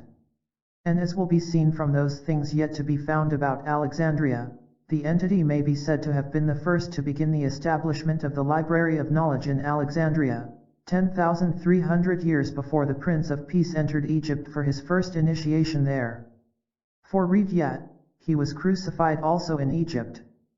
315:4. 4. The Pyramid Builders. Of all the mysteries in the earth, the Great Pyramid of Egypt stands foremost in one respect. More has been written about it than any other man-made structure. As one of the 7 wonders of the world, it has long been the object of spurious speculation and debate regarding its age, purpose, and manner of erection. Yet, the whole of Egypt, in fact, is a rich and fascinating field for scholarly research, for here lie some of man's most baffling riddles. The earliest known date in world history is that of the adoption of the Egyptian calendar, in 4241 BC. A widely accepted system divides the history of the land into 30 dynasties. From 3400 to 332 BC almost nothing is known of the times prior to these, although none of these dates is fixed beyond doubt. The Great Pyramid of Gizeh is generally believed to have been constructed about 2900 BC. It is located 10 miles west of the old and historic city of Cairo, at latitude 20.5851 north, longitude 31.09 east, Greenwich. It is thought to be a burial tomb for King Khufu, or Cheops, although no remains were found there. The huge pyramid covers a little over 13 acres and measures 760 feet at each base line and 481 feet in height. The Great Pyramid is the only one that has a square base and that is constructed entirely of stone, huge blocks of yellow limestone weighing as much as 54 tons each. The precision of its erection is so exact that it may be compared to the work of a lens grinder on a scale of acres. The joints are hardly discernible, and how the heavy stones were raised and fitted into place has long puzzled the engineering world. Originally it was covered with thick slabs of fine, white limestone, but this was later stripped off, as was the capstone or apex. In geometric form, the Great Pyramid is what is called a true pyramid. Its base is a perfect square, each of its 4 sides is a perfect equilateral triangle which slants evenly inward and upward from the base, in the proportion of 10:9, until the 4 meet at an apex situated squarely perpendicularly over the center of the base, where the 2 base diagonals intersect. The bearings of the base with respect to true east and west, north and south show an error of only 5 seconds, far and away the most accurately orientated building known to engineering science. The Great Sphinx is the stone figure of a lion body with a human head. It is 189 feet long and is cut out of a single block of stone. Known as Hu in Egypt, it represents the god Horus and antedates the Great Pyramid by many years. Other sphinxes, smaller in size, depict the upper part of a ram or falcon, and many inscriptions present human bodies with animal appendages of horns, hooves, claws, tails, and feathers. Egypt is not alone in having mysterious sphinxes and pyramids. In Assyria there are sphinxes distinguished by having wings, and there are also Persian and Greek sphinxes miniature in size. In Yucatan, Mexico, the remains of the Mayan culture reveal sphinxes and pyramids strikingly similar to their Egyptian counterparts but smaller in size. The power and riches required to build such structures are evident, and they indicate high civilizations of considerable wealth, as well as a common source. In early Egypt, astronomy was an important science, but little has been discovered about the religion of that time. Indeed, their beliefs appear to have been deliberately kept secret. Sun worship apparently was prevalent. The name Re or Ra was attached to the sun god, the chief of all gods. He may have come from the Caucasus. Isis, the prototype of all goddesses, was the nature goddess. Her worship as a deity presumably began about 1700 BC. The two lands of Upper and Lower Egypt appear to have been united by Ra, church, and state, clearly interrelated with each other. So little is known of ancient Egypt, in spite of the wealth of evidence, that it remains clouded in speculation and mythology. In fact, much that has been discovered is not altogether understood, and it is on these very points that the Edgar Cayce readings cast a new light. Out of these readings emerges a concept of this prehistoric period that is as convincing as it is illuminating. They give a much earlier date, around 10,000 BC, for the construction of the Great Pyramid and Sphinx, and a significance is attached to both, which relates them to man's spiritual evolution in the earth. The marked cultural similarities of Egypt and Yucatan are explained by the migrations of peoples to both lands from the sunken continent of Atlantis. The line drawings of human beings with animal appendages are explained realistically. Isis comes to life, and the ancient manuscript, the Book of the Dead, takes on new meaning. This, then, is the story of Egypt's first pyramid builders, according to the Cayce readings, without the introduction of outside sources or opinionated material. From the Cayce records. For nearly 250,000 years Egypt was under water except for the regions of the Sahara and the Upper Nile Valley. After other dry land appeared, it was still many centuries before much of the country was habitable. The first tribal rule, of the black race, was established in the fertile area of the Upper Nile, near what later became known as the Valley of the Tombs. The people lived in tents and caves and made early use of beasts of burden. Although comparatively free from the invasions of the wild animals, which were causing so much havoc in other parts of the earth, it was a weak nation beset with many inner stresses and strains. Peace came during the second rule, that of King Ra, a wise and spiritual-minded man who had a broad understanding of universal laws. An effort was made to bring to the masses of the people a knowledge of the divine spark dwelling in them. In his 28th year, this king called a meeting of the world's leaders. 40:4 priests, seers, and astrologers met to discuss subjects that would hasten man's development and his ability to cope with physical conditions, including the problem of the beasts in other lands. These leaders gathered in tents and caves, and the theme of the council was the spirit forces in man that make him supreme in the earth. King Ra was the first to make it understood that this power in relatively weak man comes from a higher source. The approach was through the evidence of the force of the sun's rays, the influence of the moon, and the waters bringing forth life. Formulated here was the first law of self-preservation attributed to divine power, man's first recognition of an intellect, a power greater than his own. This was the beginning of the study of the spiritual nature of man, the relation of man to man and man to the whole, the divisions of the mind. The conscious, subconscious, and superconscious, the divisions of the solar systems and the various planes of existence through which man must pass for his development. Such tenets covered many phases of man's tenure in the earth, as symbolized by the sun, the moon, the stars, and the elements. The inscribing of these spiritual laws on tablets of stone and slate became the first Bible. This was the beginning of the Book of the Dead, as it later became known, and it was not formulated as a funeral ritual although it was interpreted as such. The second rule in Egypt covered 199 years, and King Ra was afterwards worshipped as the representative of God made manifest in the earth. He did not preside as king the whole of his lifetime, however, because his country was invaded. About this time, 11,016 years before the coming of the Christ of 300 years before the last of the land eruptions in Atlantis, there lived in the land of Arert, the region of the Caucasian mountains of Eastern Europe, a large group of people of the white race. The ruler, named Arert, was influenced by the prophecy of a godly young priest called Ra-Ta. At the age of 20:1, Ra-Ta predicted that the people of the tribe of Zeu who had migrated from Arabia, would march on Egypt and rejuvenate it for the betterment of both races. Egypt would then become the leading nation of the day, he prophesied. Arert, the king, at the urging of Rata became convinced of the success of such a venture and prepared for the long journey to Egypt. The expedition, led by Arert and guided by Rata, was destined to set up the first dynasty and play an important part in the history of the nation. King Ra had become so engrossed in his metaphysical studies that he failed to heed the warnings of his advisors that he must defend the country against the threatened invasion from the north. Almost without opposition, Arad swept down upon the kingdom and conquered it.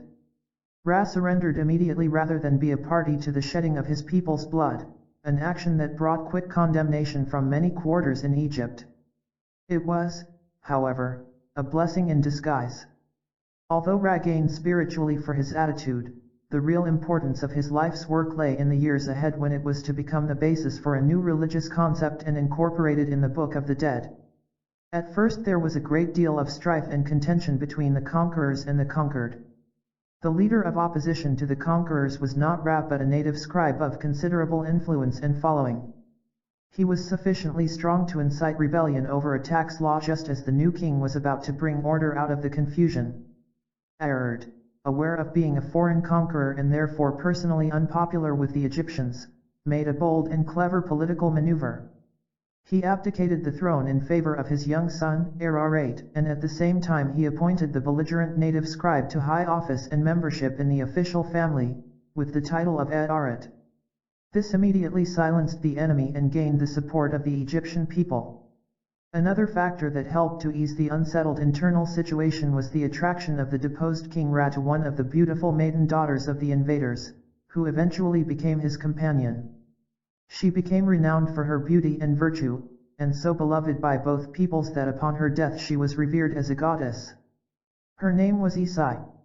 At the youthful age of 16, in the city of Luz, the young king Ararat undertook the formidable task of directing the destiny of a nation made up of many peoples, for there were already emigrants from India, Mongolia, and Atlantis, in addition to the native Egyptians.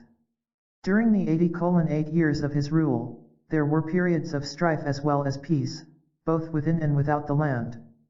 King Ararat was aided in government affairs by an inner council of 12 advisors and an official cabinet consisting of heads of various departments: labor, economics, commerce, chemistry, construction, education, history, and the arts, especially music. These leaders were wisely chosen from among the Egyptians, the Atlanteans, and the white conquerors from the north. With the gradual sinking of the once powerful continent of Atlantis into the ocean, Atlantean refugees were by now coming to the country in large numbers. They brought with them their slaves and mixtures, their religion, and some of their advanced science. At one time during the process of solidifying the government, Arad was compelled to come out of retirement to put down an attempt by certain ambitious Atlanteans to overthrow the rule of his son. They sought to take advantage of the unsettled political situation and establish themselves in power. This ambition was short-lived, however, due to Arad's quick action. With the coming of peace within, and the amicable settling of differences of opinion, great strides forward were made in many directions. The Egyptian scribe Ed-Arat, at the age of 32, became a leader in the coalition government and worked closely with young King Ararat for the good of all factions. He helped to formulate and execute both civil and religious laws. He was a methodical recorder, and many of his inscriptions may still be found in a tomb near the Sphinx, which was in part constructed during his lifetime. After much opposition, Ra-Ta, the prophet of the invaders, was proclaimed high priest of Egypt. He was to direct the spiritual studies and metaphysical research of the country for many years. Ra-Ta had definite ideas about the nature of man and his relation to the whole. He was interested in both the physical and spiritual evolution of man, specifically, the continuity of life, or the immortality of the soul not only from physical birth but from the very beginning, the law of karma, or cause and effect on the spiritual level, and the concurrent indwelling of souls in other planes for their further evolution, mental and character. Ra-Ta taught that with proper schooling it was within the realm of possibility to communicate with these souls. But most important and revolutionary, he taught the law of the one God, the Lord thy God is one, as against the worship of the sun, which up to that time had been the religion of the Egyptians. The natives at first were not inclined toward such teachings. Because of the wealth of the land and the easy material life they led, they were more interested in present amenities as physical entities than in any future incarnations in the earth or spiritual life in the cosmic planes. Up to this period the social order of the Egyptian nation was unlike that of the more advanced Atlanteans. Although there were clans and tribes, there were no family households. By state law, all the women of a tribe were housed at night in a separate temple of their own, with the males residing outside. Even the king's own residence was no exception to this rule. He lived with his servants and certain of his advisors, but no queen nor companion dwelt with him. The relations for the propagation of the race, while considered sacred, were consummated in special temples set aside for this purpose. These buildings were 3 or 4 tiers high and contained many chambers, 7 by 9 feet in size. There was also a large hall for dancing and recreation. Furnishings consisted of handmade rugs, blankets, and couches. Matings were not by the personal choice of the participants but at the decree of the king, with the good of the race in view. Children born in the temple of the hall of birth were taken from their mothers at the age of 3 months and reared for the state by specially trained groups, in buildings dedicated to this purpose. The high priest Ra viewed this whole procedure with distaste. In his many travels to other lands, Atlantis in particular, he noted the benefits of family ties. He perceived the moral values of family life for the people, the consecration of individual lives one to another for a purpose and the responsibilities attached to such consecration. Upon return from one of his Atlantean trips, Ra decreed as a first step in working towards the family unit, that henceforth all men were to be restricted to one companion. For himself he chose the mother of his children, the mate who had come with him from the north. The ruling proved to be a popular one, even though the choice of mate and care of the offspring were still under the control of the government. It was, nevertheless, one of the great strides forward in the social life of Egypt. Over the years, Ra gained in popularity and influence, although he provoked dislike among many ambitious Egyptians by urging the king to select for high office only those natives who could be proved honest, competent, and loyal. This policy met opposition from the well-to-do and prominent, who sought powerful positions so that they could control and exploit the people for their own benefit. Although the type of government was a monarchy, as eventually established it was not unlike representative democracy in principle if not in method. When Ra's archaeological research and findings began to uncover remains showing there had been an earlier civilization in Egypt, the natives gradually began to listen to his ideas concerning the oneness of all and the one God for all. Ra's studies in metaphysics convinced him that through the knowledge of the workings of divine law, man's process of evolution could be speeded up. He believed it possible to achieve a perfect race, mentally and physically, in less time than was required by the natural processes of birth and rebirth. His great hope was to produce perfect bodies, eventually, and it was in the implementation of these theories that Ra made his most important contributions to humanity. But first much discord and dissension were brought to the land, and considerable discouragement to Rata. In the meantime, King Ararat, this being only one of his many titles, turned his attention to more industrious endeavors for the people, and a period of commercial activity began. He drew the various races together and developed their abilities so that they might be used for the benefit of the masses instead of the classes. The rich material resources of the land were discovered. He opened mines at Ophir, later called Kadesh, in Persia, as well as in Abyssinia and other areas of the Upper Nile country. He promoted the mining of such diverse precious stones as onyx, beryl, sardius, diamond, amethyst, and opal. Pearls were taken from the sea near what became Madagascar. Stone cutting and polishing grew to be principal crafts for workmen. From other mines throughout the country, gold, silver, iron, lead, zinc, copper, and tin were produced. Corn, wine, hides, and jewelry were in common usage. Large granaries were constructed, as well as ships, bridges, and viaducts. In Diosho, later named Alexandria, libraries were founded for the safekeeping of the greatest collection of manuscripts of the day. From the wealth of the land, the king's palace and other state buildings of majestic splendor were erected. One of these was the Temple of Gold, which was studded with enormous gems and paneled inside with highly polished woods of various colors. Its remains will one day be uncovered. Storehouses, which also functioned as banks, were established as a means of exchange of goods and communications among the important nations of the world. These lands were Posidia, the last of the great Atlantean islands, Og, Peru, in South America, the region of the Pyrenees Mountains in Europe, and what later became known as Sicily, Norway, China, India, and America. Only in Atlantis, where the Great Flood had broken up the continent into islands, had a division of tongues taken place.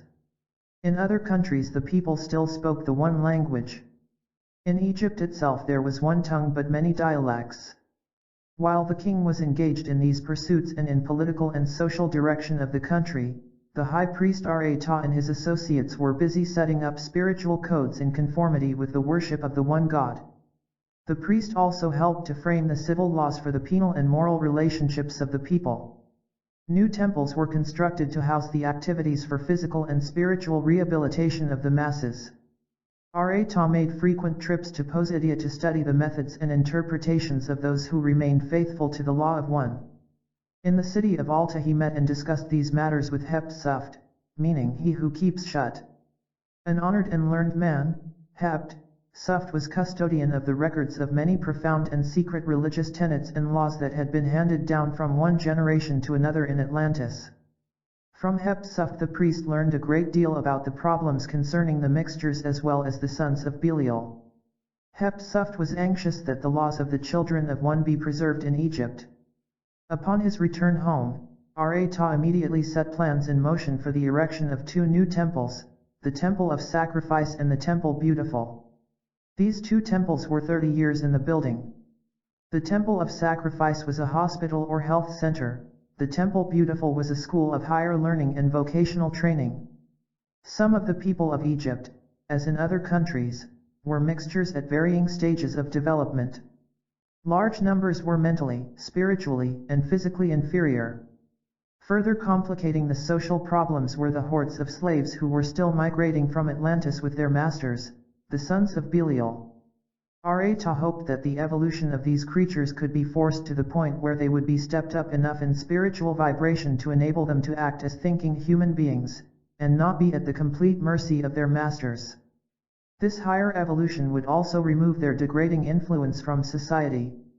Contemporaneously with these creatures, many people at a high state of evolution lived in the land, and it was the priest's plan to help these also in achieving a more rapid realization of spiritual at one-ment with the creative forces.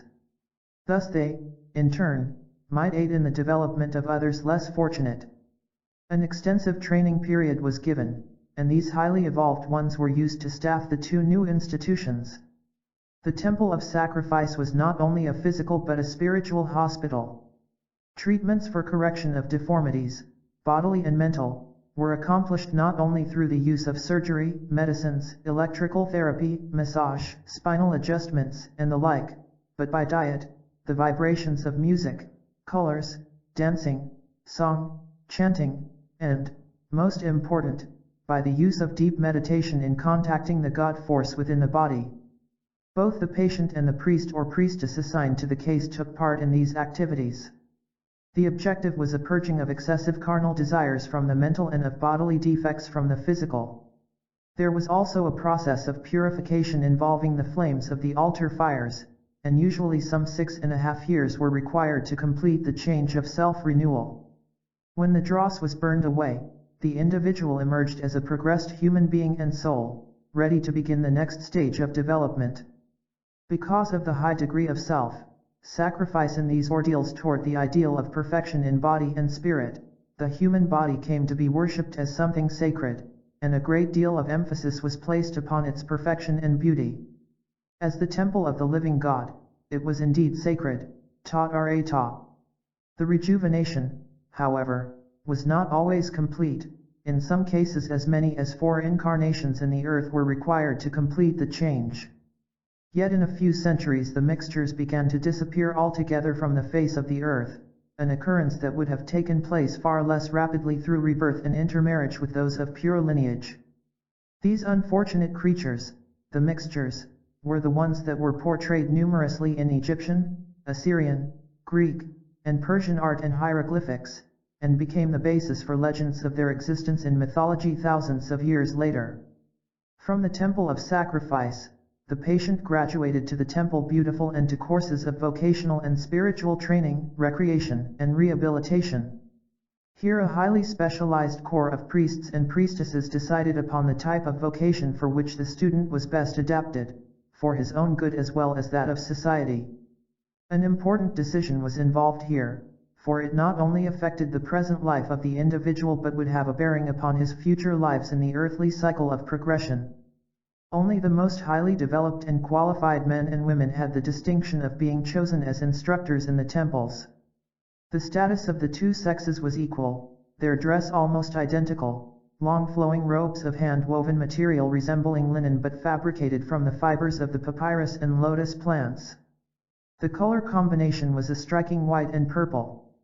Music in the Temple Beautiful was an essential part of the course in raising the vibration and thought pattern of candidates to a degree that would enable them to become attuned to the universal forces through the silver cord, or spinal column.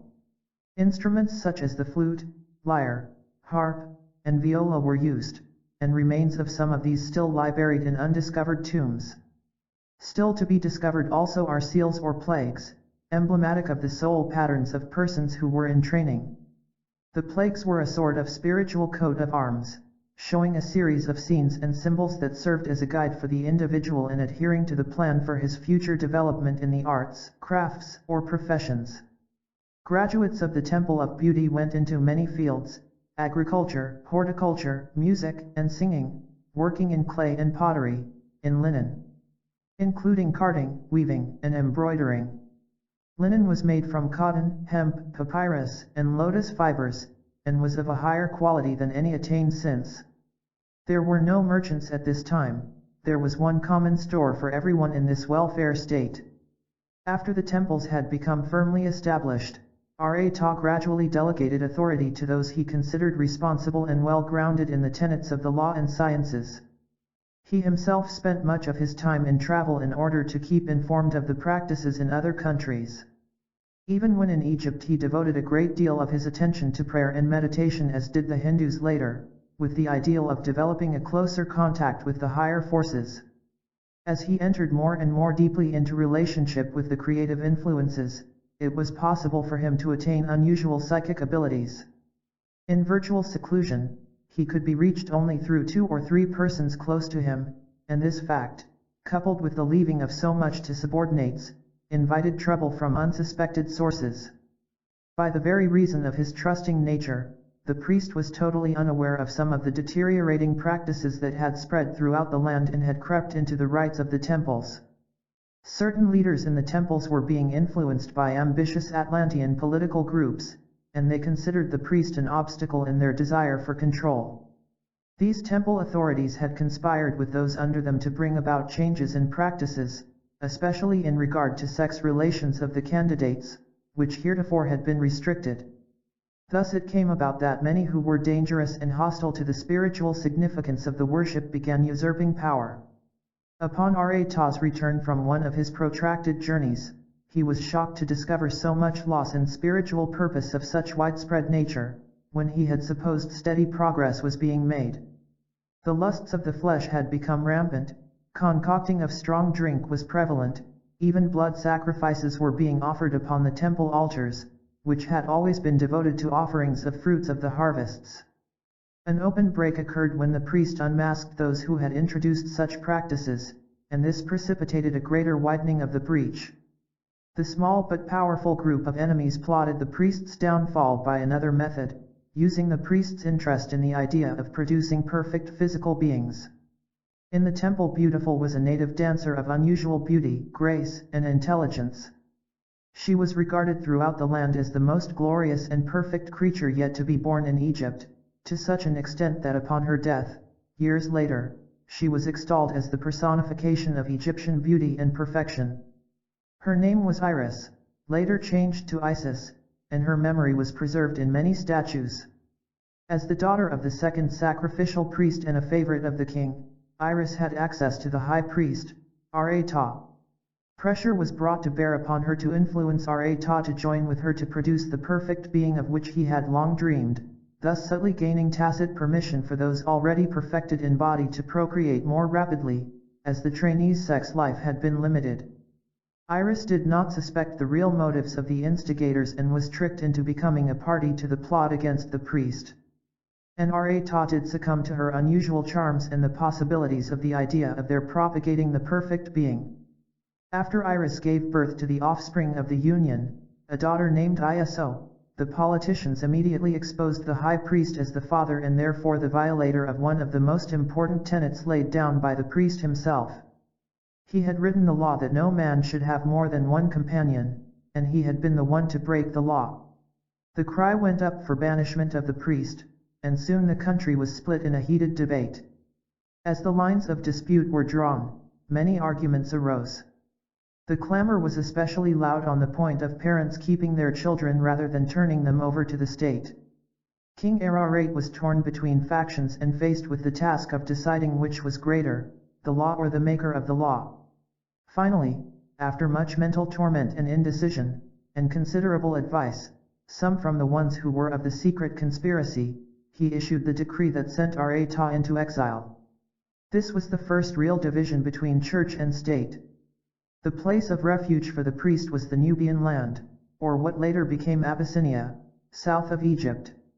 With him went 232 of his most devout and loyal followers, including Iris, Hepsuft, who migrated from Atlantis, and many native Egyptians.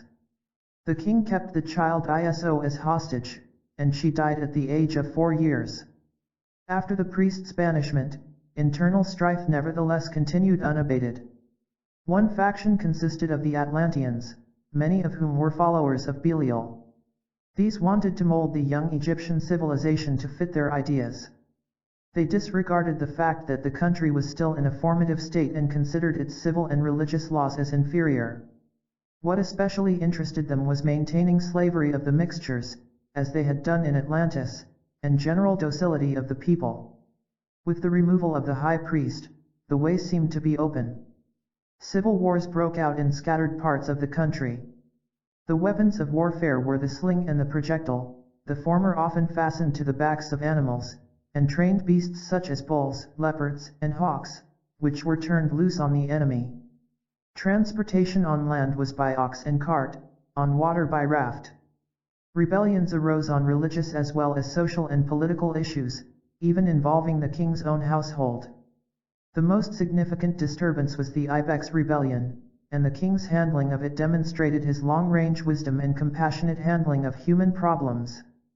Ralif, Prince of Ibex, was a younger brother of the king who had been given sub-rulership of a territory some distance from the Upper Nile country. Church and state representatives from both provinces were exchanged much as ambassadors are exchanged between countries. While the king was absent on a long journey, Ralif moved in on the palace and kidnapped members of the royal court, including the king's wife, Osis. Then he set up a separate southern state. When the king returned, he found the capital in an uproar. A short but bloody war ensued and Prince Ralif was overcome. When the terms of the peace were made known, however, the people were astounded. King Ararat restored his brother to his former position as governor in that part of the kingdom, and he allowed Ralif to keep Osis, whom he loved and who returned his affection. Later years proved how ample had been the king's wisdom, for the Prince of Ibex became one of his most trusted and valued aides, as well as supporter of the priest's teachings. During this revolutionary period, a great deal of friction and dissension was also generated by a powerful Atlantean leader named Tel, or Ajax. He disagreed with the king in civil matters and with the priest in religious matters, although in Atlantis he had been well trained as a follower of the law of one. He had high contempt for what he considered the inferior civil and religious conditions in Egypt compared with Atlantis. But the most productive uprising came from among the Egyptians themselves. When the wave of rebellion was at its height, a native leader of the intelligentsia named Elam organized an armed band to back up his demand for an audience with the king. When the opportunity to present his views was finally granted, he asked for the immediate recall of the high priest Arata as the only one who could bring peace. The idea was supported by many of the dissenting groups, for stories about the priest's remarkable achievements had been coming out of the Nubian land. When King Ararat and Elam finally settled their differences, realizing that their ideals were the same, a big step forward had been taken toward recall of the priest. What had been the achievements of the priest in the Nubian land during his 9 years' stay? When Ra entered the land, the Nubian natives were a warlike and savage people. In 9 short years, peace and prosperity had been established, private homes had become the custom, and great advancements had been made in the knowledge of astronomy and astrology. Through studies made in deeply excavated caves, Ra had arrived at calculations that established what is known as longitude and latitude. He gained an understanding of the law that holds the heavenly bodies in place in the solar system, the influence the sun exercises upon life, the effect of the moon upon the tides, and the reason underlying the planting of seeds at certain phases of the moon. He came to believe that there is no time or space, that all force is one force, and that man is the representative of the higher consciousness on the earth planet. Those who shared the priest's banishment also advanced in spiritual growth. Many worked through various channels of contact with those in Egypt who had access to the king and the counselors, to arrange for the priest's return. Hep-Suft, the Atlantean, had returned to Egypt after 3 years and successfully maintained a neutrality that was of great assistance, for he was respected and revered by all and made many efforts to effect a reconciliation. Thus, at the conclusion of the Elam rebellion, arrangements were made for the return of the priest to Egypt. Those close to him in the Nubian land had been fearful that he would break under the strain that his activities had placed upon him at his advanced age. For Rata was now close to 100 years of age. The announcement of the high priest's recall brought rejoicing throughout Egypt. After an arduous journey from Abyssinia, the day came when the priest and his followers entered the royal city, a city lined with multitudes of cheering citizens in the broad highways, where colorful and fragrant flowers, bright green rushes, and feathery grasses were strewn. Rata was both humbled and inspired that the faith in him had been so magnanimous. The caravan from Abyssinia was made up of camels and other domesticated beasts, but also of vehicles constructed like chariots and propelled by the gases the Atlanteans had known so well how to control. In one of these vehicles sent by his Atlantean followers now in Egypt, Rata rode with Iris, his companion. Other members of the priest's family and those closely associated in the temple service rode in the remaining vehicles. In all, 167 souls returned to Egypt with Rata. From that time forward, Rata was known simply as Ra. Iris was made queen in her own right, and her name was changed to Isis. She became influential in working for the rights of women and in acting as an advisor to them, raising them in the social order. Years later she came to be worshipped as a goddess. After many days of celebrating their return, Ra and the king met with other officials of the government and planned the amendment of certain laws and reorganization of the temple practices. The temple of sacrifice and the temple beautiful were cleansed of corruption and consecrated again to the worship of the one God. Segregation of family units into homes became firmly established and the holiness of motherhood recognized. The revised law permitted a man to have more than one companion. However, such companions were chosen by the individuals and not by the government, as before. When insurrection disappeared, forts were quickly replaced by peaceful towns and villages, and a period of social and spiritual rebuilding was underway. With the establishment of a strong, centralized government in loose, nationalism grew, and here began the first nation spirit of a people. The king was once again in complete control of the political, the high priest supreme in religious matters. Arit, the native adopted member of the royal family, who had previously been such a power with which to contend, was now subordinate to the king's will and his influences with the people reduced. An opportunity was thereby afforded others with ability for leadership to rise to positions of prominence and responsibility, and new ideas were admitted into the country's activities. By this time, word had spread abroad concerning the wonders taking place in the new Egyptian civilization. Learned men from countries previously visited by the priest now came to see and learn about the material and spiritual accomplishments. Emissaries were exchanged with the various lands of the world, those countries later known as China, Mongolia, India, Norway, Peru. This brought about an exchange of understanding and a correlation of civil and spiritual laws with other lands. In many directions, Egypt rose and took her place as a leader among nations, some of which were now declining. A growing feeling existed among those in authority that the wisdom of this greatest of Egyptian cultures should be preserved in a safe place for the benefit of a new age yet to come. It became clear to R.A. that it was his duty, and part of his purpose, to preserve the great truths that he had learned at such sacrifice to so many. Furthermore, the records Hatshepsut had brought with him from Atlantis, together with the profound spiritual truths discovered by Ra, were considered invaluable. All leaders agreed that this body of records should be safely preserved somewhat against profanation by coming generations, until such time as man could again comprehend their significance. This would happen when the earth again changed its position on its axis, as it did in the Atlantean period, and passed through another inundation. According to the prophecy, this land change was sure to come. The site finally selected for the safe-keeping of the records and for the great symbol of the esoteric content of the law was the fertile plains of Gizeh, which stood firm during the flood that had swept over much of the land thousands of years earlier. This site was situated even higher than a temple of Isis, which had endured during that deluge. Also, the area was conceived as being nearly the mathematical center of the land of the earth, where there might be the least disturbance by future earthquakes or floods. Here the record vaults were to be hidden, in a small pyramid between the Sphinx and the Great Pyramid, and connected to both. Here, too, other large pyramids were to be erected. The Sphinx had already been started, then work was discontinued, then restored and added to after the return of the priest. Originally it was intended to be a memorial to Ararat, but after the recall of Ra, the meaning was changed to symbolize the relation of man and the animal, or carnal world, to those changes that must come in his spiritual evolution, changes that were already coming about in the fading or falling away of imperfections of man's bodily pattern. The base of the Sphinx had been laid out in channels, and in the corner facing the Great Pyramid, the story was inscribed as to how all these were begun and built, giving the history of the first invading ruler and the ascension of Ararat. From the right forepaw a passage was made to lead to the entrance of the record chamber, or pyramid of records. This was to remain undiscovered until man overcame his ego and reached true spiritual understanding at the beginning of the fifth root race.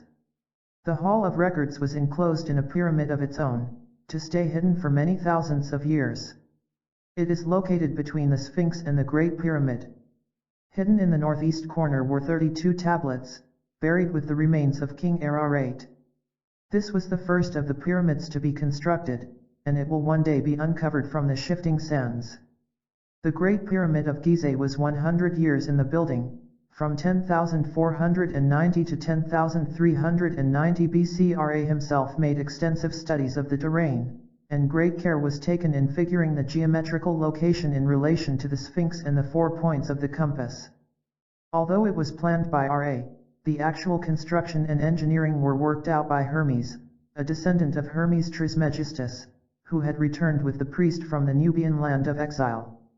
The Great Pyramid was built as a hall of initiation, the house initiate for those dedicating themselves to special services in the secrets of the mystery religion of Egypt. Here the masters performed their vows, consecrating themselves to holy service. Its purpose, therefore, was far greater than that of a burial place. It was erected by the application of those universal laws and forces of nature that cause iron to float. By the same laws, gravity may be overcome or neutralized, and stone made to float in air. The pyramid was thus built by levitation, abetted by song and chanting, much in the same manner in which the Druids of England set up their huge stones at a later period. Material for erection of the pyramid was brought from as far away as Nubia, many different kinds of stone being used. Highly polished, white limestone was placed on the 4 sides, in slabs whose joints were cemented together almost imperceptibly.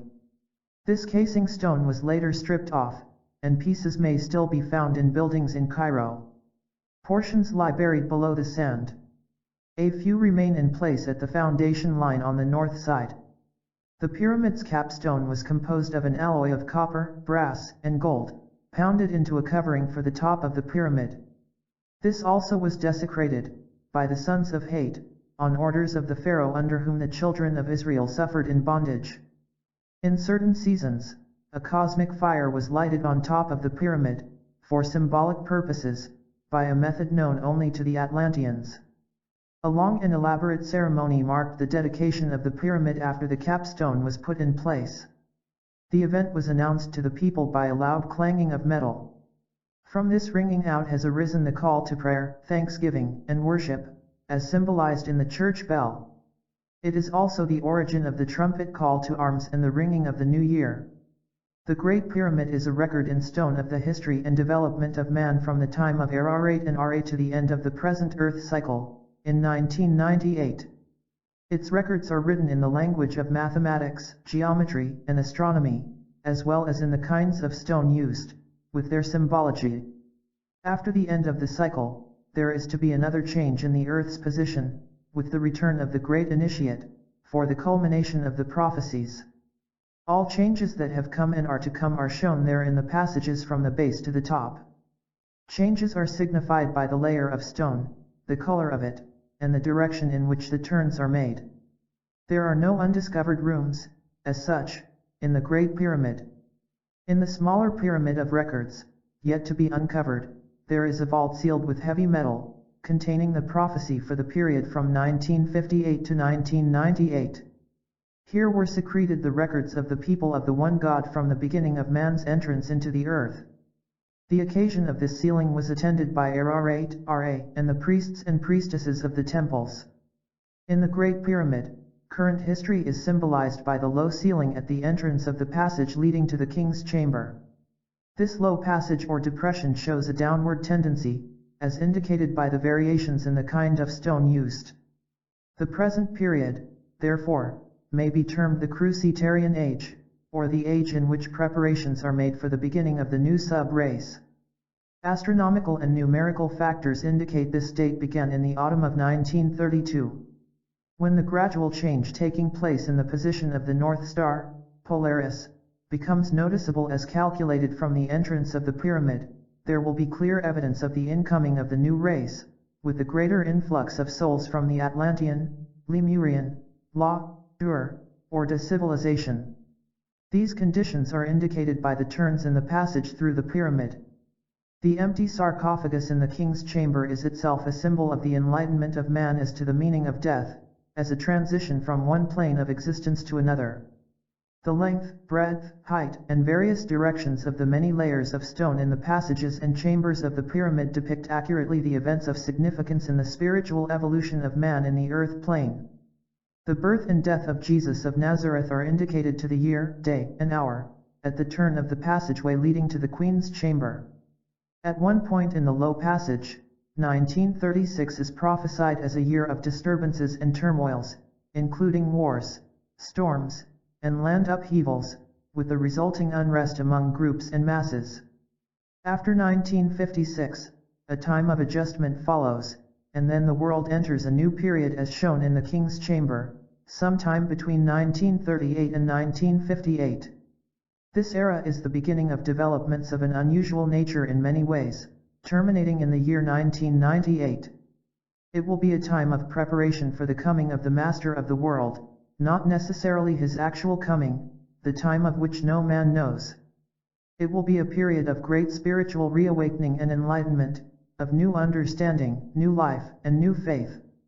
There will be marked advancements in the field of science and new knowledge concerning the balancing of the forces of gravity by which the pyramid itself was built.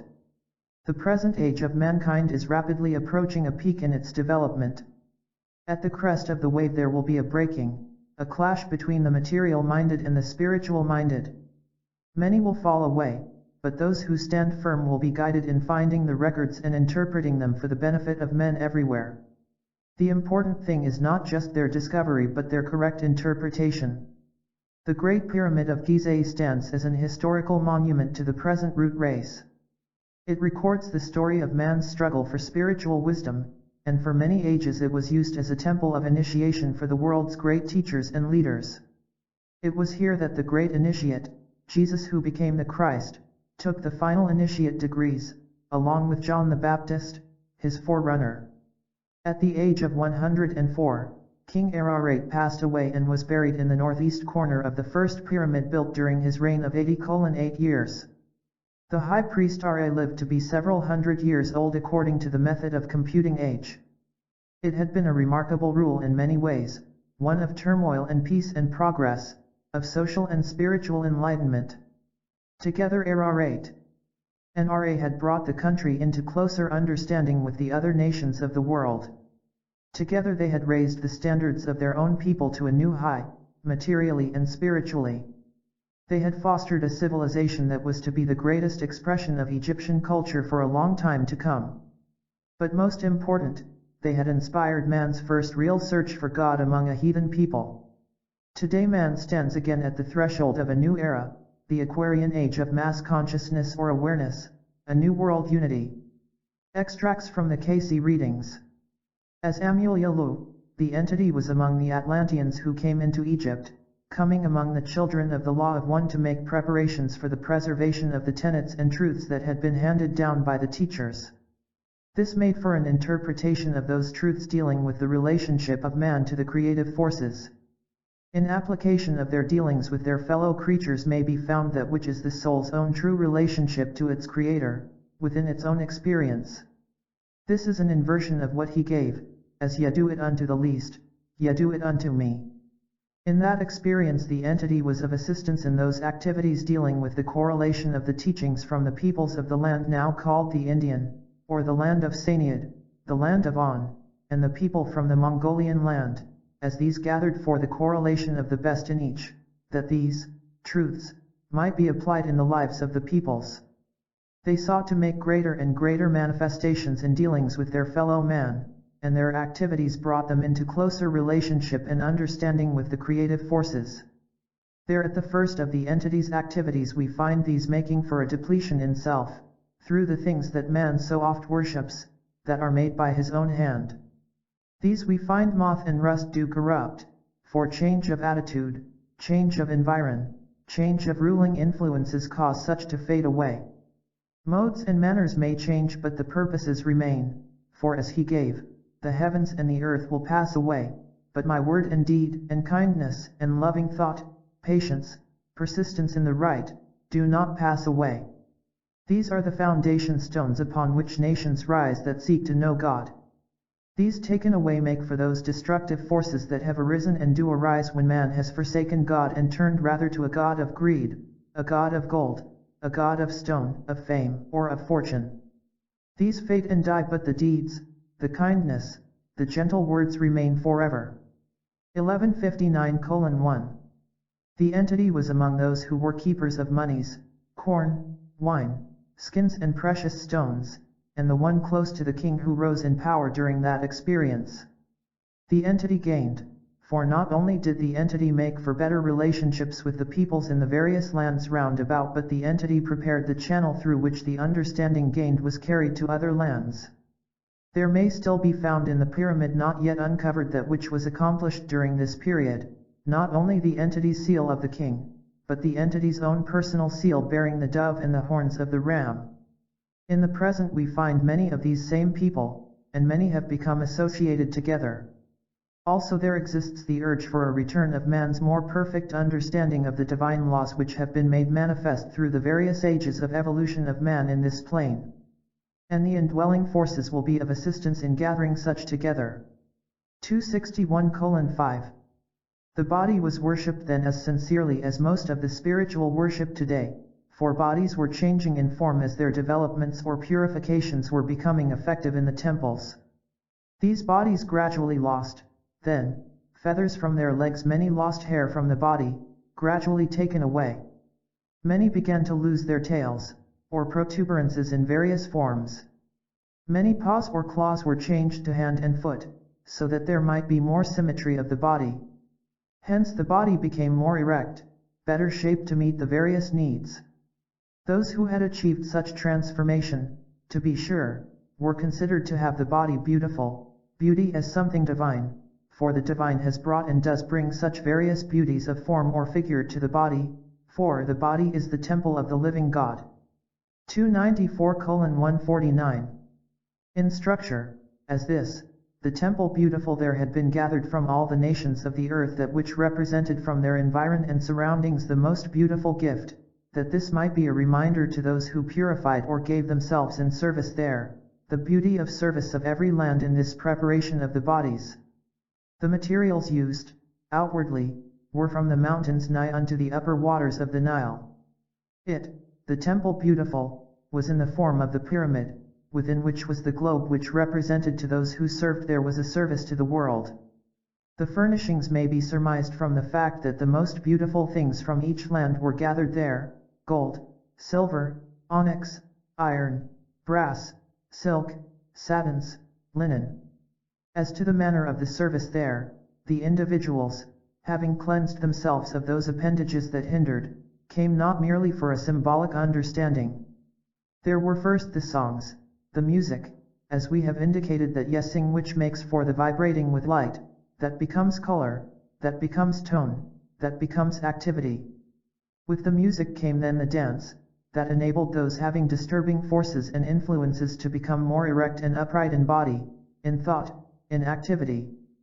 Then there was the giving of the seal of life by the prophetess, that was set upon each and every one who passed through these experiences, showing how or in what field of activity were the individual's relationships to its fellow man, in maintaining material existence, being in the world, yet not of the world.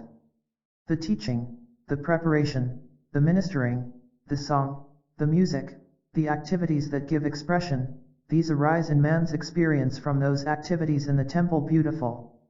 281:25. With the political situation, then, the king, the young king, then only 30, gathered about him many who were to act in the capacity of council, a portion to be the inner council that ruled on the general circumstances of the people as a whole, then the council that had supervision over various parts or departments of the activities of the people. This as would be termed in the present-day surroundings, as various offices of a cabinet, the departments being in that day much as they are in the present. For remember, there is nothing in the present that hasn't existed from the first. Only the form or the manner of its use is changed. And many an element was then used, the art of the use of which has been lost, and many are being rediscovered by those called scientists in the present, all of which in that day were common knowledge of the most illiterate, as would be said in the present.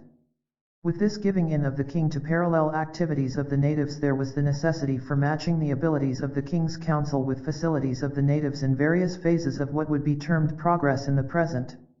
Hence the opening of mines by Ararat, mines in Ophir, in what was later known as Kadesh, or in the land now called Persia. Also in the land now known as Abyssinia, and those portions yet undiscovered in the upper lands of the river Nile, there were mines for precious stones, as onyx, beryl, sardis, diamond, amethyst, opal, and the pearls that came from the sea near what is now called Madagascar. In the northern, or then the southern, land of Egypt, there were those mines that produced quantities, and quantities, and quantities, of gold, silver, iron, lead, zinc, copper, tin and the like. Also there was the producing of stone cutters who began gathering materials for the residences of the king's peoples. Also Arata began to gather his own people and those pointed out to him for the establishing of the name forever in the land. Hence with these there were preparations for the temple where there would be various forms of worship. 294:148. As the monument called the Pyramid of Gizeh was being built in the plains, this entity superintended building or laying the foundations. He figured out the geometrical position of the pyramid with relation to the buildings which were put up or connected with the Sphinx. The Sphinx was built in this manner. Excavations were made for it in the plains above where the temple of Isis had stood during the deluge which had occurred some centuries before.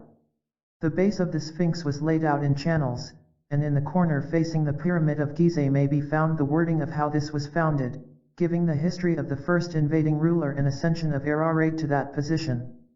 195:14.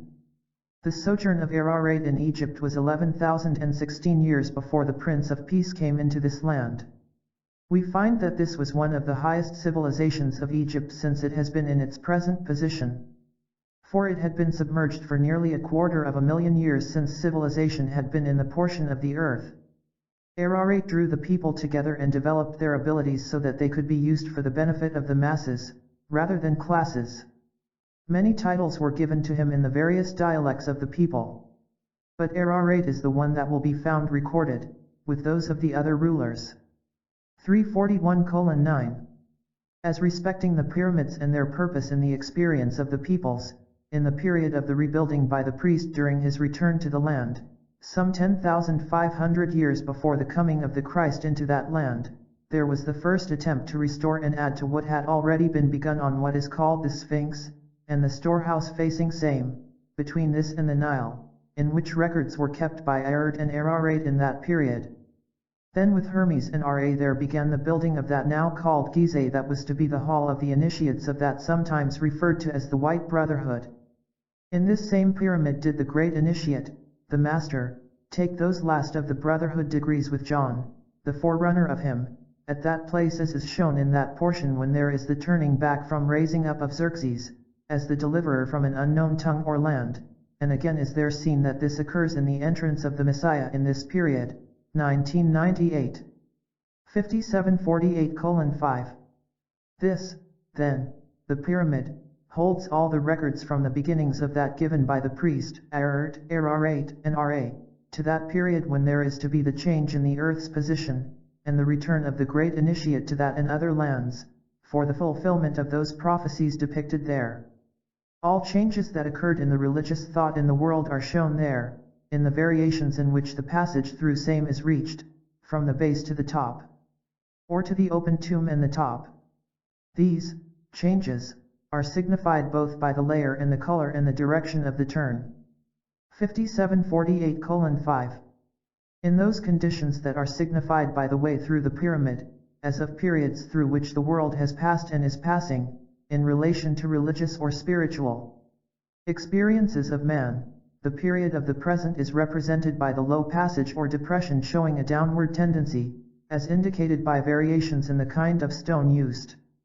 This might be termed in the present as the Cruciterian age, or the age in which preparations are being made for the beginning of a new sub-race, or a change which, as indicated from astronomical or numerical conditions, dates from the latter or middle portion of the present fall, 1932.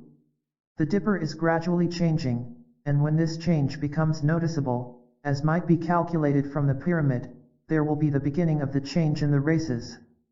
There will come a greater influx of souls from the Atlantean, Lemurian, Dur or De civilizations. These conditions are indicated in this turn in the passage through the pyramid. Q. What is the significance of the empty sarcophagus? A. That there will be no more death. Don't misunderstand or misinterpret. The interpretation of death will be made plain. 5748:6. 5. Enigma of the Incas. Man is said to have colonized North and South America from Asia during the long Paleolithic phase of his career on Earth. It is not possible to date the migrations precisely, but they may have begun about 25,000 BC. The route supposedly went by way of a land bridge or ice bridge now covered by water in the Bering Strait off the tip of Alaska. Insofar as the word race has meaning in relation to the diversity of human beings, the migrants were evidently Mongoloid. As farming had not yet been practiced, they were hunters, and doubtless it was in pursuit of game that they endured the long journeys. There was no single great migration. For century after century small parties of men, women, children, and their dogs simply drifted eastward into North America. Some moved on south to Mexico and beyond. Probably by 10,000 BC, they had reached and spread themselves over those parts of the Andes Mountains in Peru which, where habitable, offered game and wild vegetable foods. Archaeologists have peeled back the centuries of Peruvian history and found a succession of cultures dating to perhaps 9,000 BC. But unfortunately, we have no history of these pre-Inca civilizations. Not one had writing. There were no dated coins, in fact, there was no money. Even their names are not known for certain, they are simply called early hunters. There are no talking stones as found among the Mayas of Central America, no definite time element until as late as AD 1527, when the Spaniard Pizarro came to Peru and conquered the modern Incas, the most progressive, advanced people of all South American Indians. Much of what we know comes from 16th century records of the conquerors. One of their manuscripts, the first new chronicle in good government, was not uncovered until 1908, in the Royal Library at Copenhagen. This valuable history wasn't published until 1927. But of the early hunters, we know almost nothing. Even the name Ohums, found only in the Cayce readings, has apparently been lost in antiquity. Carbon-14 tests date the Chavin culture as early as 3000 BC, but man had already been on the north coast of Peru for millennia. What little is known of the Chavins, a place name for lack of a better one, comes from designs on textiles, ceramics, structures, and their architecture. Tradition has it that the early Incas came from Lake Titicaca in southern Peru, wandered north to the valley of Cusco in the Andean mountains, and established their empire. This has been confirmed by archaeology, but some scholars dispute the origin, insisting they must have come from outside, conquering the many small tribes of different speech, customs, and legends. Yet all had the same plants under cultivation, used the same crude hand tools, and had domesticated the llama, their largest beast of burden. Interestingly, one of the older cultures, the Chimu, has mu as its last two letters, reminding one of the people of Lemuria, the Mu. The Chimu culture stretched for 600 miles along the Pacific before it was subdued by the Incas from the mountains. They excelled in weaving and pottery. Preceding the Chimus by several centuries were the Mochica people, who constructed an adobe pyramid 800 feet long, 470 feet wide, and 200 feet high. According to tradition, chambers and passages were secreted there, one containing the body of a mighty prince. The early tribes believed they were descendants of birds and animals and that many years ago strangers had come from over the seas. Pre-Incas worked in textiles and pottery, buried their dead, and apparently were not a warlike people. They built their shrines and pyramids. But one of the puzzling questions is who built the walls across the mountains? Called the mysterious walls of Peru, one runs for 50 miles inland, is 15 feet wide and about the same height. Constructed of stone and adobe, they are of uncertain date and origin. The Incas themselves have a tradition that the earlier people were invaded from the south and driven to the hill country where they set up a superior civilization and eventually built the great Inca Empire.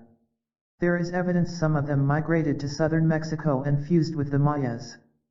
There is also recently discovered evidence that the Mayas drifted southward and mixed with the Incas. The controversy over the origin of the Incas is an interesting one in the light of what the Cayce records have to say on the subject. Some evidence has been found that the Incas may have migrated to certain Polynesian islands in the Pacific, Kon-Tiki, by Thor Heyerdahl. But the reverse was also possible, that early Peruvians were originally from Polynesian lands. On the other side of the debate, the excavations of Dr. John Rowe indicate the Incas were native to Peru. Enough had been done, he writes, to show that the Inca civilization was a product of a long development in the valley of Cusco itself and that consequently it is unnecessary to look farther afield for that civilization's cultural origins. Inca culture at the time of the Spanish conquest. The Quechuas, a tribe of the Inca people, were Indians of the red race and with an appearance and trait that is distinctly American. They are, says Victor W. von Hagen in his book Realm of the Incas, of medium height, and inclined to be thick-set, with large hands, small wrists, a disproportionately large chest, developed for breathing at high altitudes, well-developed legs, and wide-spreading feet. They are broad-headed, with high cheekbones, prominent aquiline noses, and small, almond-shaped eyes. There are still 5 million of them living in the Andes. Largely a treeless area, they adapted themselves to their environment and used what was at hand, stone. Superb stonemasons, like the Mayans in Yucatan, Mexico, and the early Egyptians, they too built pyramids, temples, walls, baths, and other structures without mortar. The stones are so closely fitted together that a knife blade cannot be inserted between them. Their work is unmatched in modern times yet parallels the craftsmanship of the Mayans and Egyptians. The early Peruvians lived on the coastal plains and in the foothills of the Andes. Man, like other creatures, is constantly influenced by his environment. Consequently, at least two, perhaps more, quite different kinds of human communities developed. The coastal plains are rainless deserts crossed from east to west by a series of mountain rivers, and these streams created fertile valleys along their courses. The valleys provided a habitat for hunting man since there were game animals. But South America is not very rich in game, and the species are small. The valleys also nourished flora for food gathering, the collecting of roots, seeds, and fruit. In due course it probably occurred to some that certain plants could be grown at home instead of being sought far afield. Seeds dropped by birds or excreted in dung may have shown them the way. In a short time, the valleys, because of the shortage of game, forced the early hunters to invent gardening, and therefore agriculture. A fundamental creative act of American man was the development of maize. For it was maize that made possible and sustained the whole Peruvian civilization, as well as Mexican and Central American ones. Exactly where it originated is not known, but corn was found in pre-Mayan graves dating to 3000 BC. Under the later Inca professional farms, the whole of the realm from the coast to the upper Amazon River became a flowering center of plant domestication. More than half of the foods that the world eats today were developed by the Andean farmers. More kinds of food and medicinal plants were systematically cultivated here than in any other areas of the world. Among them are potatoes, squash, tomatoes, beans, peanuts, peppers, papaya, cashews, pineapples, chocolate, avocados, mulberries, strawberries. So many and so varied the plants, and so long domesticated in the Old World, that one forgets all of these originated in the Americas. While excellent farmers, the early Peruvians and their descendants were also making progress in crafts. An important characteristic of all Central Andean peoples was great manual skill associated with very simple apparatus, a feature which they shared with other South and Central American peoples, writes G.H.S. Bushnell in his book Peru, Ancient Peoples and Places. Their weaving was unsurpassed and is particularly characteristic of the area. They applied most of the known techniques, using both cotton and wool, on a simple backstrap loom. Pottery was skillfully modeled and painted, producing vessels of great artistic merit, but the potter's wheel was unknown. Gold, silver, copper, and their alloys were worked by a variety of processes, and the production and working of bronze was finally mastered. Among the useful metals the most obvious absentee was iron, which was unknown anywhere in America. Woodworking, basketry, and stone masonry were skillfully used on a large scale. The hold of religion on the Indian was enormous. Life was practical and religion was real. His fate was controlled by the all-pervading, unseen powers, and he had to come to a tacit agreement with the gods, for his own well-being, he believed, depended on them. Although he had many gods, only one, the creator god, Tasivirakaka, was very real. There were many lesser gods, and these had special functions and powers. In death, the little man had to be content with the little gods. His end, like his beginning, was a simple ritual. He believed in immortality, indeed he believed one never died, for after expiring, the dead body merely became undead and took on the influences of the unseen powers. In pre-Inca Peru and during the imperial Inca period itself, the law had religious sanction to such a degree that it is not always easy to distinguish crime from sin. They were, apparently, much one and the same. But dishonesty and serious crimes seem to have been a rarity, perhaps because of the socio-economic system, as we shall soon see. The Inca people had a creation story and a flood story, migrating from one Aztlan. Sun worship along with moon worship, the moon being the sister, bride of the sun, was the apparent religion of the Incas. When they conquered the Andean world, they could not impose their religion on all the people of the empire, if only because their authority was based on their direct descent from the sun god, who was used by the great animator to breed Incas.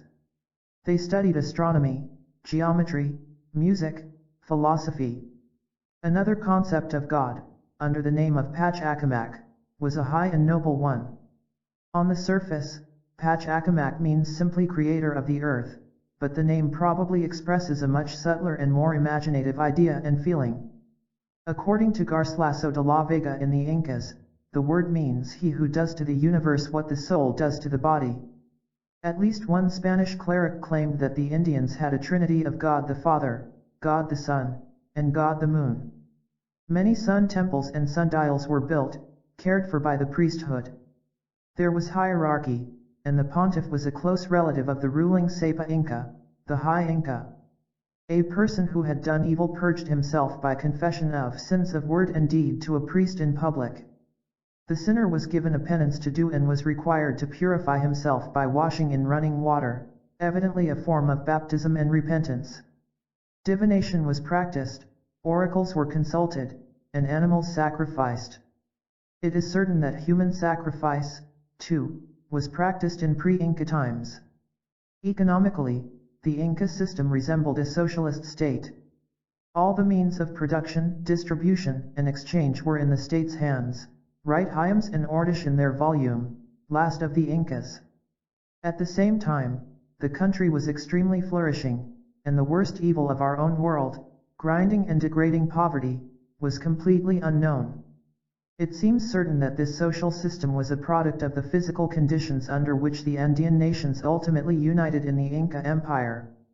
The geology, the soils, the climates of the whole region were such that large and ordered communities could be created only by people working together under strict discipline, and to a plan. Our system of free enterprise in Western Europe and North America was a product of inexhaustible and readily accessible natural resources. We, in the person of our ancestors, were in a position to squander natural wealth, and we could therefore afford to limit cooperation and specialization well short of social conscription. But the Andean peoples could not. Their communities could grow. Their wealth could accumulate only if they built and operated vast irrigation systems and continually increased their farmlands by mountain terracing on a colossal scale. And the only way to accomplish such works, since these people, although they were remarkably fine artists and craftsmen and natural engineers, were technically in the early Bronze Age, was to combine in a tightly organized society. The alio was the basic social unit of the Incas.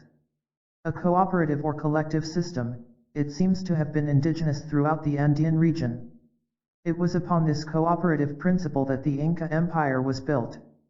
The alio was a clan of families, a tribe, living together in a specific, restricted area with a common sharing of land, animals, and crops. There was no private ownership of property. Every Indian was born in an alio, large or small, from village to large city. Even Cuzco, the capital, was only an enlarged alio. But the Incas did not invent this communal system. It was already there, part of a heritage from primitive Andean society. The Incas, however, did systemize and extend it. Each alio was led by an elected leader and guided by a council of elders. Several of these communities came under a district chief. A number of districts formed a territory, headed by a sort of governor who answered to the royal Inca himself. Land was divided between church, state, and alio. Politically, the system was essentially theocratic socialism. Economically, it was basically pyramidal. At the bottom was the puric, an able-bodied male worker. 10 workers formed a group supervised by an elected straw boss. 10 straw bosses chose what might be called a foreman. 10 foremen in turn picked a supervisor, usually the head of the village. The leadership continued in this fashion to the chief of the tribe, composed of up to 10,000 workers. The governor of the province and the rulers of the 4 quarters of the empire were appointed by the Sapa Inca at the apex. For every 10,000 workers there were 1,300 leaders, supervisors, officials. Normally, an Indian was born, lived, and died in his alio. It was his principal and primary loyalty, suggesting a high level of spirituality. An individual would have to be religiously mature to place the good of his community ahead of his own personal gain, to cooperate rather than compete with his fellow man. The first Christians, the Essenes, with their Christian communism, had much the same social structure. But today in Peru some 50 Spanish families still control much of the land despite reforms and the nationalization of some industry. The natural resources of gold, copper, silver, vanadium are no longer entirely dominated by foreign investors, mainly North American. The Inca civilization reached its height about AD 1000 and, after the bloody conquest of Pizarro in his search for gold, dissolved about 1600. Some of their descendants believe they are the world's oldest people. They still pay homage to the sun, hold ancient, colorful festivals, animal dances.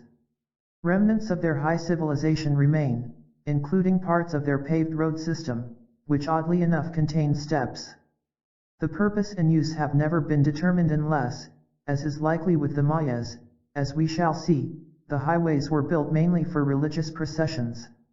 From the Cayce records, one of the first lands to which the fleeing Atlanteans migrated during the upheavals was what is now Peru, then called Og, Ounce, and On. This was the only large area of South America above water, and it was already occupied by a tribe of brown people known as the Ohums, or Alms, who were of Lemurian origin. Lemuria had sunk into the Pacific Ocean with the first cataclysm. The Alms had come from the south when the lowlands went under, about 50,700 BC. They set up their communities to the north, established their homes, estates, and temples of Mu. There were priests, priestesses, ministers, teachers, workers, and shirkers in this earliest of Peruvian cultures. A peaceful people, they found themselves in a land rich in natural resources of gold and precious stones, and they soon became highly skilled craftsmen in these trades. They also excelled in music, art, braiding of beads, and jewelry for bodily adornment. Religion was more than a matter of belief, it was a way of life, and some of them had a thorough understanding of man's relation to the universe. In the temple of Mu only the best of the fields and the flocks were offered as sacrifice. The people were ruled by a line of monarchs, at least one of whom was a woman, who were known as the High Ohlm. But during the last rule, an insurrection by the people succeeded in establishing new democratic principles of self-government.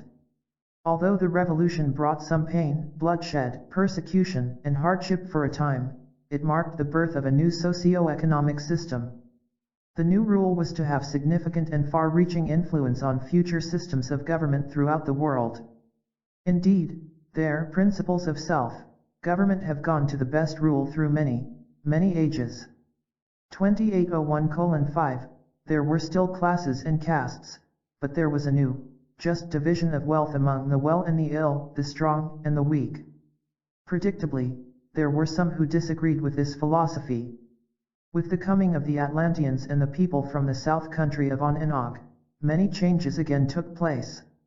The Atlanteans came from the remaining islands of Posidia and Eason land in the north, Aries in the east, and Latania in the south, and not only to escape the water but to avoid the civil war between the children of the Law of One and the sons of Belial. Those of both camps sought out the highlands of Peru, together with people from the south, thus compounding an already complex situation.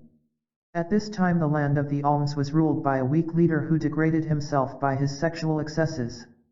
The invading Atlanteans brought conflict and bloodshed, but they succeeded in overthrowing the High Ohlm and sent him into exile, an action that brought popular approval and helped in solidifying the country. The Atlanteans immediately exerted their influence in the government and the economy of the land as well as in religious thought. More modern methods of cultivation of the soil and new devices for the mining of minerals were introduced. New temples were erected along with the establishment of new rituals and chants with much rite and ceremony. In political affairs, the idea of the welfare state, the care of the least and the lowest, was developed and expanded upon. The general welfare of the populace was paramount, for Inca chiefs were in fact trustees and managers rather than rulers. Castes were eliminated, and all were of one abode and equal. Common storehouses were set up to meet the material and educational needs of the people. Yet, as always, there were some Atlanteans who, seeking wealth and self-aggrandizement, were ready to put their fellow man under bondage. Eventually, there came a breakdown in the morality of the Incas. Sun worship crept in, as well as human sacrifice. The hoarding of gold and precious gems led to their use as media of exchange. Ambitious individuals of the sons of Belial seeking power and authority corrupted even the religious temples. Yet new products continued to come into use and old ones were improved upon: fine linen, raised needlework, basket weaving, pottery, metals. Gold, copper, and valuable stones were mined in quantity, adding to the wealth of the nation. Atlanteans from Central America continued to come into Oaxaca for many years, with considerable travel back and forth between Peru and Yucatan. The native alms gradually gave way to the influx. There was a mixing of brown and red races as well as cultures and tongues. Yet out of this melting pot of humanity rose the great Inca nation. It was the Incas who built the conduits, the walls across the mountains, and they dominated the land up to the very edge of recorded history. Thus the coming of the Atlanteans brought about the end of the alms and the beginning of the Incas. Some alms fled the country and entered Yucatan, where they helped to set up the new kingdom of the Mayas there, with the Poseidons coming into that land. A few migrated as far north as southwestern United States, Arizona, New Mexico, Nevada, and fused themselves with the cave and cliff-dwelling Lemurian and Atlantean elements of that area. But as a people, the alms vanished from the face of the earth. Historically, nothing is known of them by that name today. Extracts from the CAYCE'S readings. In the one before this we find that land now known as Peru. The entity was then among the alms that gave much to the peoples of that day in the way of converting the elements of the earth to the use of man. Hence jewelry, precious stones, and those things that glitter attract unusually the entity in this present experience, yet the hoarding of same is abhorrent. 2731:1. In the one before this we find in that land known as the Peruvian, during the period of alms, before the Incas and the peoples of the Poseidon land entered. The entity was then a princess in this land, and a ruler or a CEO ruler with those who made insurrections, and those who later brought much persecution on the peoples through the furnishing of that for the gratifying of selfish interests, yet the entity high in mind, high in development, not losing, not gaining in soul's development through the period.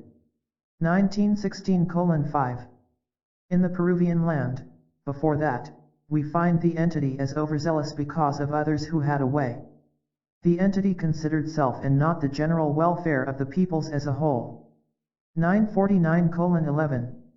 Before that we find the entity was in that land now known as the Atlantean, during the periods when there were the turmoils after the first outburst, or the separation of the isles and the land. The entity was among the people that were with the sons of Belial, that warred with the sons of the One Influence, or the forces that are known as the relationship of man with the creative forces that may be manifest in the earth. Yet with the destruction there was the gaining activity because of the influence in the experience that in the present would be termed good. When those divisions again came, the entity was among those that attempted to leave the land for the sojourning in other lands, bringing eventually those activities in what is now known as the Central American land. In the experience the entity became in the latter days of sojourn, in those active forces in what may be termed the Inca land, the second in command, becoming the priest in the latter portion of its sojourn. 670:1. In the land that now may be called the Peruvian, during those periods when there were the persecutions. Not those known in the much later date as from the Spaniards, but rather from the breaking up from the meetings with those from the Mayan or Yucatan land. There we find the entity was in the capacity of a priest, or the son of the ruler or the high priest, yet never attaining quite to the period in that experience of being one wholly in authority. Yet the entity was acquainted with much of the various groups' activities, not only as to the general welfare, where there were the universal storehouses from which all gained or had issued to them the needs of the bodily forces, but as to the mental and spiritual applications as well. For that was the type of government during this period, and the entity's own household as well as others to become rather as lords, and as those who were willing to put the fellow man under bondage. Before that we find the entity was within that same Peruvian land, though not exactly in the same territory, rather in that from a part of the Atlantean as well as a part of what became later the On or the Inca land, and in the activities of those of the children of the Law of One. There we find the entity was very, very well adapted in the activities for the meeting of the influences of a great variety of the groups.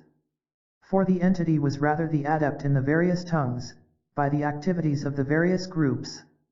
As these were a part of the entity's experiences, we will find the abilities in languages, or in the various inflections of what may become colloquialisms, or local conditions in groups of peoples, may be of special interest to the entity in the present sojourn. 1637:1. In the one then before this, we find in that land known as the Peruvian, and when there was the end of the Ohums and their rule over the land.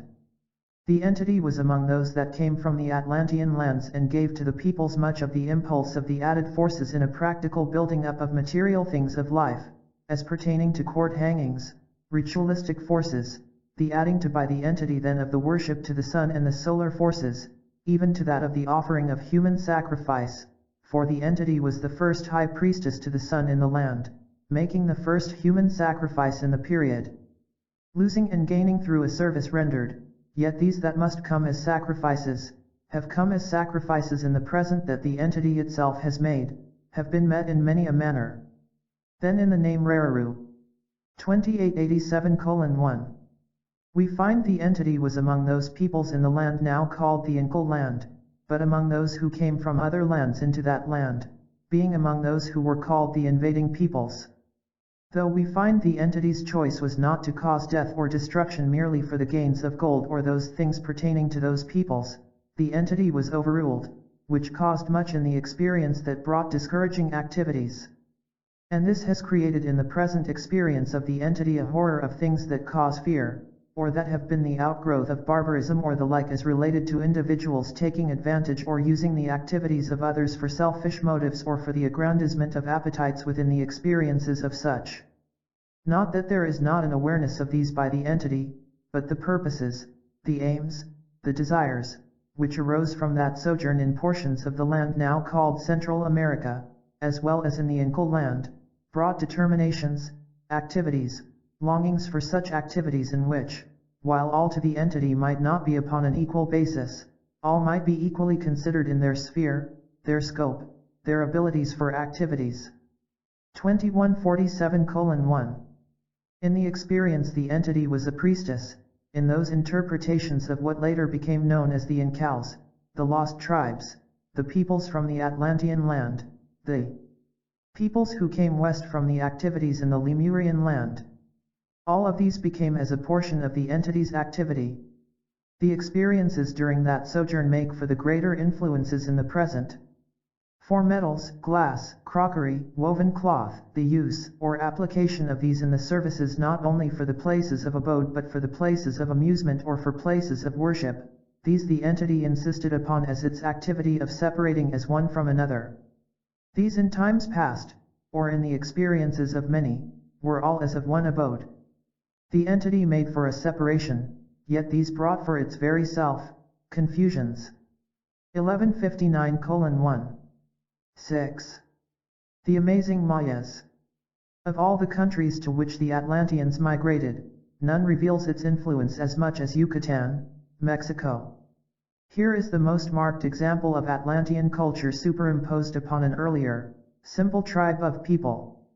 Fortunately, a great deal is known of the Mayas, from both the standpoint of science and the Cayce readings.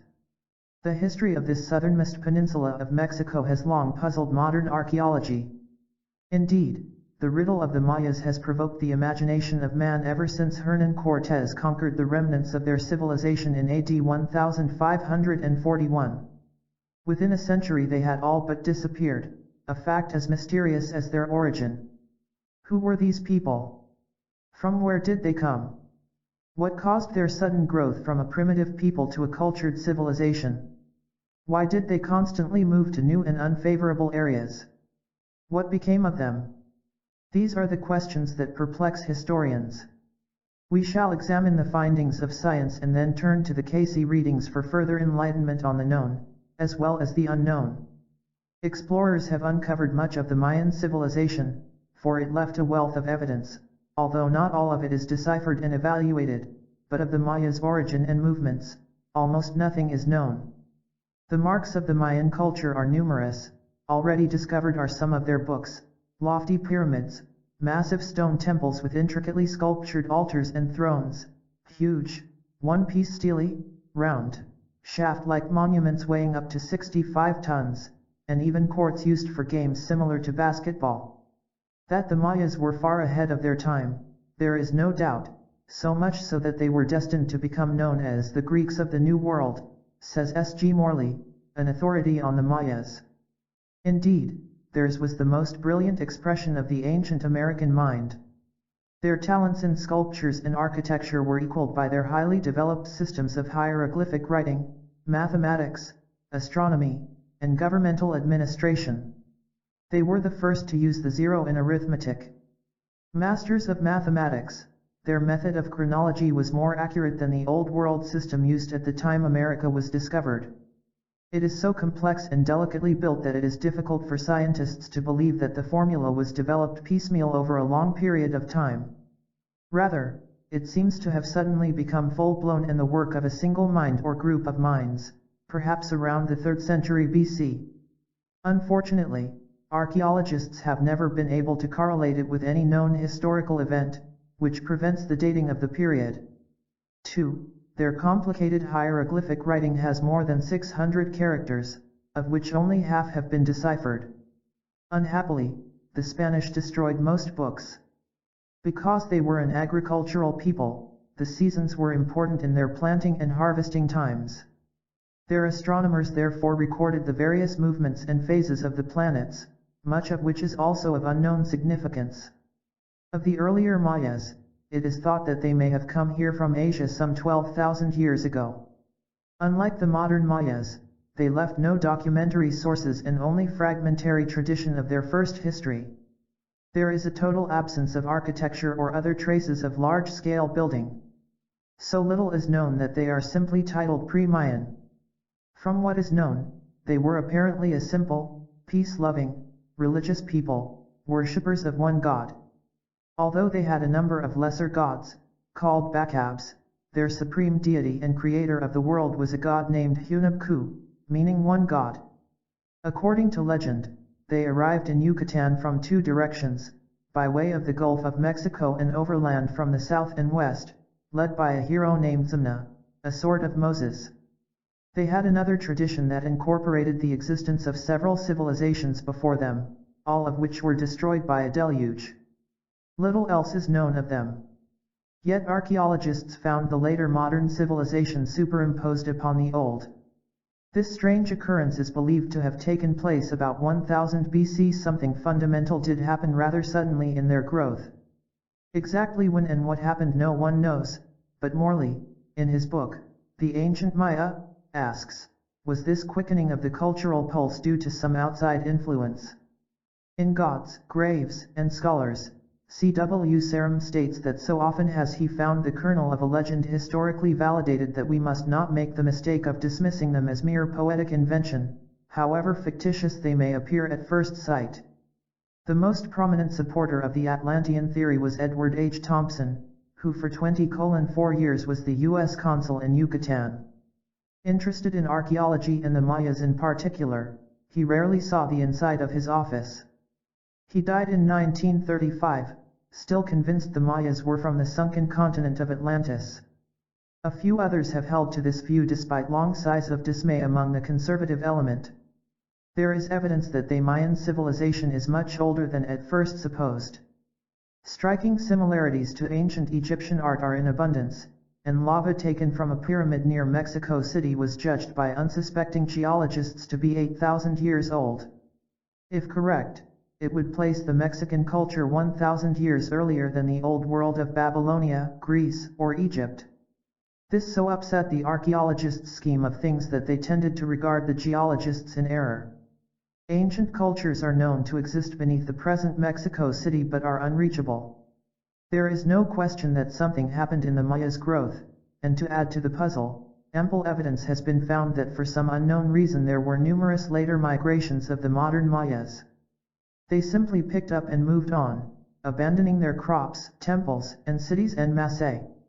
Many highly speculative theories have been offered in explanation of this: civil war, foreign conquest, deterioration of the soil, religious superstition, plagues, encroachment of the jungle, earthquakes, and climatic changes. Entire populations of cities in the south deserted their homes and moved into the western portion of the Yucatan Peninsula, where jungle growth was a problem, the soil poor and unsuited for the cultivation of maize, their principal crop, and the water supply almost non-existent. But with these movements began the modern history of the Mayan people. The new empire built over the old is entirely different and so marked that there is no question but that the Mayas found an earlier people in Yucatan. In addition, Mexican infiltration downward in the 10th century AD further complicated the Mayan civilization. Most importantly, it is thought to have brought numerous gods, idolatry, and human sacrifice. There is a Mayan tradition that their pioneer entry into Yucatan was from the east and at first only in small numbers. This was called the Lesser Descent. Later they came in large numbers, and this was named Nonile, or the Great Descent. The legend is significant, and there is some corroboration of it in the inland movements and the discovery of earlier dates in the eastern communities than in the western. One of the earliest and most spectacular discoveries of Mayan cities is that of Copan in northern Honduras. John Lloyd Stephens, a young New York lawyer, and Frederick Catherwood, an English artist, penetrated the jungles by mule pack and found a majestic city of monumental buildings and artistic sculptures. They bought the site, in 1839, for $50 and began excitedly hacking away at the overgrowth covering their find. In a few weeks, they uncovered 11 stone stelae with sculptured figures and hieroglyphic inscriptions, carved heads of jaguars, shrines, terraces, courts, and pyramids. The edifices were joined by sweeping flights of stairs, one decorated with some 2,500 glyphs.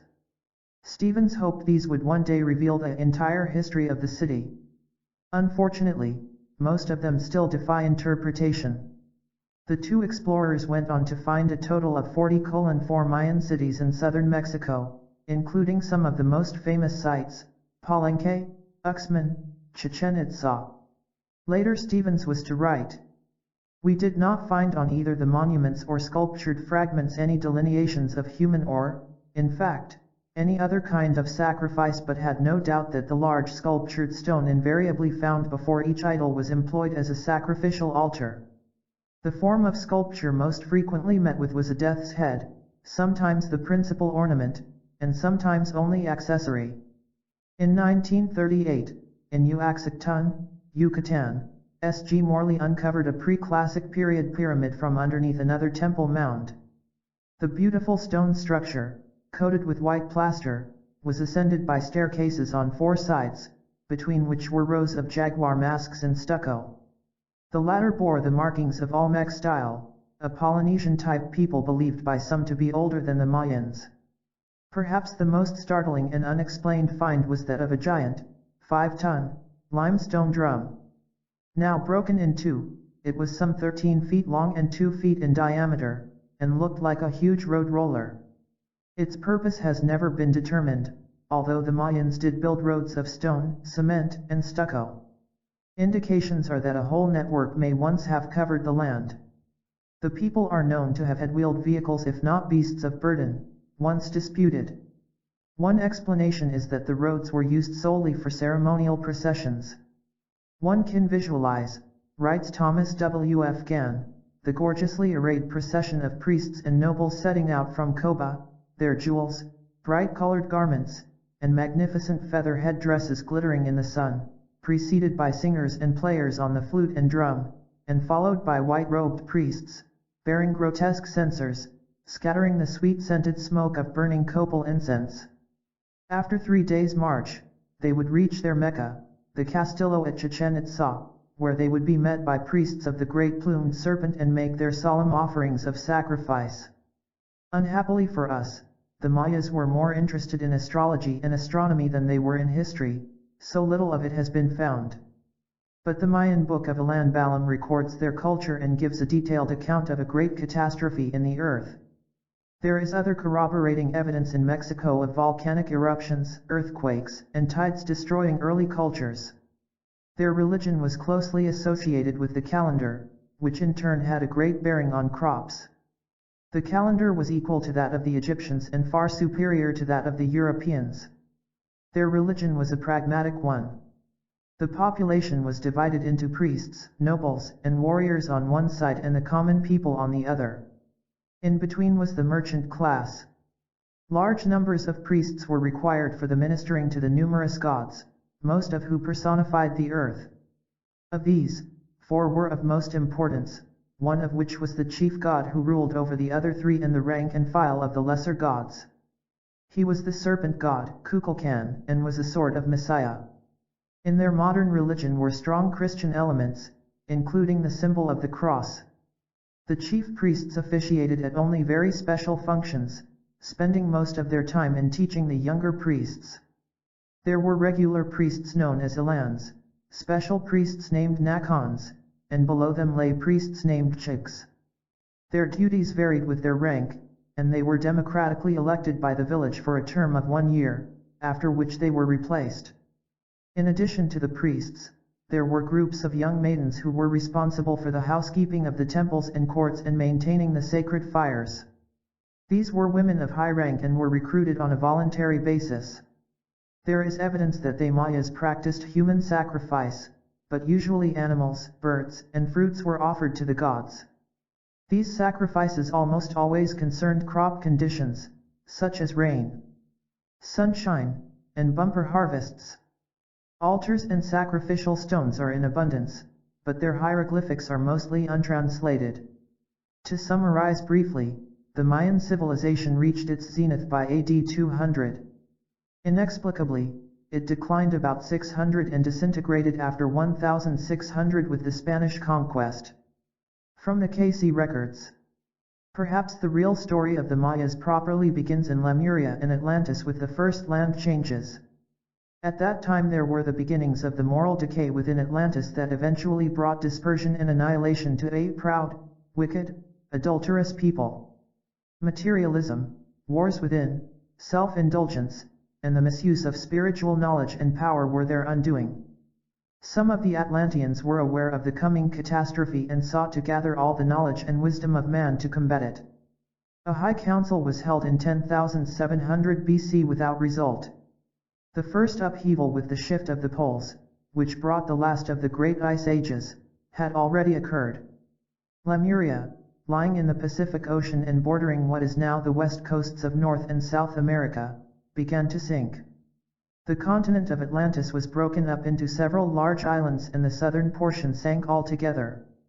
Migrations to Yucatan from Lemuria began with the first cataclysm, but it was not until the second, the biblical flood in 28,200 BC, and the third, in 10,600, that the great exodus from the principal remaining Atlantean islands of Posidia, Aras, and Og took place. These movements toward the visible portions of Yucatan, then called Yuc, thus occurred over an era of many thousands of years. In the later periods some came by aircraft. The peninsula of Yucatan was quite different from what it is today. Instead of being flat and tropical, it was much larger, more temperate in climate, more varied in topography. It was during the third and final land upheavals that it became changed to its present outline, losing much of its territory in the process and forcing many of the inhabitants inland. Thus there was emerging at wide intervals of time of the red race from Atlantis in the east with those earlier settlers of the brown race from Lemuria in the west and Peru to the south, and mixing of many faiths and cultures. Further complicating the cultural scene, some of the early inhabitants of southwestern U.S., Israelites of the lost tribes of Egypt, later drifted as far south as Yucatan, bringing with them, among other things, their metals and clays. As a result, more than one civilization has been and will be found as research progresses. The Mayas, too, led a communal life of all for one, one for all. With the beginning of the exodus to Yucatan, the Atlanteans took with them the common knowledge of their great civilization but not all the technology. They could not, of course, at any time transplant it in its entirety, but they were intensely interested in preserving some of their culture and learning, especially the religious tenets of the Law of One. They expressed their influence at once in the building of their cities. This was manifest in the magnificence of their temples and courts, their astute form of government and keeping of records, their knowledge of agriculture, mathematics, decorative art, precious jewels, and textiles. Before that the entity was in the Yucatan land, when there were those establishings of the peoples who had escaped from Atlantis. There we find that clothing and things pertaining to precious jewels were of special interest to the entity, the decorative art, and this applying to certain characters of textiles, also was a portion of the activities. For the entity then, while not the individual in authority, was of the same family, in the name then Teplux. In the experience the entity gained, and while disagreements arose among many of those because of the differences in opinions as to the application of the spiritual laws, these the entity brought better in control than most of those through that particular period. 1664:2. Later they took up the practice of cremation, the ashes of which may yet be found in one of the temples constructed for this purpose. Many of them were priests and priestesses, for they were particularly interested in their religious studies and their many rituals. The Temple of Light, Sun, since uncovered, was the principal center in their lives, and around it revolved much of their activity. The first temples built by the Atlanteans were abandoned in the final disaster, and their remains have been discovered. The pyramids of the earliest culture have also been uncovered but not all opened, although attempts are being made to recognize the real connections and associations. They were built by the lifting forces of those gases that we are gradually learning about in the present. There may also still be found in the ruins the influences of the Egyptian, Lemurian, and Peruvian cultures. Many of the second and third civilizations may never be discovered, for it would destroy much of the present Mexican one, mainly Mexico City, to uncover them. The giant circular monuments of stone, or stele, were of the earliest Atlantean period. These had a definite place in their religious services, indeed they were symbolic of the spirit of the one God. The altars were used for cleansing the bodies of individuals, monstrosities, of hate, malice, and selfishness, not for human sacrifice. This came much later with the injection of the Israelite influences. The pyramids and altars were the work of the peoples from Og and Mu, Peru, and Lemuria, referred to in the scriptures as the high places of family altars or family gods. The Peruvians also brought destructive influences. Religious arguments arose, creating dissension and causing many Mayans to emigrate to southwestern U.S. The entity was among those who journeyed to other lands, knowing much of the activities of the sons of Belial as well as the precautions and warnings that were issued by the children of the Law of One. Hence we find the entity was among those who in the early portions of that material sojourn entered into the new buildings, the new activity that became destructive because of the influences from the land of Og, and on, and the activities that arose in the western portion of that particular period of sojourn. For there, during the entity's experience, was the upheaval which settled so many in portions of that now known as the southwestern USA. In the experiences then the entity rose to that position of the priestess of the sacrificial activity. Much blood flowed by the hand of the entity during that sojourn. 1604:1. It was in 3000 BC that the wandering people of the lost tribes of Israel came down from southwestern United States. Their ancestors had reached that land from Egypt by boat via Lemuria. Drifting southward through Mexico to Yucatan, they infused their activities upon the peoples from Og, Mu, and Atlantis, including the practice of human sacrifice, which brought much bloodshed. Before that we find the entity was in the Egyptian land when there were preparation of individuals for activities in other lands. The entity was among those who were prepared in the temple beautiful for those activities in what is now Yucatan. 3384:3. Later, sun worship crept in, and sun god drawings and markings were made on walls and buildings before the Spanish conquest in the 16th century. In Yucatan still lie undiscovered many of the secret records of the history and culture that will one day explain the truth of their heritage as well as some of the early accounts in the Bible. These same tenets are also locked in the depths of the Atlantic and in the Egyptian pyramids. Mayan altar stones, predicted to be uncovered in 1938, and of which so little is known by historians, are part of these records. They will eventually end up in Pennsylvania State Museum, Washington, D.C., or Chicago. Today some 3 million of the Mayas' descendants still survive in scattered parts of Yucatan and Guatemala. In the latter country, a truly feudal state, 2% of the population owns 70% of the land. The Mayas, most illiterates, earn up to 80 cents a day on the banana plantations. Tourists now travel by bus and train to sites of excavations first hewed out of the jungle by hand-wielded machetes. The city of Chichen Itza is the most extensively recovered Mayan metropolis. Here are located the Great Temple of the Warriors and the Castillo, largest of the pyramids. It is 190 feet by 230 feet at the base and 60 feet high, considerably smaller than the Great Pyramid of Egypt but larger than the earthen mounds of the mound builders in central United States. The work still goes on. The National Geographic Society, National Science Foundation, Carnegie Institute of Washington, University of Pennsylvania, and United Fruit Company have sponsored expeditions that uncovered new cities and temples. Yet much remains to be discovered and understood about the strange tribes of Indians known as the Mayas. The Edgar Cayce readings do not discuss by name certain other Mexican cultures, such as the Toltec, Aztec, and Olmec civilizations, but by implication. They therefore play a part in our story.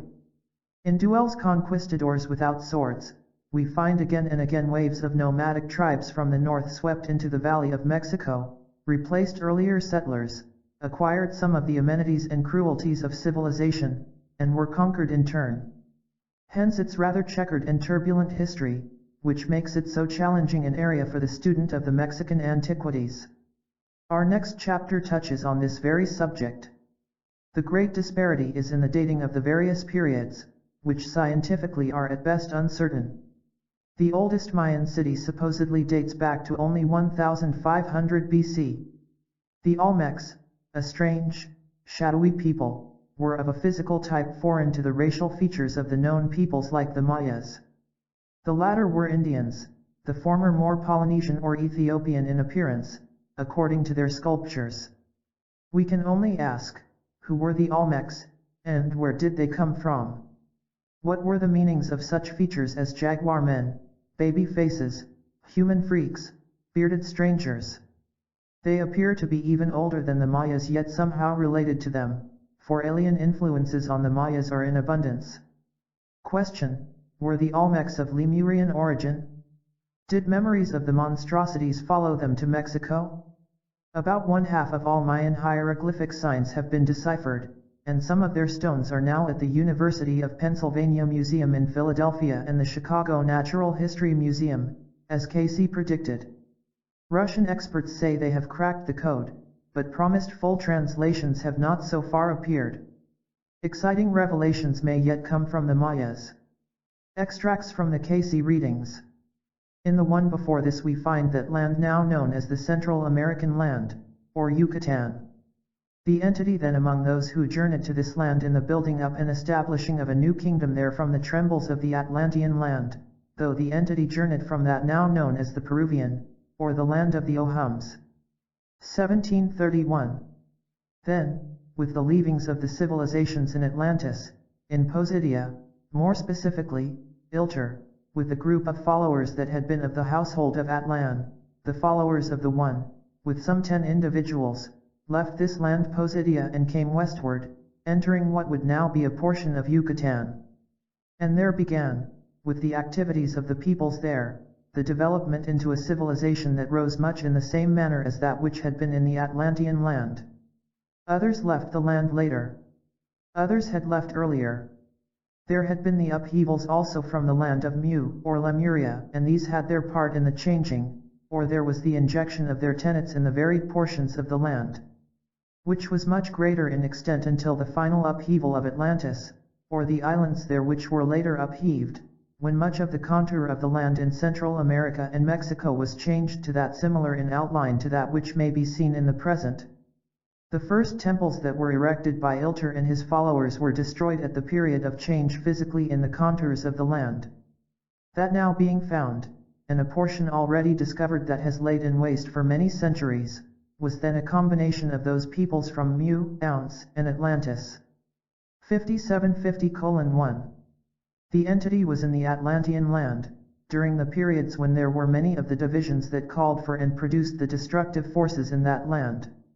Yet when there were the expressions of those in power to raise those who were of the menial class, or the workers in the fields of activity that brought what is known as the agricultural or the social service, the entity was the intermediator for the peoples of the lower class or caste to those of the higher.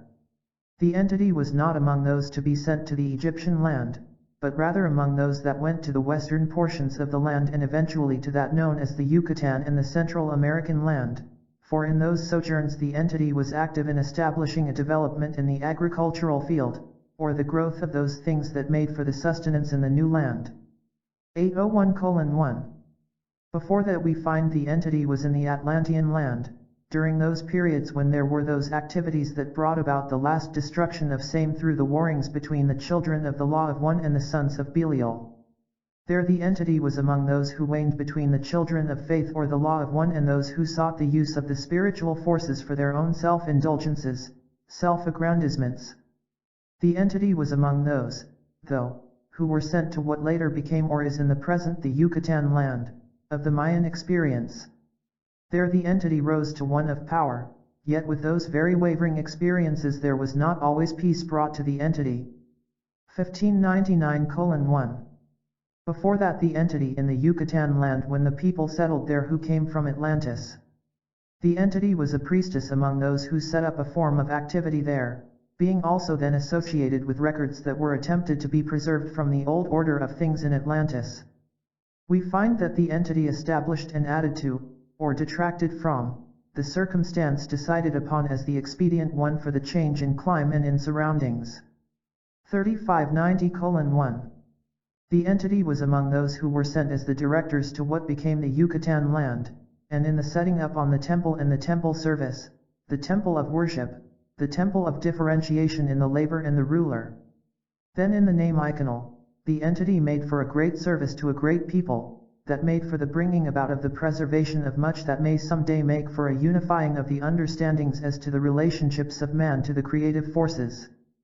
1426:1.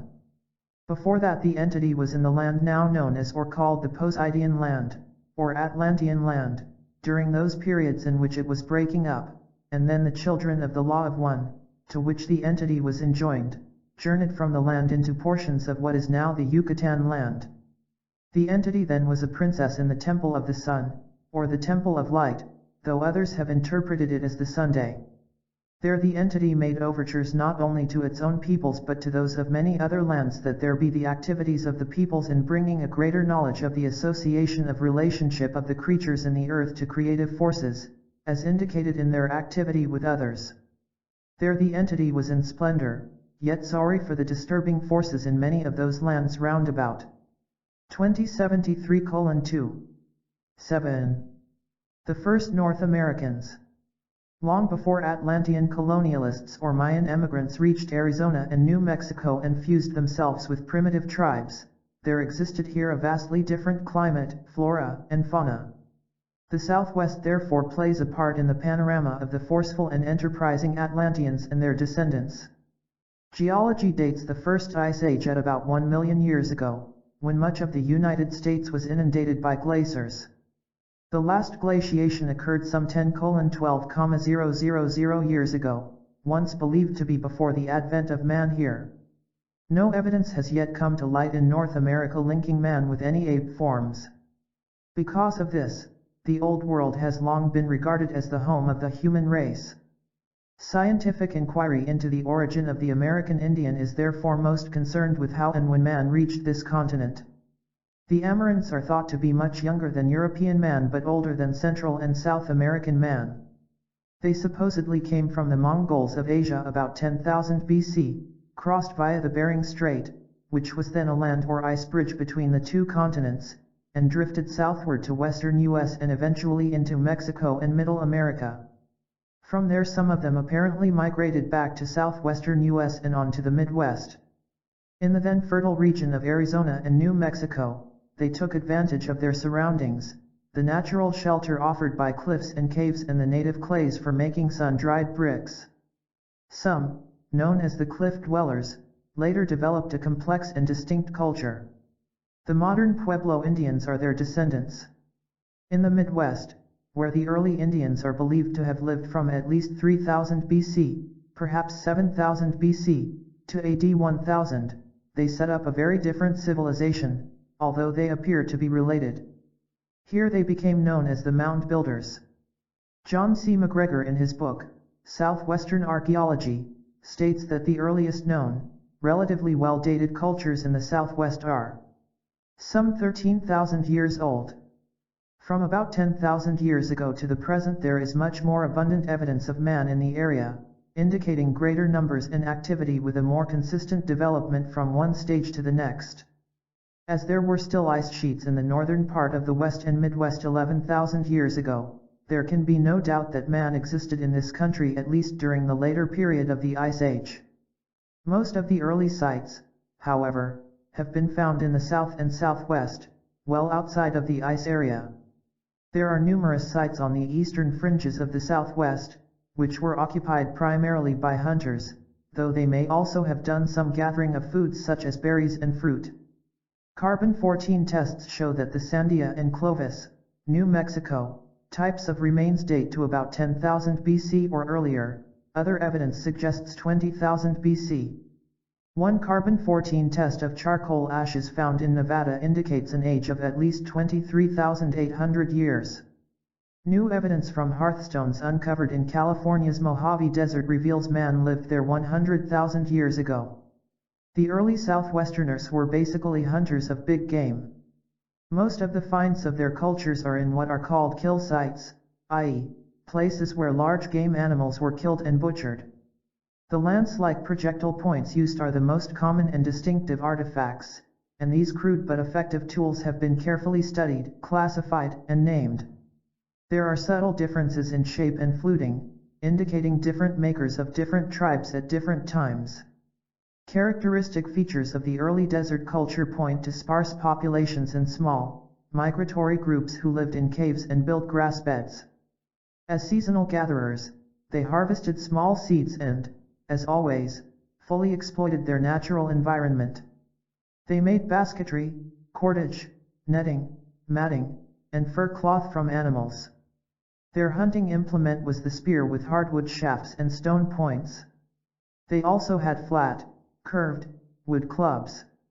By at least 7000 BC, they used flat milling stones for grinding small seeds in basin-type stone receptacles, along with scrapers, knives, and similar tools.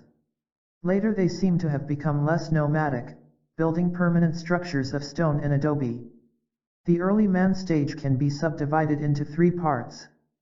The first, from perhaps 23,000 years ago to 10,000 BC, produced the first known evidence of man in the area.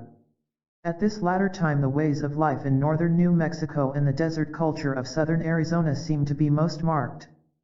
The next period, that from 10,000 BC to possibly 5,000 BC, called the Hunter period, saw a significant elaboration of these ways of life and what appears to be an increased occupation of the Southwest.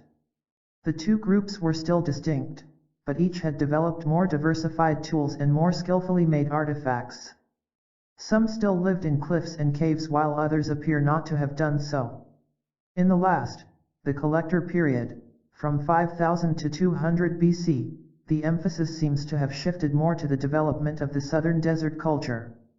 Domesticated plants, such as corn, were introduced during the latter part of the period, and the way was opened for the spectacular growth of later times, the Hohokams, who had a game similar to basketball, and other pre-Columbian groups. The modern Indians of the Southwest are the descendants of these earliest Americans. Remnants of the numerous tribes, the Ute, Navajo, Apache, Hopi, Zuni, Papago, Pima, and others, all different yet somehow related, still exist. For the most part, they reside in adobe huts on reservations set aside by the federal government from the least desirable and productive land. They have never integrated well with Caucasians or Spanish Mexicans and, indeed, show no desire to do so. Their historical significance, for our purposes, is that they were at the crossroads for transient tribes from the west, north, and the south, and were the connecting link between the Mayas and the mound builders of the Midwest. One of the most important discoveries of the early desert culture was that of a kill site near Naco, Arizona, Mexico, in 1952. Remains of a mammoth and 8 spear points were recovered from the bank of the San Pedro Valley's Greenbush Creek. The find helped to prove that early hunters killed and feasted upon animals that no longer exist, and of a size that required heavy foliage for their sustenance. The climatic history preserved in the earth around the site is a reliable and widely used clue in establishing the date. Dr. Ernst Antefs, a leading specialist in this study, has placed the Naco find in a period between 11,000 and 10,000 years ago. This would indicate these bronzed, black-haired, loincloth-girded hunters trapped their prey at about the time of important land and climate changes. But the oldest substantial find is Sandia Man, so named for a cave discovered in the Sandia Mountains near Albuquerque, New Mexico. He lived some 20,25,000 years ago. Buried under layers of dust, silt, clay, and limestone were bones of horses, camels, mammoths, bison, wolves, and other animals. Ashes and hearths, along with an assemblage of all kinds of hand tools made of stone, were clear signs that the butchered creatures had been dragged into the cave for barbecuing. The stratification at different levels was plain. Now dry, the cave at one time had been dripping with moisture, indicating the lush times of the glacial period when mammoths were extant. The Sandia people were among the first North Americans, at least of record. Later came the basket makers of the desert culture, and finally the cliff dwellers of Mesa Verde fame in Colorado, AD 1000. The long, narrow skulls of the former are distinctly different from the broad skulls of the latter, suggesting entirely different races of people. The long heads appear more Australoid than Mongoloid, and some scholars believe them to be North America's first immigrants. It is obvious that the ancient Southwesterners lived in a much different environment than that of today, and that they preyed on a whole menagerie of tertiary creatures, from mammoths and mastodons to Native American horses and saber-toothed tigers. Undoubtedly, new finds will continue to be made, but so far the oldest shows 37,000 years of age, from carbon-14 tests of Clovis spear points found near Louisville, Texas.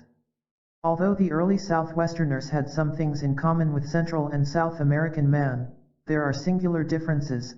They built no earthworks and raised no permanent temple platforms. Their creation and flood stories are similar to those found in other parts of the world, including migrations to highland. They, too, evidently had little violence, crime, warfare. Modern American Indians for the most part maintained no military forces until the coming of their white conquerors. Living communally, there was little cause for quarrels over property rights. The land was simply there for the free use of all, no one owned it, it belonged to the Great Spirit. There is only slight evidence of Israelite influence among Indian tribes. Hebrew metal and stone engravings have been found dating to the 1st century AD. In My Life in the Mountains and on the Plains, David Meriwether, governor of Arizona New Mexico Territory in 1853-57, writes, "The missionaries in this country, and other learned divines, have a theory that these Indians, Navajos, are descended from one of the lost tribes of Israel, as all the figures on their blankets resemble the pyramids of Egypt, and the instruments used in making these blankets are precisely the same as the pictures of these instruments in the Old English Bibles, which are spoken of in the Bible as the distaff and spindle used by the Jews. In addition to this, they do not bury their dead but place them in caves in the mountains, which brings to mind the cave of Machpelah and others spoken of in Jewish history. But the question arises, how did any of the lost tribes of Israel reach the continent of North America? The Navajo differ in many ways. They treat their women with greater respect, are cleaner in appearance, and the women hold personal property such as sheep and wool separate from their husbands, although the Navajos have long lived communally. Interestingly, the Hopi have a snake dance similar to that of the Mayas, and a legend embracing 3 previous worlds of existence. The first world was a life of living with the animal kingdom, of becoming corrupt, and being destroyed by fire. In the Second World, they developed handicrafts, homes, and villages, but upon becoming decadent it was overcome by ice and water. The Third World produced large numbers of Hopis, great cities, and a whole new civilization. But the people became so materialistic they were destroyed by water, a few alighting atop a mountain. In the Fourth and present world, after many migrations, they came to the southwest where they lived in cliffs and caves. Here they could once again choose to conform to the plan of creation or have it, too, destroyed. Tradition has it that their migrations were from west, not from the north. In the northwest, we find the totemism of the Hoopa and Caddo Indians of Oregon. Totem poles originally represented animals held sacred as the sign or symbol of the tribe, clan, or individual. In Australia, the emu clan or aborigines believe themselves to be descendants of the emu, a native animal they hold sacred. Totem poles exist in Polynesian, Asian, and African countries, among others, with only slight variations from the Oregon type of half-human, half-animal figures. This most confounding of associations persists back through the ages to ancient Egypt and Assyria, and according to Cayce, to Atlantis, and creation itself. At some unknown date the Mayas found their way to the southwest, he said, but their impact, except on religion, appears slight compared to the other countries we have examined. From the Cayce records, a quite different picture of the earliest North Americans, although there were many similarities, emerges from the Cayce files. When man first appeared in the earth in the 5 simultaneous occupations by the 5 races, the land of southwestern U.S. was the only large area of the continent above water. Lower, Baja, California, comprised the coastland of Lemuria, where lived the people of the brown race. Utah, Nevada, Arizona, New Mexico, and parts of Mexico, along with the great continent of Atlantis, were inhabited by the red race. Indians, then, were native to the southwest. The first Americans made their homes in the cliffs and the caves, from which they later derived the name cliff dwellers. They practiced polygamy, although some adhered to the principle of one mate. Metals were used as media of exchange and for bodily adornment. Iron was one of the first discoveries, and it was quickly adapted to practical use. Earthenware and line drawings were their chief arts, and in these they soon became proficient. Soothsaying, magic, stone carving, and the making of beads were prevalent. In 50,722 BC, a meeting of the 5 nations or races was called to formulate ways and means of combating the enormous, carnivorous beasts threatening man in many parts of the world. At a later period, emissaries were sent to join in a similar council held in Egypt and to another in Atlantis concerning the coming upheavals in that part of the world. The first North Americans also set up temples of worship and very early instituted a semblance of organized religion.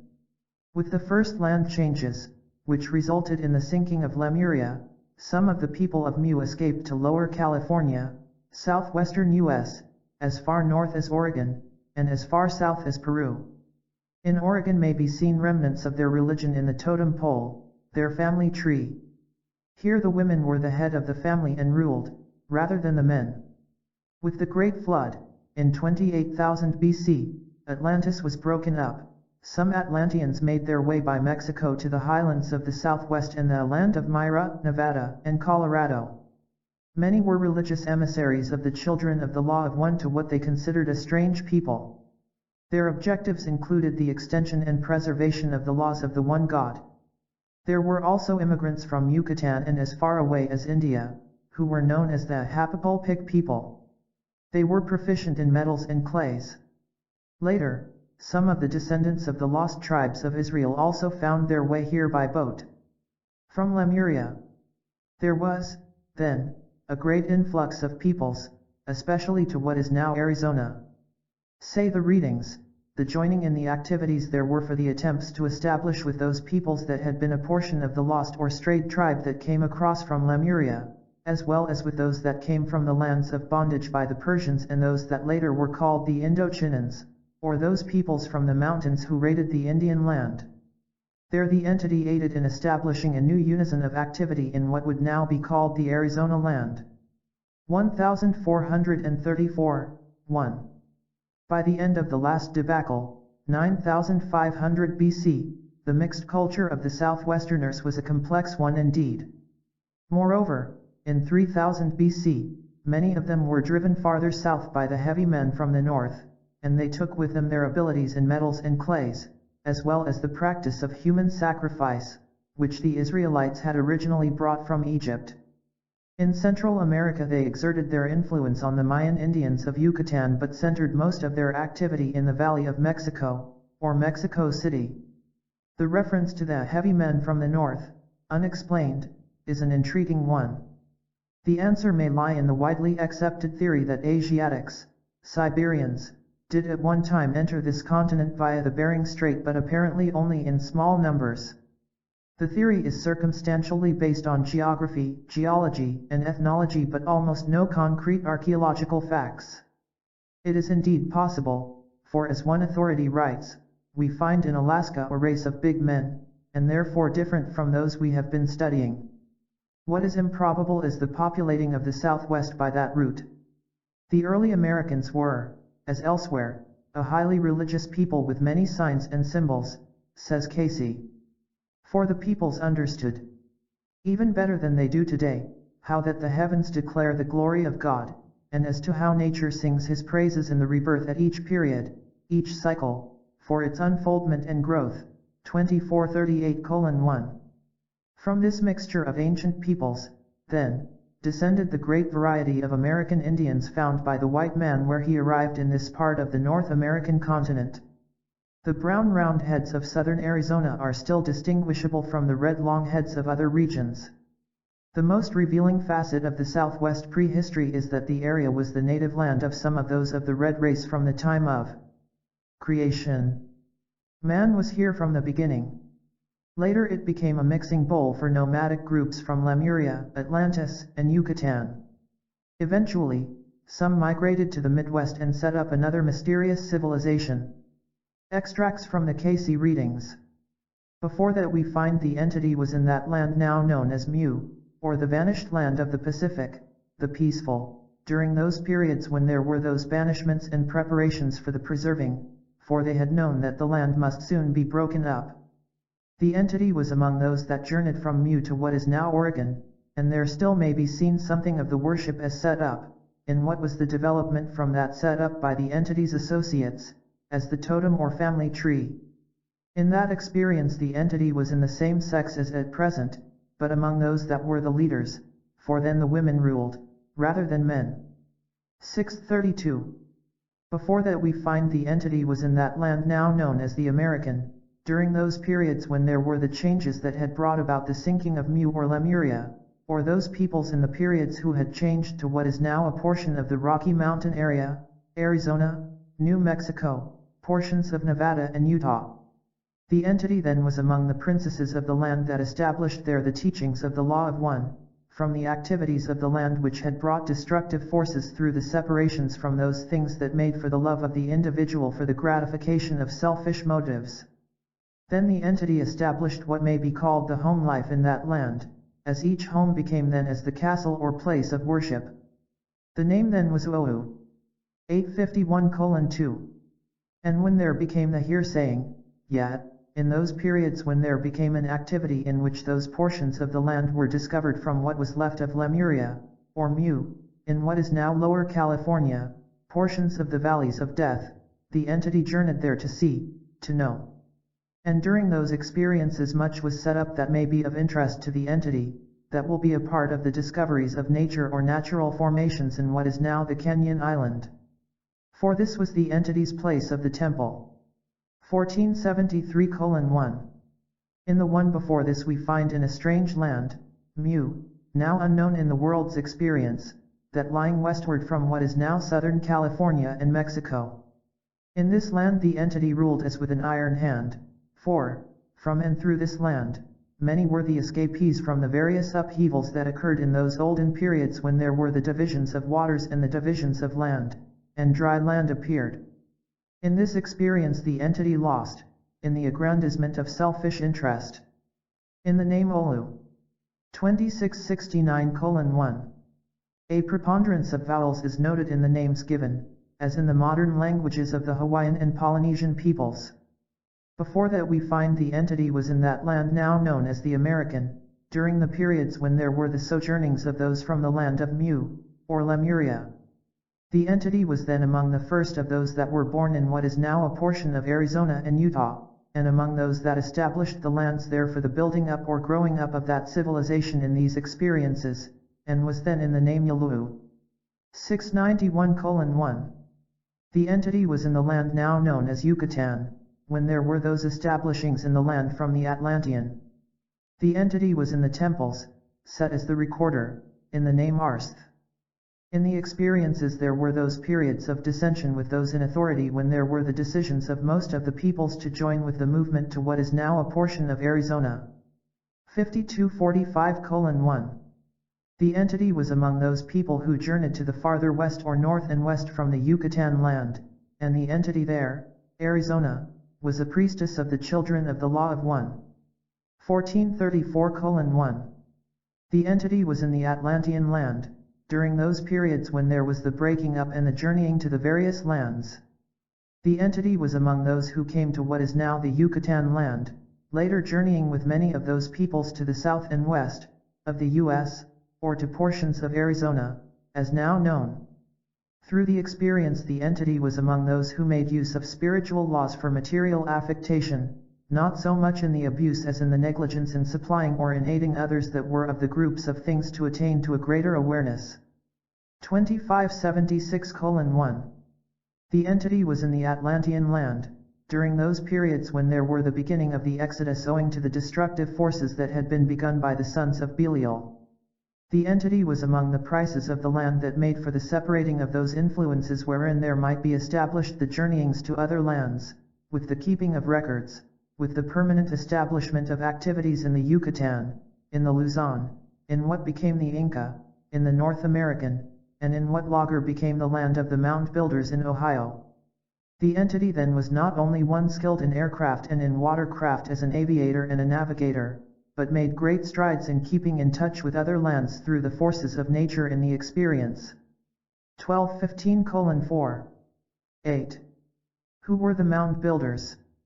From at least 3,000 years ago, perhaps 7,000, there lived in central United States a people who were remarkably skilled geometers. They had no written language, no wheels, lived always near the water, and apparently migrated along the Mississippi River and its tributaries. Strangest of all, they left behind thousands of earthworks in the form of perfect squares, perfect circles, perfect squares within perfect circles, polygons, ellipses, sweeping arcs, and finely proportioned figures like the Great Serpent Mound near Peebles, Ohio. Who were the mound builders? The answers have ranged from a superior and distinct race to nothing more than Indians. Where they came from and how they developed, no one really knows, although the consensus is that they likely were of Asiatic origin and somehow related to the cliff dwellers of the Southwest. How they ran their society, fed it, led it, is another enigma. Little is known of the dynamics of their living except that they excelled in copper work, clay and bone carving, built peculiar earthworks, and mysteriously passed on.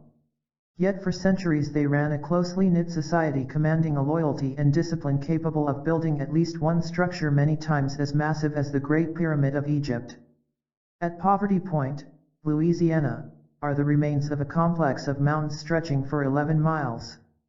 The intricate nature of the centrally planned community suggests that its designers came from Central American Mayan culture, writes John Lear, science editor of the Saturday Review, October 3, 1964.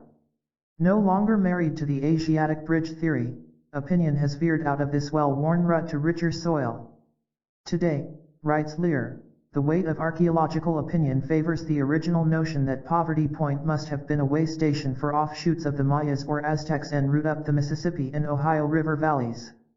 The issue, however, has not yet been settled, for the earliest Amarans were thought to be older than the Mayas, Aztecs, and Incas and wholly distinct from them. Those of the valley areas, where they appear to have been superior and most heavily concentrated, defy identification with any known stock or people. Their highly developed and distinctive civilization makes them unique, different from the modern American Indians found here by the white man. It will be recalled that during the last ice age most of eastern and central United States was covered by glaciers. Sometime after dry land appeared, around 10,000 BC, the central portion became inhabited, probably between 7,000 and 3,000 BC. These people, the mound builders, were chiefly farmers rather than hunters. They were deeply religious, and their high morals and different dress, ornate and bejeweled, distinguished them. They believed in one God, the magnificent creator of life.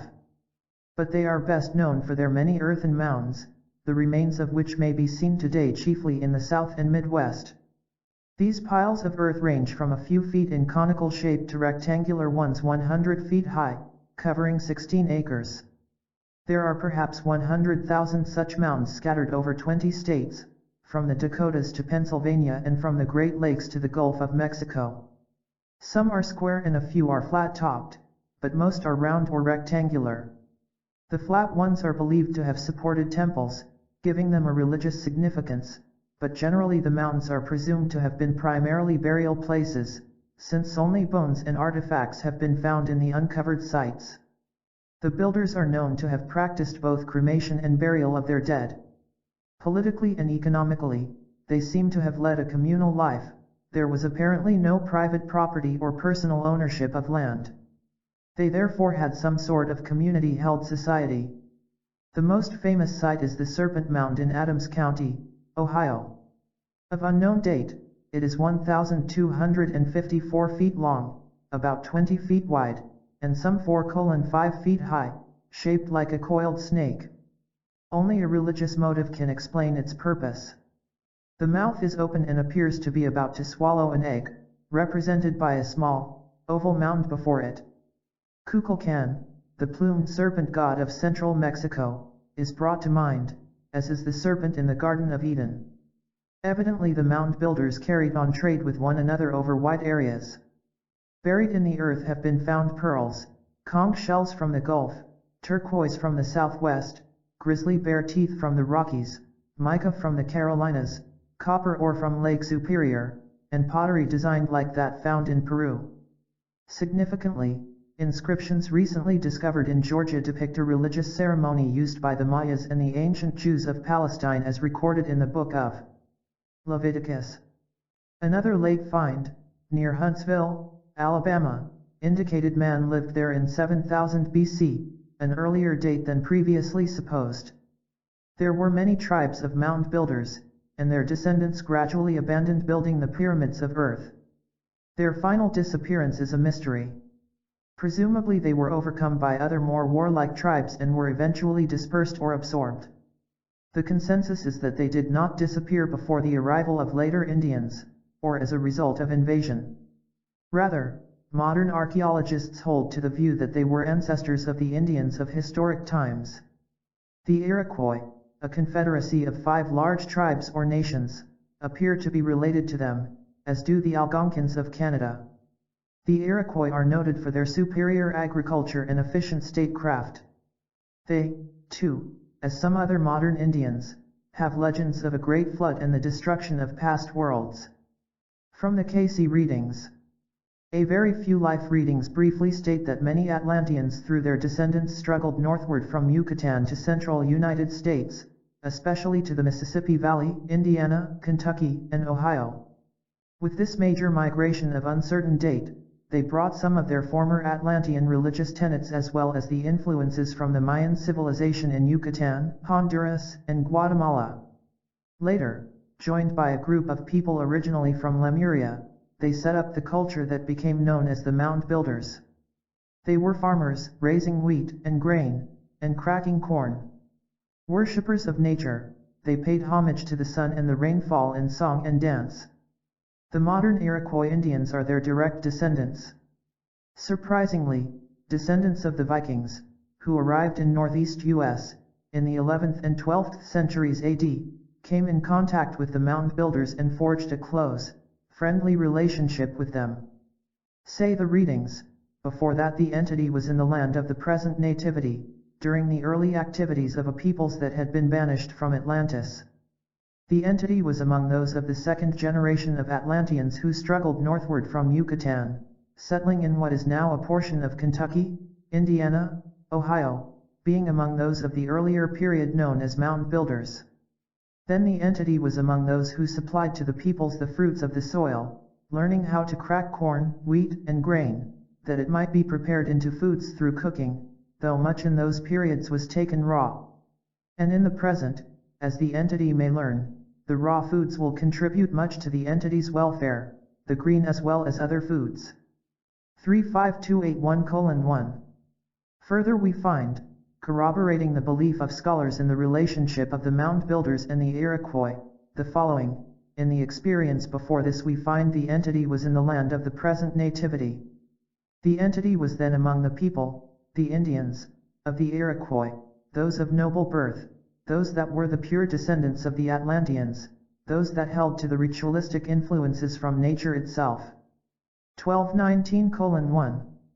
Apparently the American colonies of the Northmen from Scandinavia endured longer than generally supposed, possibly for several generations.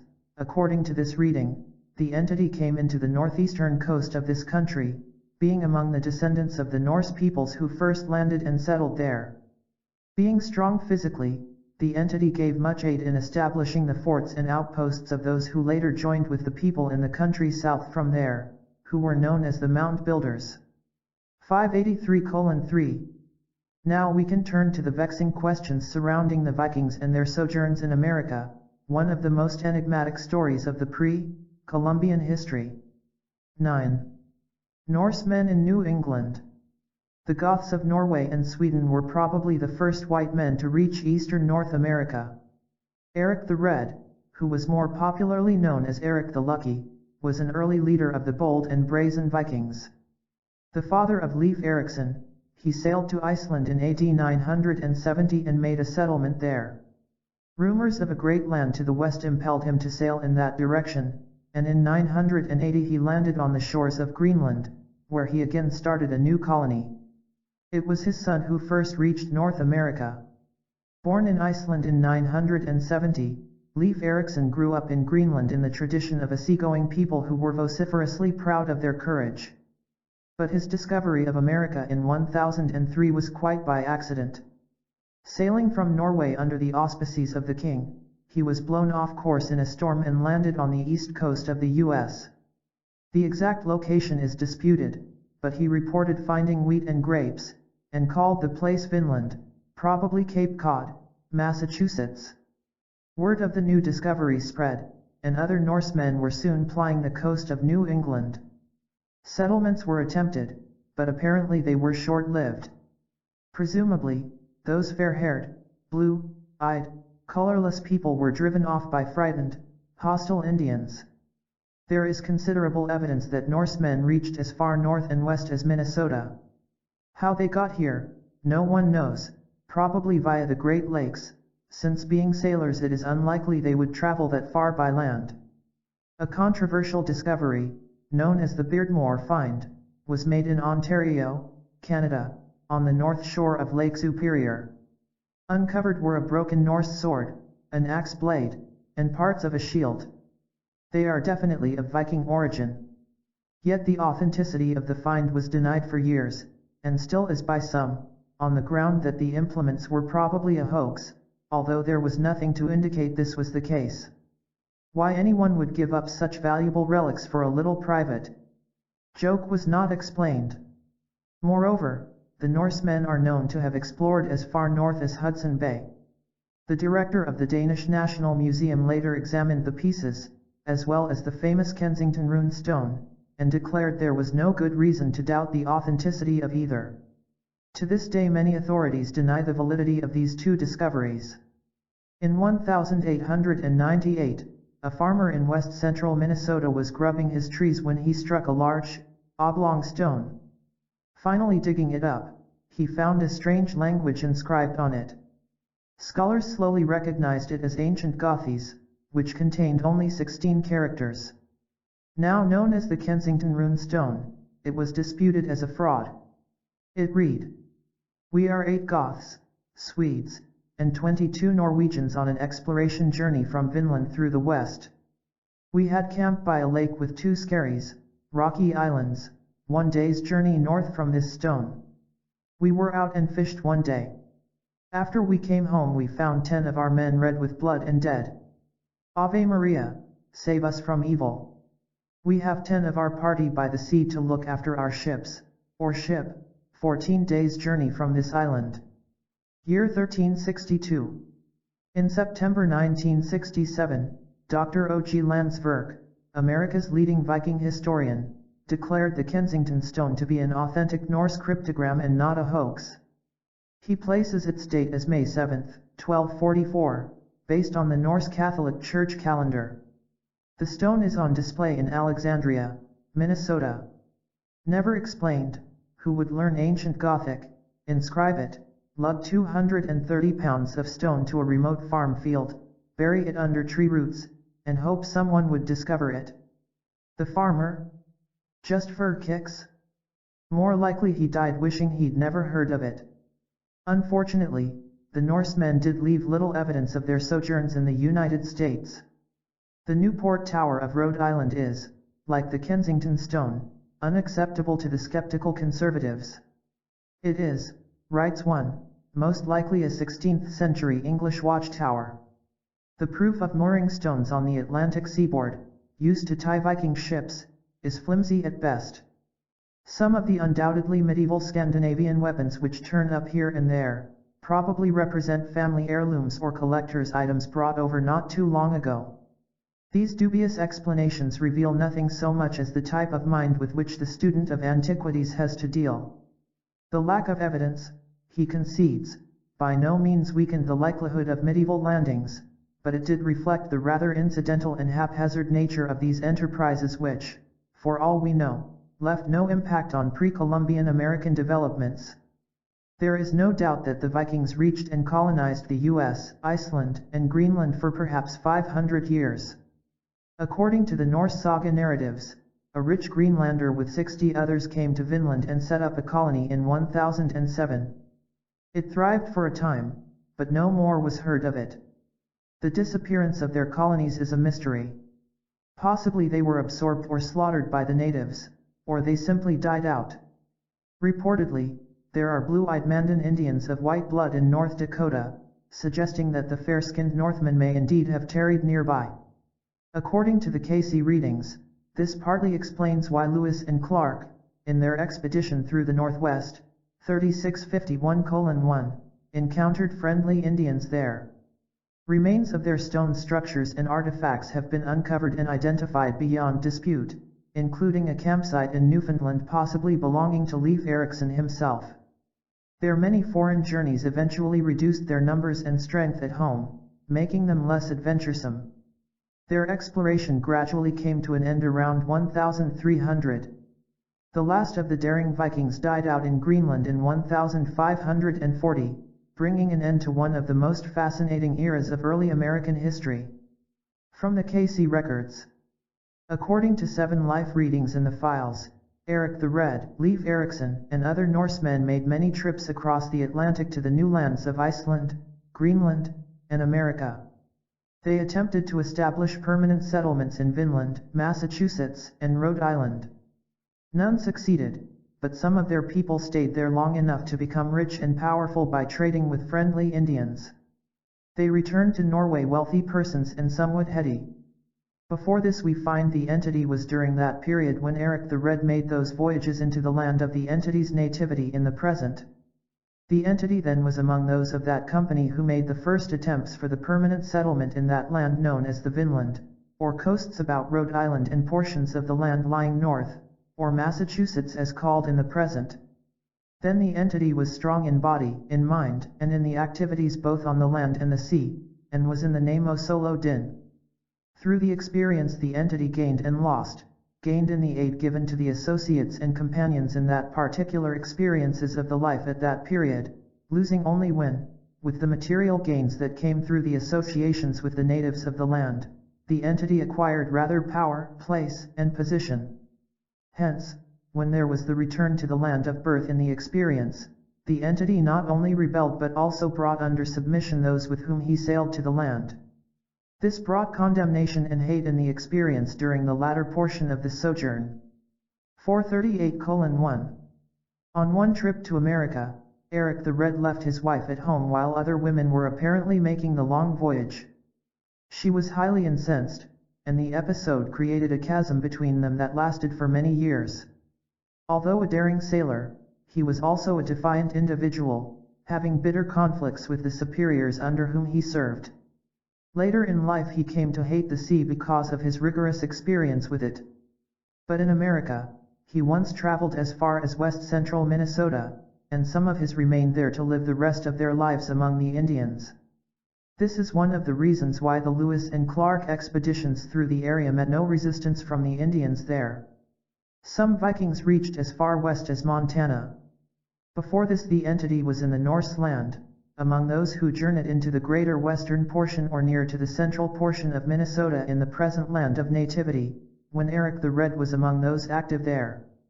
The entity then, as Olson, became among those who journeyed there and remained to become a part of those peoples in that land. Thus were the northwestern lands made available when Clark made the expedition there, so that there were not the activities against those peoples at the time. Thus may the entity use itself as a peacemaker among those of various groups, tribes, nations, or countries. 3651:1. Leif Erikson, with Olaf and Olenson, landed at Martha's Land and Vinland, in Connecticut and Massachusetts. On another trip, Erikson and his crew founded a colony near what is now Providence, Rhode Island. Others also made numerous voyages to Newfoundland and Nova Scotia. But Vinland was one of the first settlements, and although later abandoned, a few chose to remain there, developing a spiritual brotherhood with the natives and discovering a short way across New York State. Interestingly, Eric the Red had reincarnated in the earth.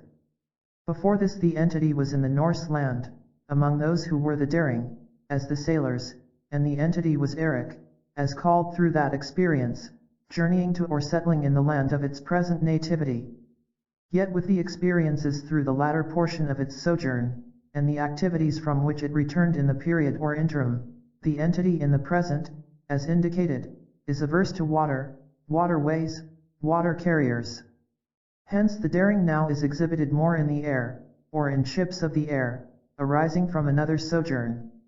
In that experience the entity gained, the entity lost, for there were periods of defiance of not only its associates and companions but of its home life, and the superiors under which the entity acted or labored. 2157:1.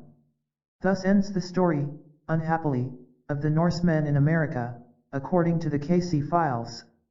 We have reviewed the course of human events up to the fringes of modern history. The Cayce records contain readings on practically every period of American life and times. There are reincarnations of soul entities from the Revolutionary War, the witchcraft conflicts in New England, pioneer days in the Midwest, the Civil War, opening the West, World Wars I and II. Although many of these discourses make fascinating reading and reveal the lives of some fabulous if not famous or altogether discrete characters, they add but little of importance to what is already known. We will therefore turn our attention to the more crucial and complex problems existing in America today and tomorrow. For the fabric of the present and future is closely interwoven and dependent upon the threads of the past. 10. Crisis in modern America. Edgar Cayce had a great deal to say about the future of the United States. As the wheels of history continue to turn, mankind is rapidly approaching a new cycle. We are now well into the transition period to the new dispensation, the time and times and half times are at an end. The righteous shall inherit the earth, say the readings. But it will not be easy, indeed it will be a period of discord, strife, and turbulence that will try men's souls, and many will fall away. Yet we need to remember that from the grating friction within the oyster comes the pearl. There is no growth without adversity. History, which often repeats itself, reveals the truth that for every force there is a counter-force, for every negative there is a positive. This is part of the evolutionary process of man's long tenure in the earth. That a new age is to be born in the year 1998 was predicted in the Cayce readings in the 1930s. Since then other sources have named approximately the same date.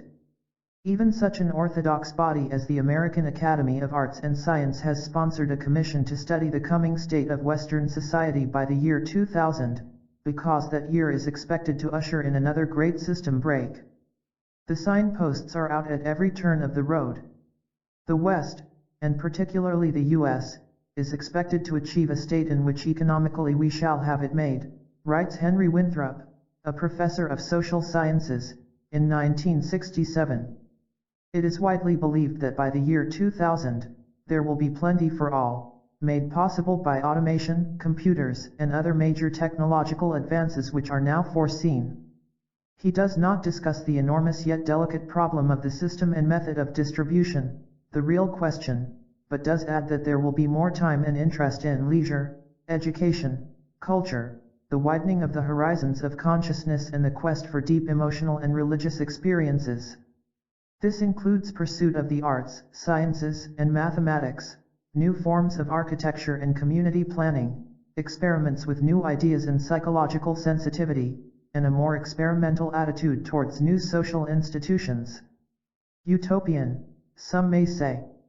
Perhaps. But entirely possible and certainly desirable. Already the new vision has produced a generation gap, an information gap, in fact, between the young and not so young. An artificial wedge has been driven between the two. We should not make the tragic mistake of selling short the new generation but should ask, will the older generation rise to the occasion? Or will it insist that its materialistic values and attitudes are good for all time, and that the youth of today are just a bunch of impractical, immature, idealistic students? Rather, we should ask if we have lived up to our own ideals, and examine our own inconsistencies. However mistaken its views on sex and drugs, the youth are rebelling because they feel they have been deceived by a hypocritical society.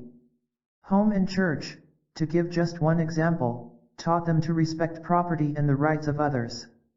When they grow up and go into the military, they are taught how to destroy property and kill people. So they become conscientious objectors and burn their draft cards. Moreover, they have a feeling of brotherhood, an esprit de corps lacking in the recent past.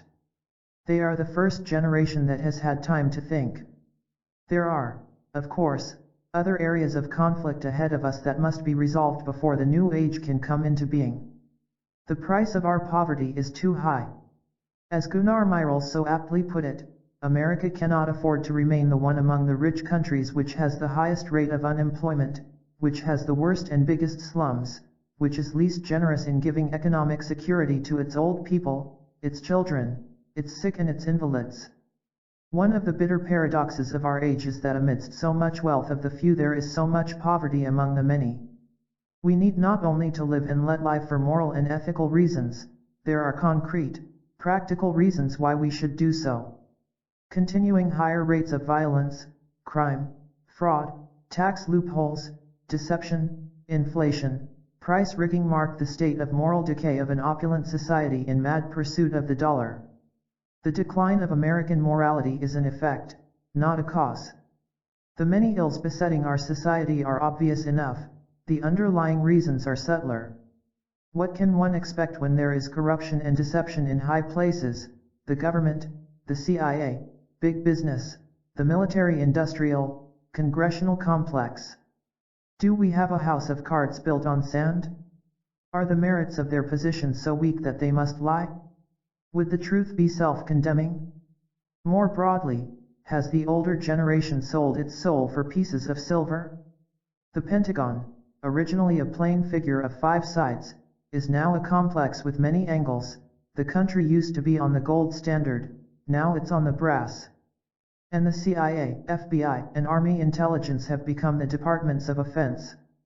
Unfortunately, as former General Maxwell Taylor once testified before a congressional committee, the moral factor is not an issue in government decisions. The Cold War is over economic and social issues, not military ones, international markets, natural resources, hegemony over developed countries, social security for the plain people. Communism is a challenge, not a threat. The real question is this: can capitalism compete with socialism? Or must it resort to military means? Twice during World War I, Casey was called secretly to Washington, and Woodrow Wilson's 14 points in the peace treaty and his plan for the League of Nations reveal much of the reading's philosophy. No record of what transpired exists today, but a later reading indicated that Wilson was a far more spiritual-minded man than was generally recognized. The Christ spirit sat at the peace table, Casey said. Biographies of Wilson support what the readings had to say. The vicious opposition of the sons of Belial put Wilson in his grave, emasculated the 14 points, and killed the League of Nations. Karma. The Allies paid the price in World War II. Since then, a new, low standard has been set for the nation, and the residue is seeping down to the people. Yet the system somehow demands a higher morality from the public than it itself is willing to uphold. This is a fallacy and today impossible.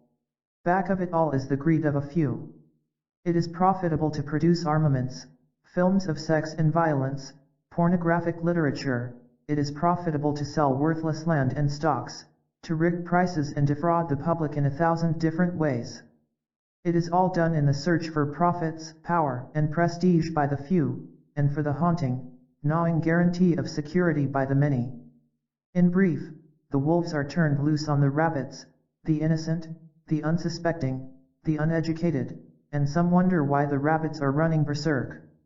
The system is an open range. The honest, small businessman is slowly becoming, like the family farmer, extinct. Independence and integrity have little chance of survival against powerful, unscrupulous, absentee ownership. And absentee ownership is one of the primary causes of our deteriorating social structure. Suppose the direct, private, profit motive were absent. Suppose every productive person's security in old age were guaranteed. Are these reasons the Incas and others had such low rates of crime and poverty? We need to ask ourselves some hard questions. Is the capitalist system based on the survival of the fittest? Is it of the law of the jungle? A philosophy of every man for himself, pitting man against man? Does it appeal to man's grossest instincts?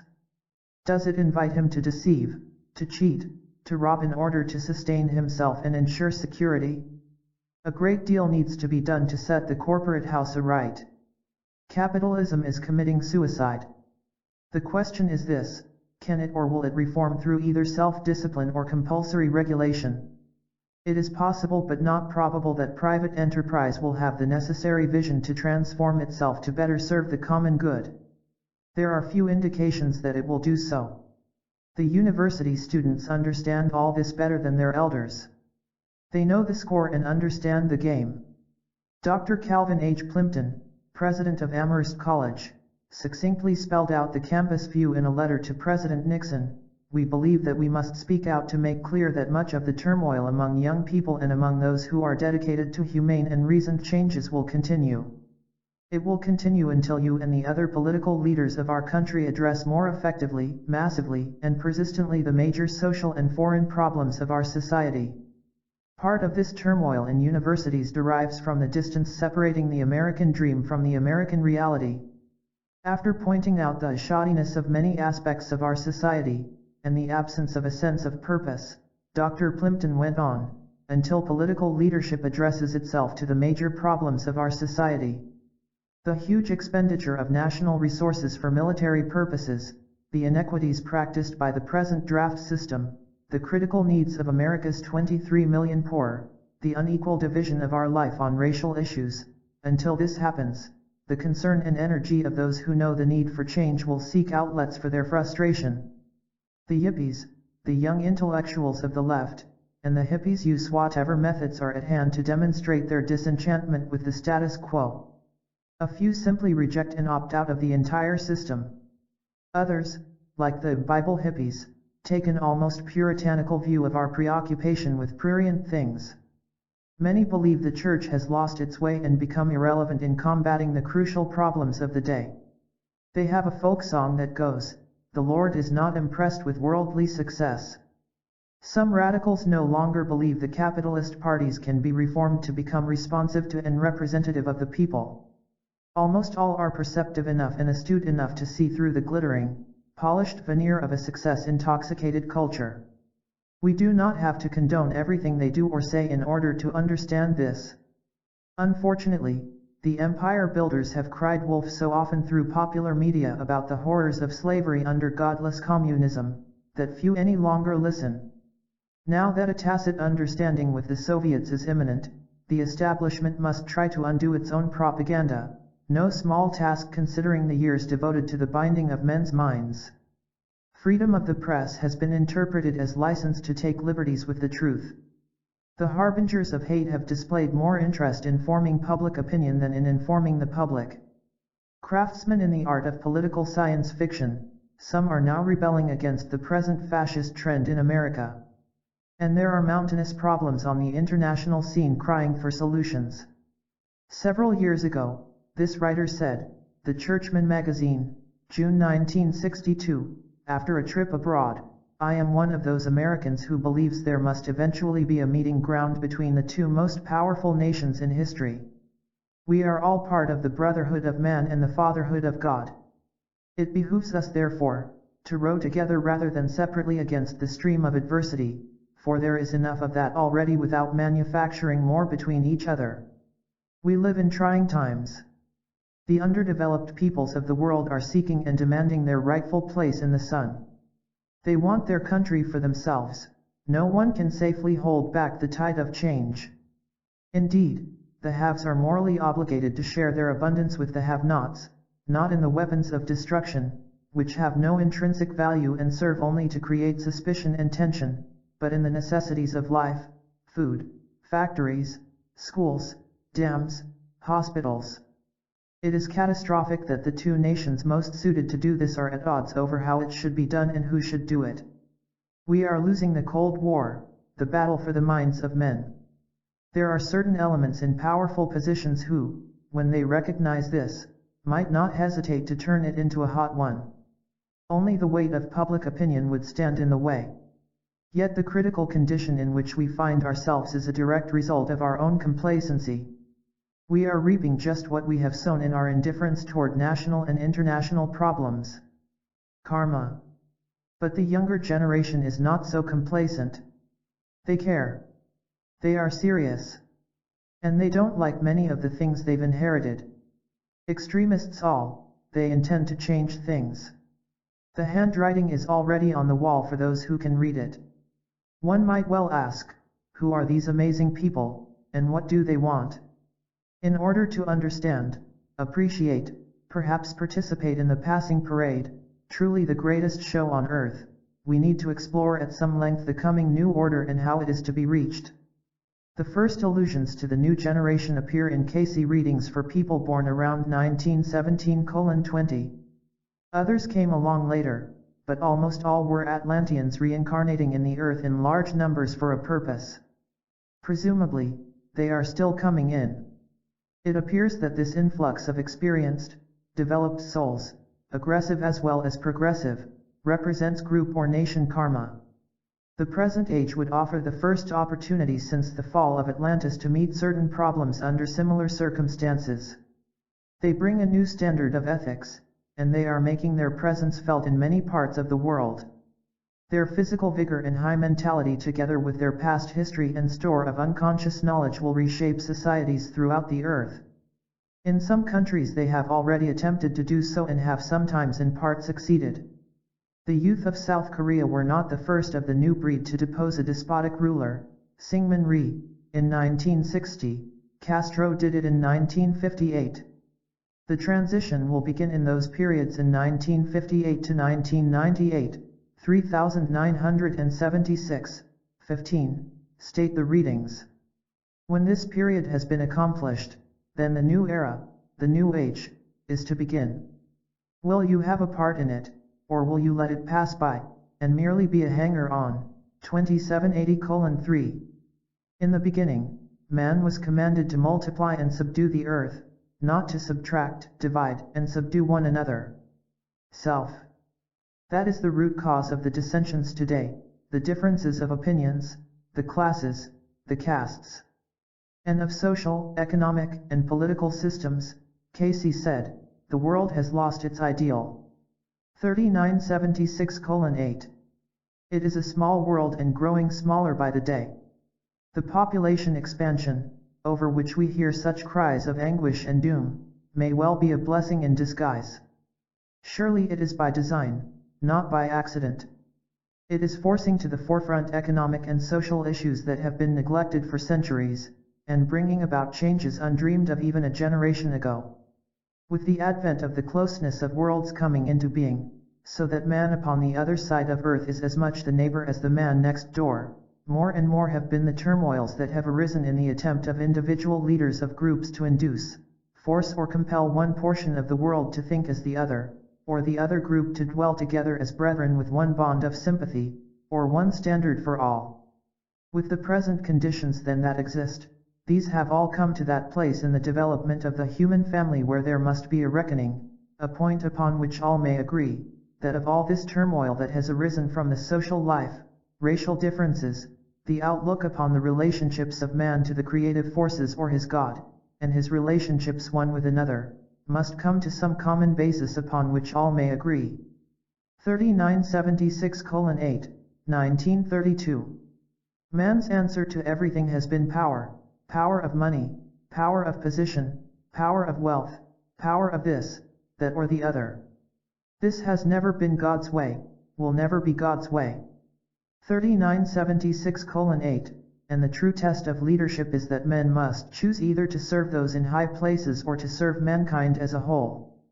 3976:16. The following is an eloquent example of group karma, of compensatory reaction to a previous action.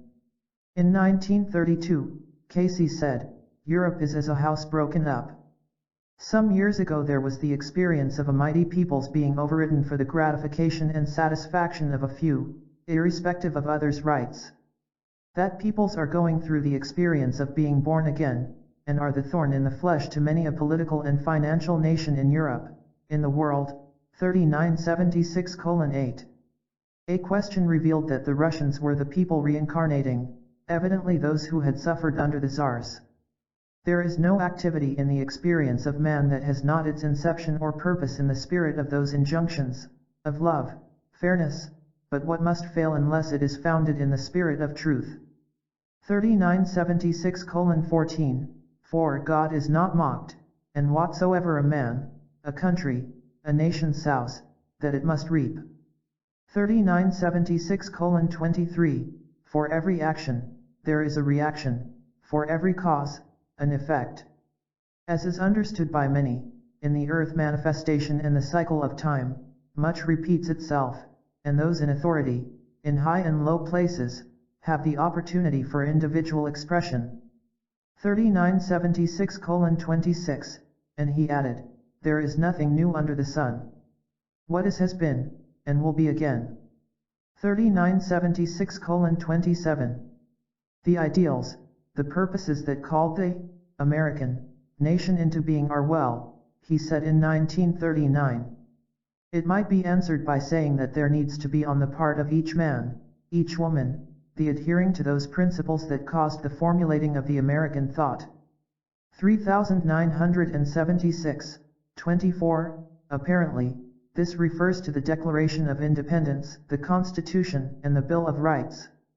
We have since drifted so far right that they could not pass the Congress today. Someone asked the sleeping psychic about the future of religion in the U.S. That depends upon the activities of too many individuals for this to be prognosticated at the present time, for changes are coming, this may be sure, an evolution, or revolution in the ideas of religious thought. The basis of it for the world will eventually come out of Russia, not communism, no.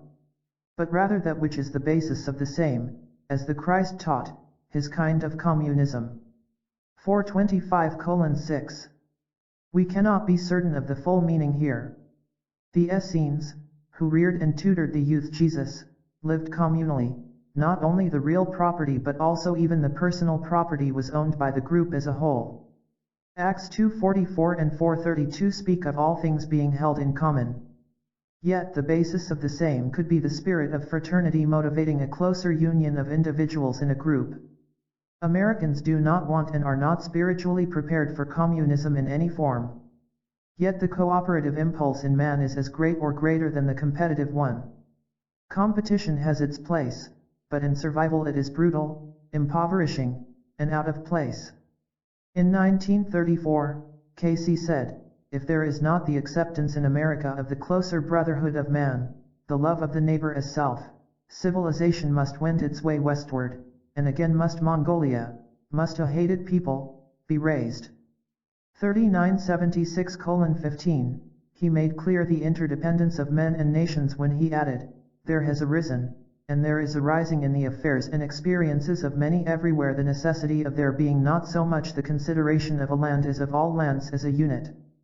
3976:16, the truth of this is now self-evident. The Casey readings, throughout, place the final burden on the individual. Let each know that it is a harp upon which the breath of God would play as seekers after divine guidance be uplifted, and thus may ye hasten the day when war will be no more. 281:60, he was not above cracking the whip on occasion. Regarding a question on the protection of our democracy, Casey answered, "Raise not democracy nor any other name above the brotherhood of man, the fatherhood of God." 3976:24, he once admonished, "Ye cannot pray peace, peace, when there is no peace in thine own heart and soul." 3976:27. Casey predicted the present crisis in America 3 decades ago, and he named the basic cause of it. In June 1943, the sleeping prophet said, "As for this own land, more turmoils will be in and following peace, not immediate, than there are in the present. These will be turmoils from within, lack of godliness in the hearts of some of those who direct the affairs of groups." 3976:28, he could not have been more accurate. It is understood, comprehended by some that a new order of conditions is to arise, he said in 1938, that there must be a purging in high places as well as low, that there must be the greater consideration of the individual, each soul being his brother's keeper. There will then come about those circumstances in the political, the economic, the social relationships where there will be a leveling, or a greater comprehension of this need. 3976:18. The purging of those in low places has never been much of a problem. They're accustomed to it. Purging those in high places is not so easy, they are accustomed to doing the purging. What should be our attitude toward the Negro? Someone asked. He is thy brother.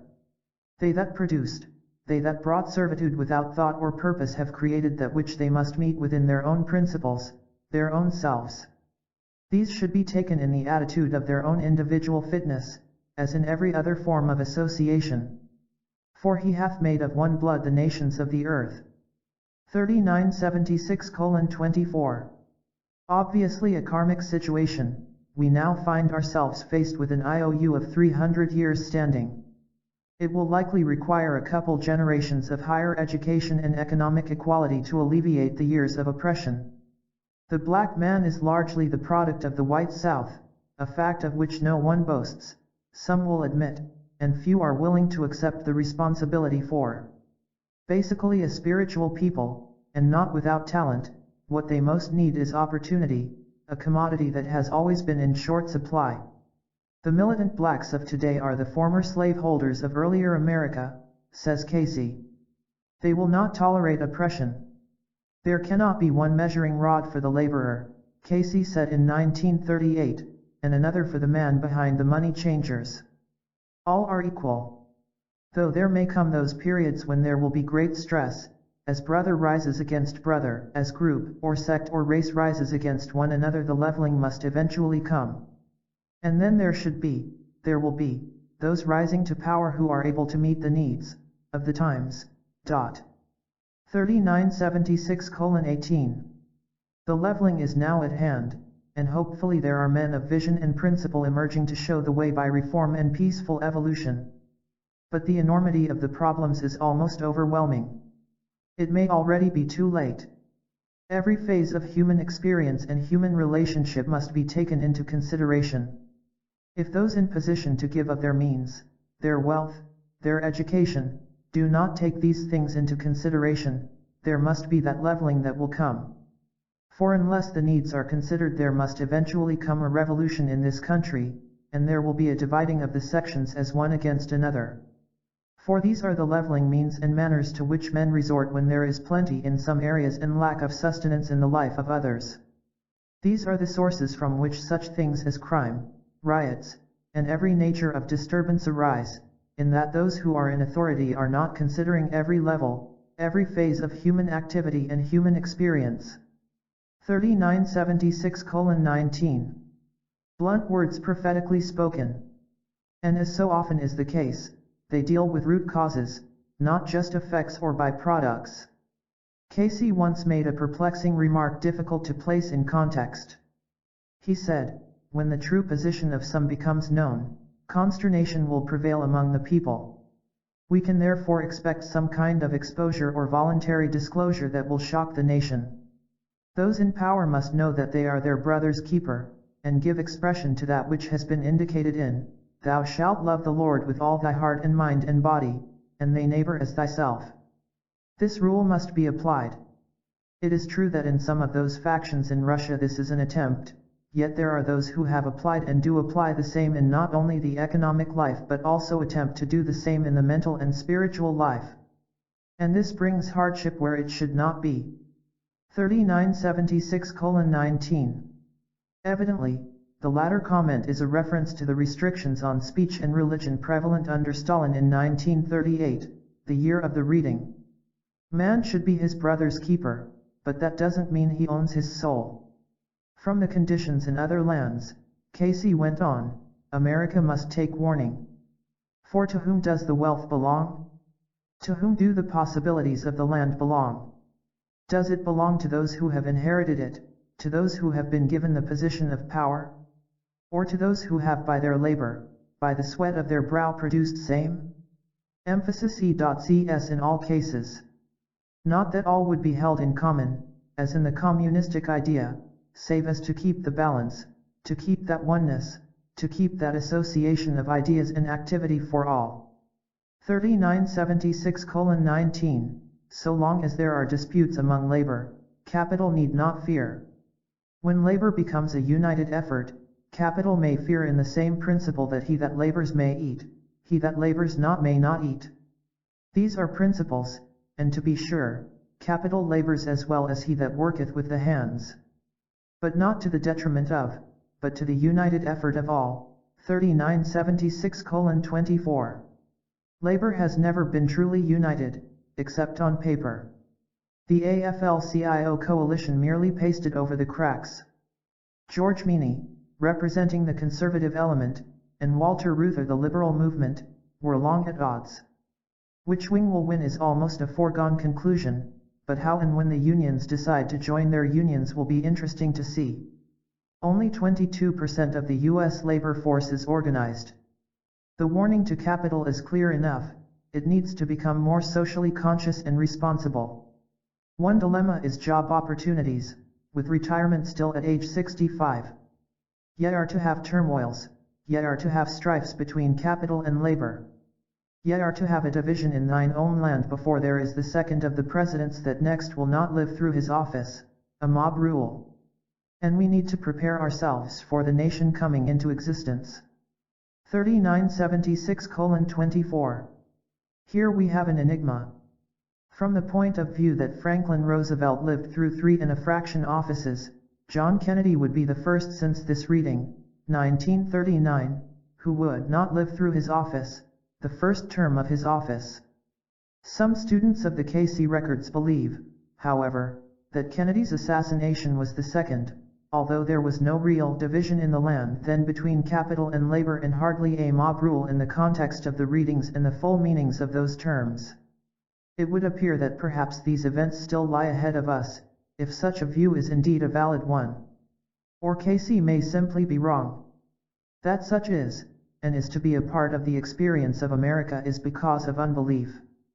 3976:24, and later he added in the same discourse, unless there is, then, a more universal oneness of purpose on the part of all, this will one day bring here in America, revolution. 3976:24. The need is great, the time is short. The warning is directed to all, and especially to those who control or direct the investing of capital. For those who are hungry care not as to the source of strength or power until there is the fulfilling of that desired. 3976:24. Casey never set any date, but in 1940 he gave some indications.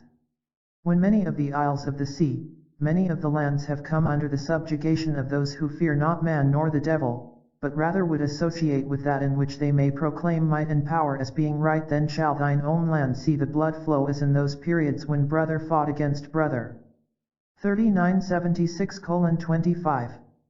Does this refer to the 2,000 South Pacific Islands the U.S. acquired control of after World War II, and certain Latin American and Asian lands? If it does, the time is short indeed. Equally startling is this comment made on the Soviet Union in 1932. On Russia's religious development will come the greater hope of the world. Then that one, or group, that is closer in its relationships may fare the better in the gradual changes and the final settlement of conditions as to the rule of the world. 3976:10. This statement was not clarified until 1944. In Russia there comes the hope of the world, not as that sometimes termed the communistic, the Bolshevistic, no. But freedom, freedom in that each man will live for his fellow man. The principle has been born. It will take years for it to be crystallized, but out of Russia comes again the hope of the world. Guided by what? That friendship with the nation that hath even set on its present monetary unit, in God we trust. And later we find, for tomorrow China will awake. 3976:29. China did awake and threw off the burden of a short-sighted capitalism seemingly bent on its own destruction. Man's greed is greater than his wisdom. Unfortunately, the people of China became subjected to another form of autocracy. Hopefully, it, too, is now evolving. For the past several years the US and the USSR have been working toward a détente. That they will move even closer together is no longer surprising. Fear is the new enemy. The motivation may be fear or peace, but the end result will be the same, coexistence on a new, broader plane. The Soviet Union is now moving slowly to the right, the US has, since the 1930s, been shifting to the left, if in a low gear. Both will likely borrow the best from each other to fit their own particular needs. Economic systems, as distinct from political systems, have a way of crossing barriers. They also have a way of making devils out of saints. Today we stand at the edge of a volcano. The juggernaut, the big money interests, the military-industrial congressional complex, is confronted with a generation it does not understand nor know how to cope with. The young are not buying the myths, slogans, and cliches that have so successfully glossed over realities in the past. Daily, the lines are being drawn, the camps are forming, the issues are waiting to be joined. The growing voice of discord is making itself heard in many quarters. The question is this: do the empire builders get the message? The sons of Belial are back. In Atlantis they won and brought destruction upon themselves. Is the ancient conflict between the children of the law of one and the sons of Belial being repeated? If so, it will present us with a bold challenge and a magnificent opportunity that will try men's souls. But the situation may yet be saved. Only drastic reform will suffice. It is not too late, but it is very nearly so. Unhappily, America's troubles will be compounded in other areas. Crises will arise besides those of a political, social, and economic nature. The period of 1958 to 1998 will, according to the Casey records, bring radical changes in the geography of the Western Hemisphere and especially that of North America. The face of the U.S. will change its appearance. Study of approximately 50 Edgar Cayce readings that describe past geologic events indicates that the information given in the readings is internally logical and consistent, reports one professional geologist with a PhD degree, who understandably prefers to remain anonymous. Yet, as to be expected, only a few agree closely with current scientific facts. A number of them stand in contrast to present concepts of Earth history. Then he adds, the many catastrophic events that are predicted for this period are out of harmony with the standard geological concept of uniformitarianism, i.e., gradual changes rather than sudden ones. It is of interest, however, that certain events predicted in the readings, for the period 1926 to 1958, occurred as prophesied. Examples are an earthquake in California on October 22, 1926, violent windstorms on the 15th and 20th of October, 1926, and the general location of strong earthquakes in California between 1926 and 1950. In 1934, Cayce predicted, the Earth will be broken up in many places. The early portion, 58 to 98, will see a change in the physical aspect of the west coast of America. There will be open waters to appear in the northern portions of Greenland. There will be new lands seen off the Caribbean Sea, and dry land will appear. South America shall be shaken from the uppermost portion to the end, and in the Antarctic off Tierra del Fuego, land, and a strait with rushing waters. 3976:15. In 1959, the U.S. Coast and Geodetic Survey reported that a large quake had taken place where earthquakes have never occurred before, in the northern Magellan Strait near the tip of South America. Chile, the west coasts of California, and Alaska are experiencing quakes and tremors. Are these forerunners of events to come? Many portions of the East Coast will be disturbed, as well as many portions of the West Coast, as well as the central portion of the United States. In the next few years lands will appear in the Atlantic as well as in the Pacific. And what is the coastline now of many a land will be the bed of the ocean. Even many of the battlefields of the present, 1941, will be in the ocean, will be the seas, the bays, the lands over which the new order will carry on their trade as one with another. Portions of the now east coast of New York, or New York City itself, will in the main disappear.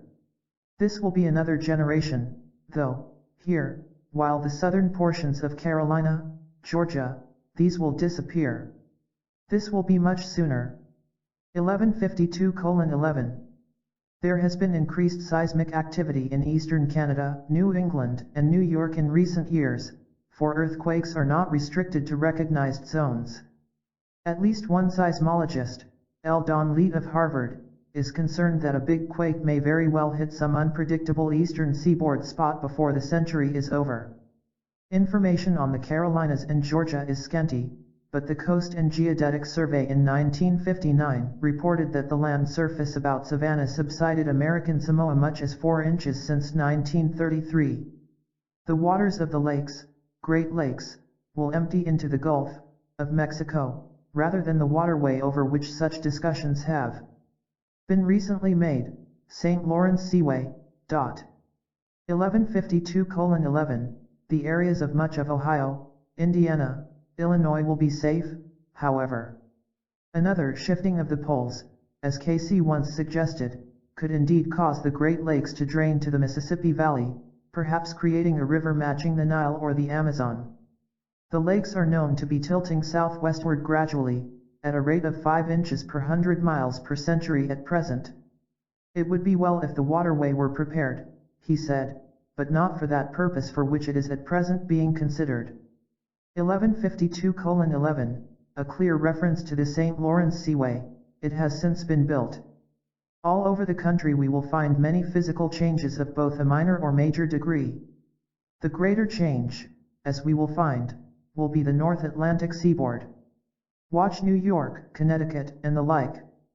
311:8, Manhattan Island will be hardest hit, and Norfolk, Virginia, he predicted, will become the main seaport.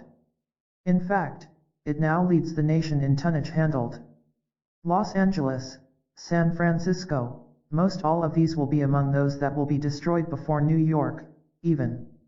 1152:11, an indication of the time is given in the following: if there are the greater activities in the Vesuvius, or Pili, then the southern coast of California, and the areas between Salt Lake and the southern portions of Nevada, may expect, within the 3 months following same, an inundation by the earthquakes. 270-35, he also said to watch Mt. Etna, and recent volcanic action has been reported there. California sits astride the Great San Andreas Land Fault, a fracture 15 miles deep and 2,000 miles long. Professor Hugo Benioff of the Institute of Technology, and probably the world's leading authority on earthquakes, has stated that the city of Los Angeles could be devastated any day, a probability long recognized. Considering the large numbers of people who have been attracted to California in recent years, one can only wonder what the karmic significance might be, a subject we will discuss in a later chapter. Lands will appear in the Atlantic as well as the Pacific. 1152:11, this sounds pretty far out, until we recall that as recently as November 1963, a new island was suddenly created by volcanic eruption off the coast of Iceland. Named Surtsey, it rose overnight to a height of 30 feet and is still there. Posidia will be among the first portions of Atlantis to rise again, said Casey. Expected in 60:8 and 60:9. Not so far away. 958:3, Posidia was the most important Atlantean island after the first cataclysm, containing the leading port city of the same name. It was located in the area of the Bahama Islands. Dr. Manson Valentine's discovery of temple-like structures there in 1968, 69, 70 indicates the accuracy of Casey's prophecy. As time draws nigh when changes are to come about, there may be the opening of those 3 places where the records of the Atlanteans are one, to those that are the initiates in the knowledge of the one God. The temple, near Bimini, will rise again. Also there will be the opening of the temple of records in Egypt, and those records that were put into the heart of the Atlantean land may also be found there. The records are 1. 5750:1. But Casey's fallibility is disclosed when he predicted land changes in Alabama in 1936-38. None occurred. The question naturally arises, why are all these turmoils and eruptions taking place now in the United States at this particular period of history? Why indeed should they happen at all? The Casey files reveal some astonishing reasons, indicating it is the sin of man. In answer to a question about sunspots, he once said this: "As the sun has been set as the ruler of this solar system, does it not appear to be reasonable that it has an effect upon the inhabitants of the earth as well as upon plant and mineral life in the earth? As the sun is made to shed light and heat upon God's children in the earth, it is then of that composition of which man is made, or of that termed the earth. Yet as ye have seen and know, there is solid matter, there is liquid, there is vapor. All are one in their various stages of activity for what? Man, godly man. Yet when these men become as in defiance to that light which was commanded to march, to show forth the Lord's glory, his beauty, his mercy, his hope, yet, his patience, do ye wonder then that there becomes reflected upon even the face of the sun those turmoils and strifes that have been and are the sin of man?" 57:1. If this is true, the sun has a sensitivity never before suspected. Casey explained it this way: how does anger, jealousy, hate, animosity affect thee? Much as that confusion which is caused upon the earth by that which appears as a sunspot. The disruption of communications of all natures between men is what? Remember the story, the allegory if ye choose to call it such, of the Tower of Babel. He then concludes with this admonishment: "For, as ye do it unto the least, ye do it unto the Maker, even as to the sun which reflects those turmoils that arise with thee, even as the earthquakes, even as wars and hates, even as the influences in thy life day by day." Then, what are the sunspots? A natural consequence of that turmoil which the sons of God in the earth reflect upon same. 57:1. On October 30, 1968, the Louisville, Kentucky, Courier-Journal carried the following Associated Press story: "Storms on the face of the sun caused wide-ranging interference with shortwave radio communications yesterday. Causing the activity is a cluster of solar flares, areas of intensified magnetic activity within specific regions of the Sun's magnetic field. It is believed the increased activity is associated with the year of the angry Sun expected in 1969. Next year is expected to mark the stormy peak of the current 11-year cycle of solar activity. On August 10, 1969, an orbiting solar observatory, OS-06, was launched to produce, said AP, the best information yet about solar radiation storms that disrupt radio communications on Earth and are a potential danger to astronauts flying in deep space. Scientists are particularly interested in high-energy rays that spawn solar flares, violent thermonuclear eruptions on the Sun's surface that send radiation storms through space affecting the northern lights and possibly this planet's weather, wildlife, even earthquakes. Thus the law of action and reaction, karma, may indeed be universal. Cayce insisted again and again that past, present, and future strifes, disturbances, upheavals are the result of man's disobedience.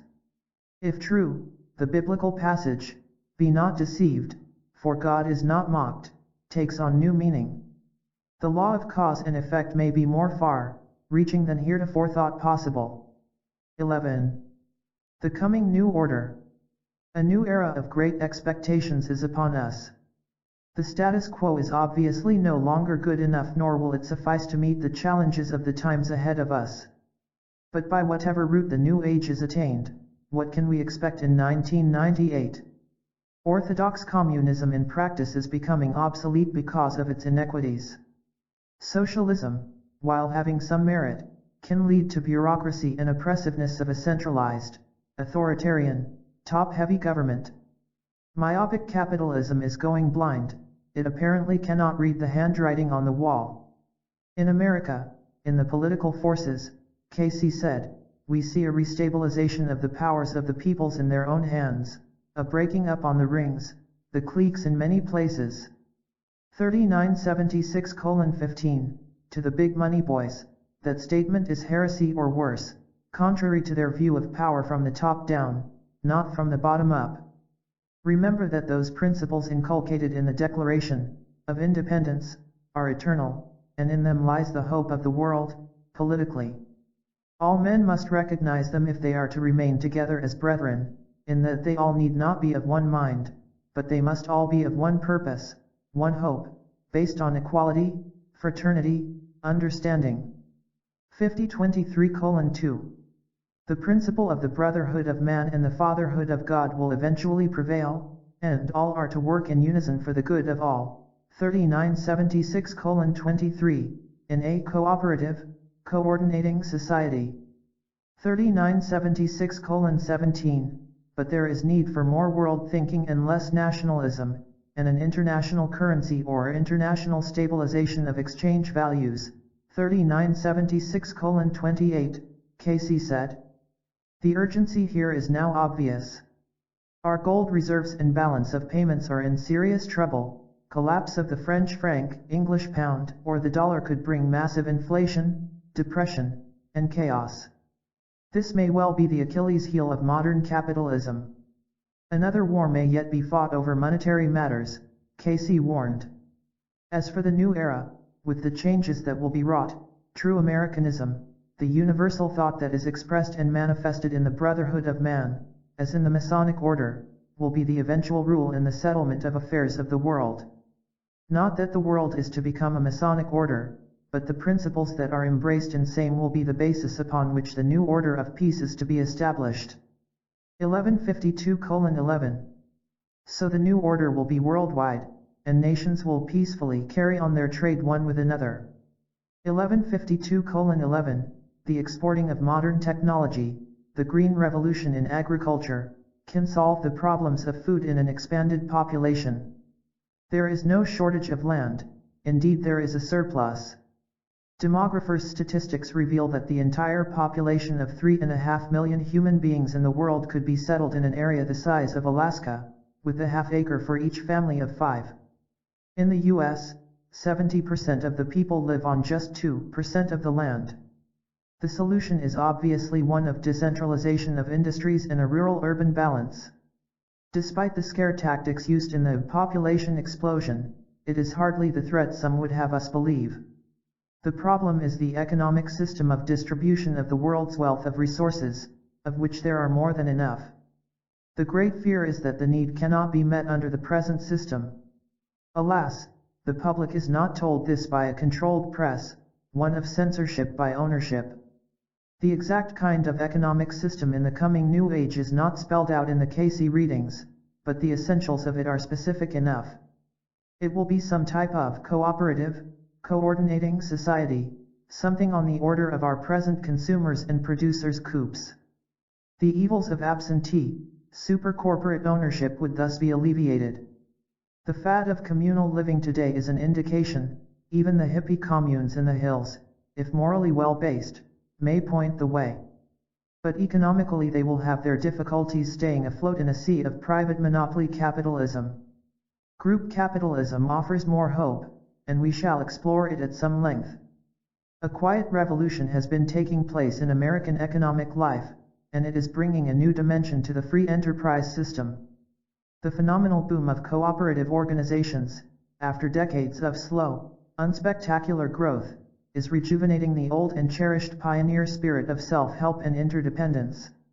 And they may well be the answer to many of our social and economic ills. Moreover, they keep out the heavy hand of government. Cooperative enterprises might just as aptly be called people's capitalism. A sort of do-it-yourself mutual aid society. COOP members elect the board of directors, which hires the management that employs members in a business, which the customers own and operate for their own benefit. Their aim is to save money rather than make money in investments. Basically, cooperatives are run like any other business, although there are some important differences. They are motivated not by profit but by the idea of people acting together to help themselves. This sense of shared purpose is the soul of the organization.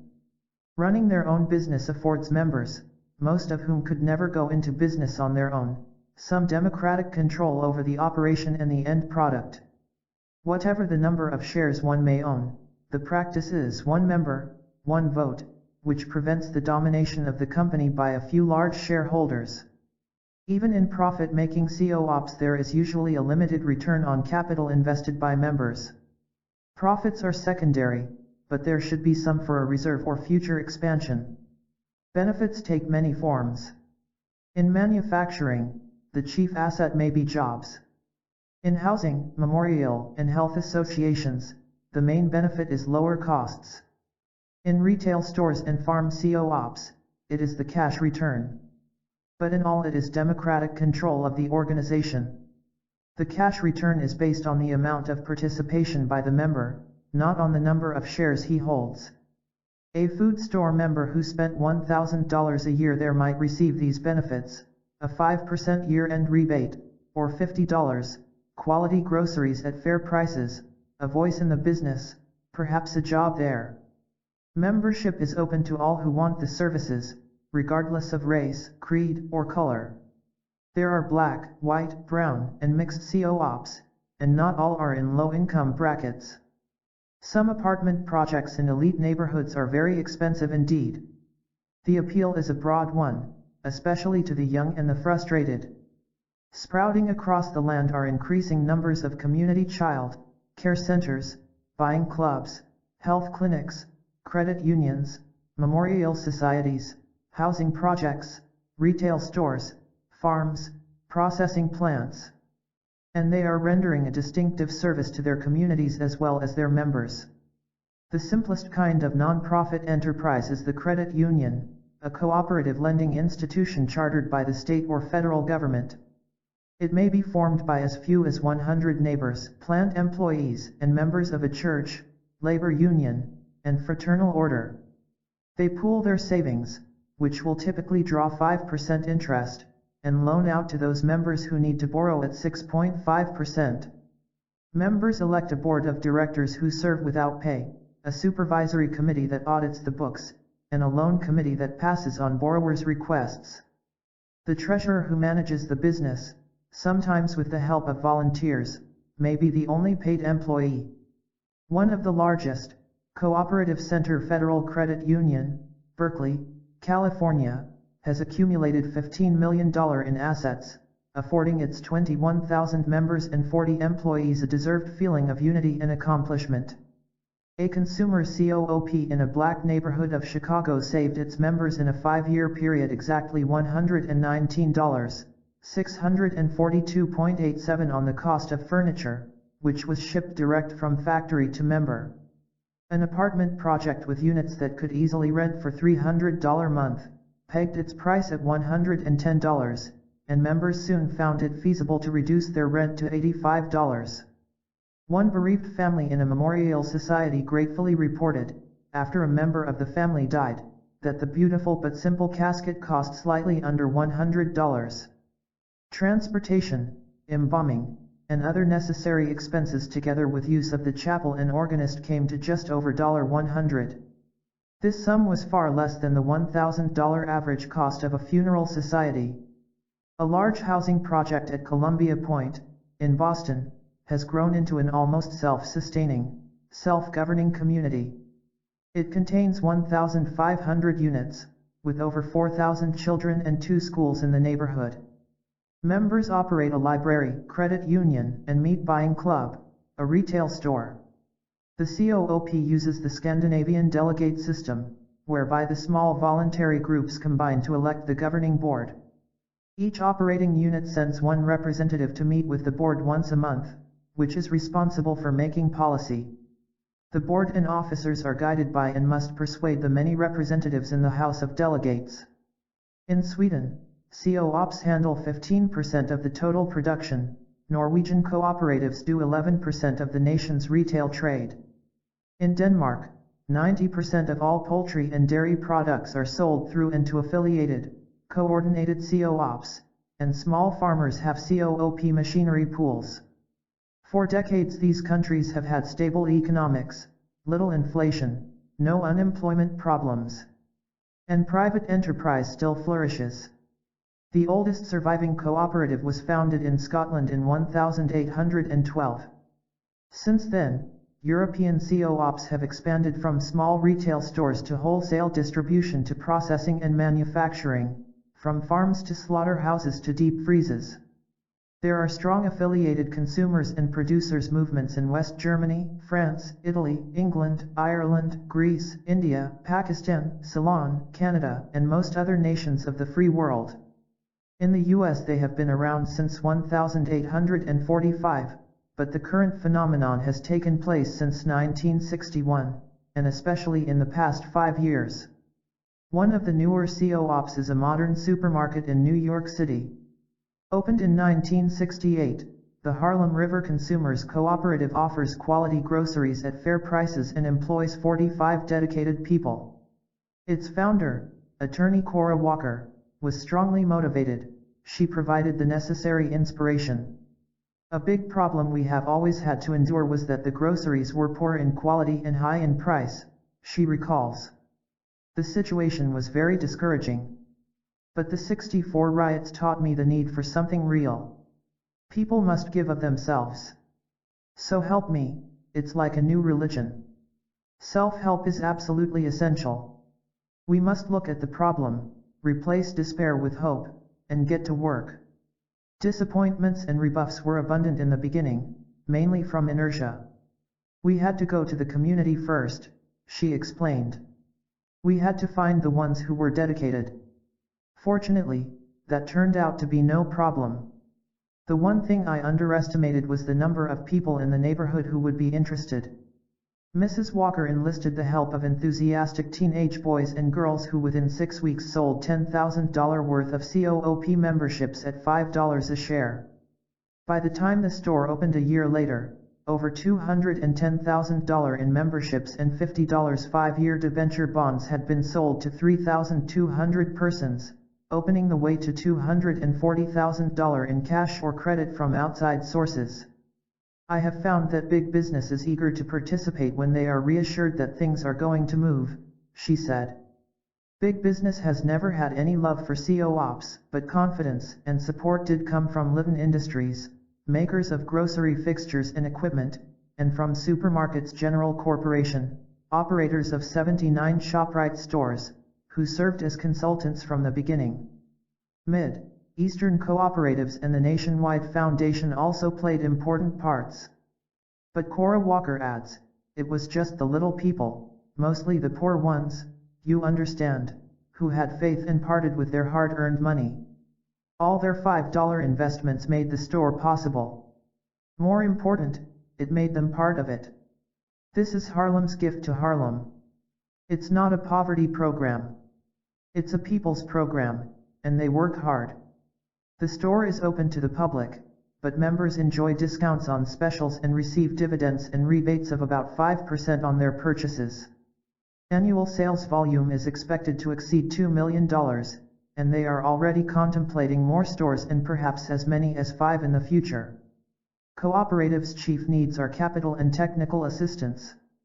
They can succeed where there are adequate funds, credit or loan guarantees, and advice in management, accounting, marketing. A new federation of Southern cooperatives has been formed to provide just this kind of help in the South. Some financial assistance has come from the Office of Economic Opportunity and the Ford Foundations, along with outside technical advice. It has enabled 30,000 black farmers to expand their production, diversify crops, market their produce, and gain self-respect with their new economic freedom in 100 co-ops.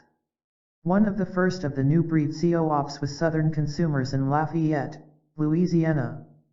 Founded in 1961 by Father Albert McKnight, a priest, it now has 2,500 members in southern Louisiana. Since then, some 400 agricultural cooperatives with a membership of 12,000 families have been formed and are operating in Louisiana, Mississippi, Alabama, and Georgia. Perhaps the best known is SWAFCA, Southwest Alabama Farmers Cooperative Association, organized by veterans of the Selma March in 1967. Designed to produce vegetables, which largely defy the mechanization that displaced so many cotton workers, the program absorbs great numbers of manual tillers and pickers. It now markets members' cotton also. But SWAFCA met almost immediate reprisals from the white power structure in Alabama. Plants refused to sell fertilizer, lime trucks would not deliver, processing plants discontinued buying pickling cucumbers and peas from members, their trucks were harassed for traffic violations, and the organization was attacked by local news media. Yet SWAFCA in its infancy sold $50,000 worth of vegetables and gained $100,000 in credits from lending institutions. Its membership shot up to 1,800, and the OEO came through with a $400,000 grant. In 1969, its sales reached several $100,000, with the potential of a $3 million crop. Now it is studying the feasibility of a freezing plant to market nationally its okra, peas, greens, and sweet potatoes. The International Independence Institute has a program for land acquisition for the resettlement of landless sharecroppers and tenant farmers. It is convinced these people prefer to stay on the farm in a familiar environment rather than migrate to crowded cities. Robert Swan, its field director, believes that many people in the ghettos now would undoubtedly like to return to the land, if they could make a living there. Another organization now at work in the South is New Communities, Inc. It has started operations with 5,700 organic acres of farmland. A Georgia COOP, it plans to have such services as a medical center, library, nursery school, community center, store, and cooperative marketing for its members. Projections for the future, mostly privately developed and operated, include light industries such as food processing, plastics manufacturing, prefab housing. Among the most successful co-ops are housing projects, of which there are now 700 serving some 250,000 families.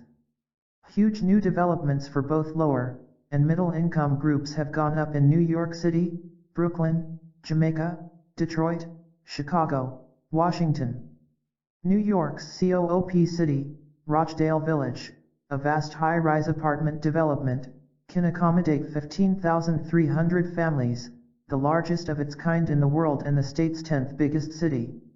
Significantly, juvenile delinquency and school dropout figures in such communities are far below those of the average metropolis. Residents, some of whom are on welfare, take a new pride and initiative in their homes and their organization. A former mayor of Hometown, Illinois, a Chicago suburb, congratulated his successor on the appearance of a newly acquired housing project purchased by the tenants. They used to look so run down before the COOP took over. Now they're a real asset, he said. For many members, the COOP is the only way they could hope to eventually own their home. Another experienced business executive looks upon cooperative housing as an inspiring program to weave a new fabric for community development in America. Retail co-ops are also on the upswing. Mostly food stores, there are 900 of them from Massachusetts to California. Now they are expanding into other merchandise lines such as furniture, hardware, clothing, drug, variety stores, and laundromats. New York City has not only food stores but also furniture, pharmacy, and optical outlets. In Washington, D.C., there are 41 retail stores doing a $40 million annual volume. In 1957, there were 14 stores with $11 million gross sales. Cooperative Enterprises of Akron, Ohio, now operates 6 supermarkets and 5 optical centers. They dispense some 45,000 pairs of eyeglasses yearly. Another phenomenon is the success of cooperative health associations, of which there are some 200. Group Health Cooperative of Puget Sound, Seattle, already over 100,000 strong, reports membership increasing at a rate of 1,000 a month. It opened 3 new medical clinics in one 12-month period, 1967-68. Another, Health Insurance Plan of Greater New York, has 750,000 members. One of its outstanding participants, the Bedford-Williamsburg Medical Group, had a 50% membership growth in 1 year, bringing its rolls up to 20,000 persons. These medical plans usually provide for prepayment of premium, comprehensive care, consumer control, and ownership with a hired staff of physicians and nurses, and specialized group practice under one roof. The chief impetus, of course, is the atrocious high cost of medical care. Rural electric co-ops, of which there are almost 1,000, are urging the decentralization of U.S. industry to attract it to smaller towns and achieve a rural-urban balance, alleviating some major problems in overcrowded cities. In 1968, the Chicago-based Cooperatives League of the USA initiated what could become a widespread rural COOP housing program.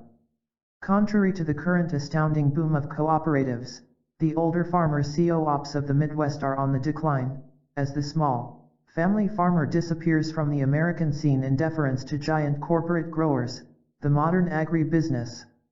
The small businessman may go the same way. But the one bright hope for the little farmer is in raising organic vegetables, now booming. As Casey predicted, cooperatives are already playing a new role in renovating our economic life. And they are showing the way to a new people's capitalism by bringing the alienated into the mainstream of the free enterprise system. Polls reveal that 33 million Americans feel left out, and these disenchanted people attribute their frustrations to lack of opportunity and the neglect of their plight by those in power. A way must be found to rally, encourage, inspire, make them feel that they belong and have a stake in the prosperity of the nation. America needs an ideology, a unifying of purpose. Economic cooperation might well be the catalyst and prove to the world that American free enterprise, as distinct from subsidized monopoly enterprise, is truly free and enterprising. The ownership and management of business is everybody's business. Operators regard the movement as a major, middle-way bulwark against state socialism and private cartels. In coups, everybody has a vested interest to defend, not just in terms of money but in benefits. The power structure has a history of opposing co-ops, just as it has a history of dominating government, federal, state, and local. The late Murray Lincoln, former head of Nationwide Insurance Company and a past president of the Cooperative League, once felt compelled to say, "Cooperatives do not seek to change the form of political government under which we live, since they themselves depend upon a democratic society for their own existence." Authoritarian societies insist upon control of their economic machinery and do not allow people to set up associations to handle their own economic affairs. Genuine cooperatives are possible only in a democratic society. They constitute a form of economic democracy which supports political democracy. The best way to guarantee both is to encourage participation of the people in a piece of the action. Excessive private property and the accumulation of unneeded and unusable personal wealth, the source of most of today's problems, would eventually lose their hold on the American economy. Co-ops hold prices down and keep them honest, ideas abhorrent to the price fixers. The fact that just 1.6% of the populace owns 80% of all corporate stock is not healthy in today's climate. A leveling must surely come. The many will not forever complacently stay in economic bondage to the few. The hysterical far right, the ultra-conservatives among the big money interests, do not wish to face these realities, and they succeed in convincing many unthinking small business people to follow their propaganda line. They righteously complain of big government, big spending, big labor unions. They never complain of big business, big subsidies, big military contracts.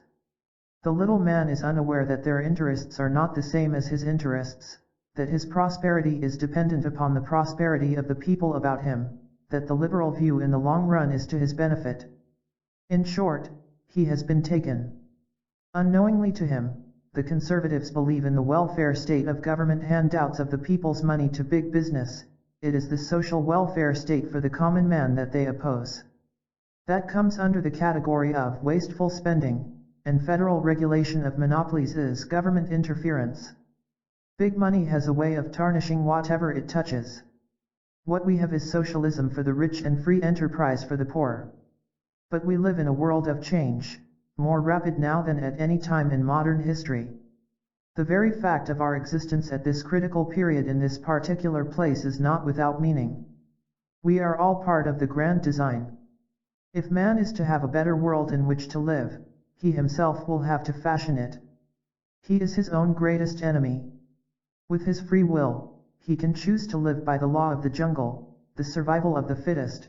He can even choose to defy God. Yet, said Casey, there are those conditions that in the activity of individuals, in line of thought and endeavor, oft keep many a city and many a land intact, through their application of the spiritual laws in the associations with others. 311:10. Tendencies in the hearts and souls of men are such that these upheavals may be brought about. It is true that man brings order out of chaos by his compliance with divine law. Or by his disregard of it, man brings chaos and destructive forces into his experience. 416:7. Indeed, we tend to be apathetic toward those things that do not concern or involve us in some personal way, a spiritual problem in itself, as are most problems in the final analysis. Our indifference is a measure of our own self-centeredness. Mass complacency in public affairs, for instance, leaves a power vacuum quickly usurped by the few with special interests. So people generally get about the kind government they deserve. But this day is passing, the future lies with the young, and they have shown that they are ready, willing, and able to get involved. They are a generation of reformers and crusaders, but they need to temper their radicalism with prudence and an alternative. Extremists all, the beatniks and the peaceniks with their long hair, thongs, beads, and medallions even look like Atlanteans. Moreover, they have a strong innate interest in the Atlantis theory. The nation may yet be able to right itself.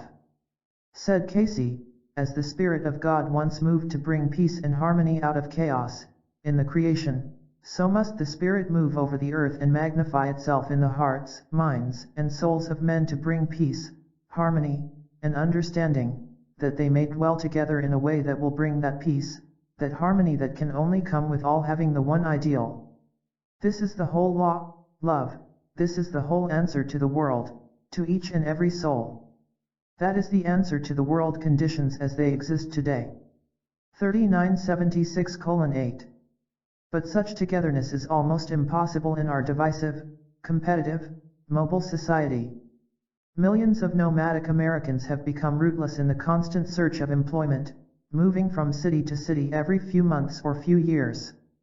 This fact of American economic life undermines stability, concern for community or neighbor, interest in civic or political affairs. It breeds an I could care less attitude.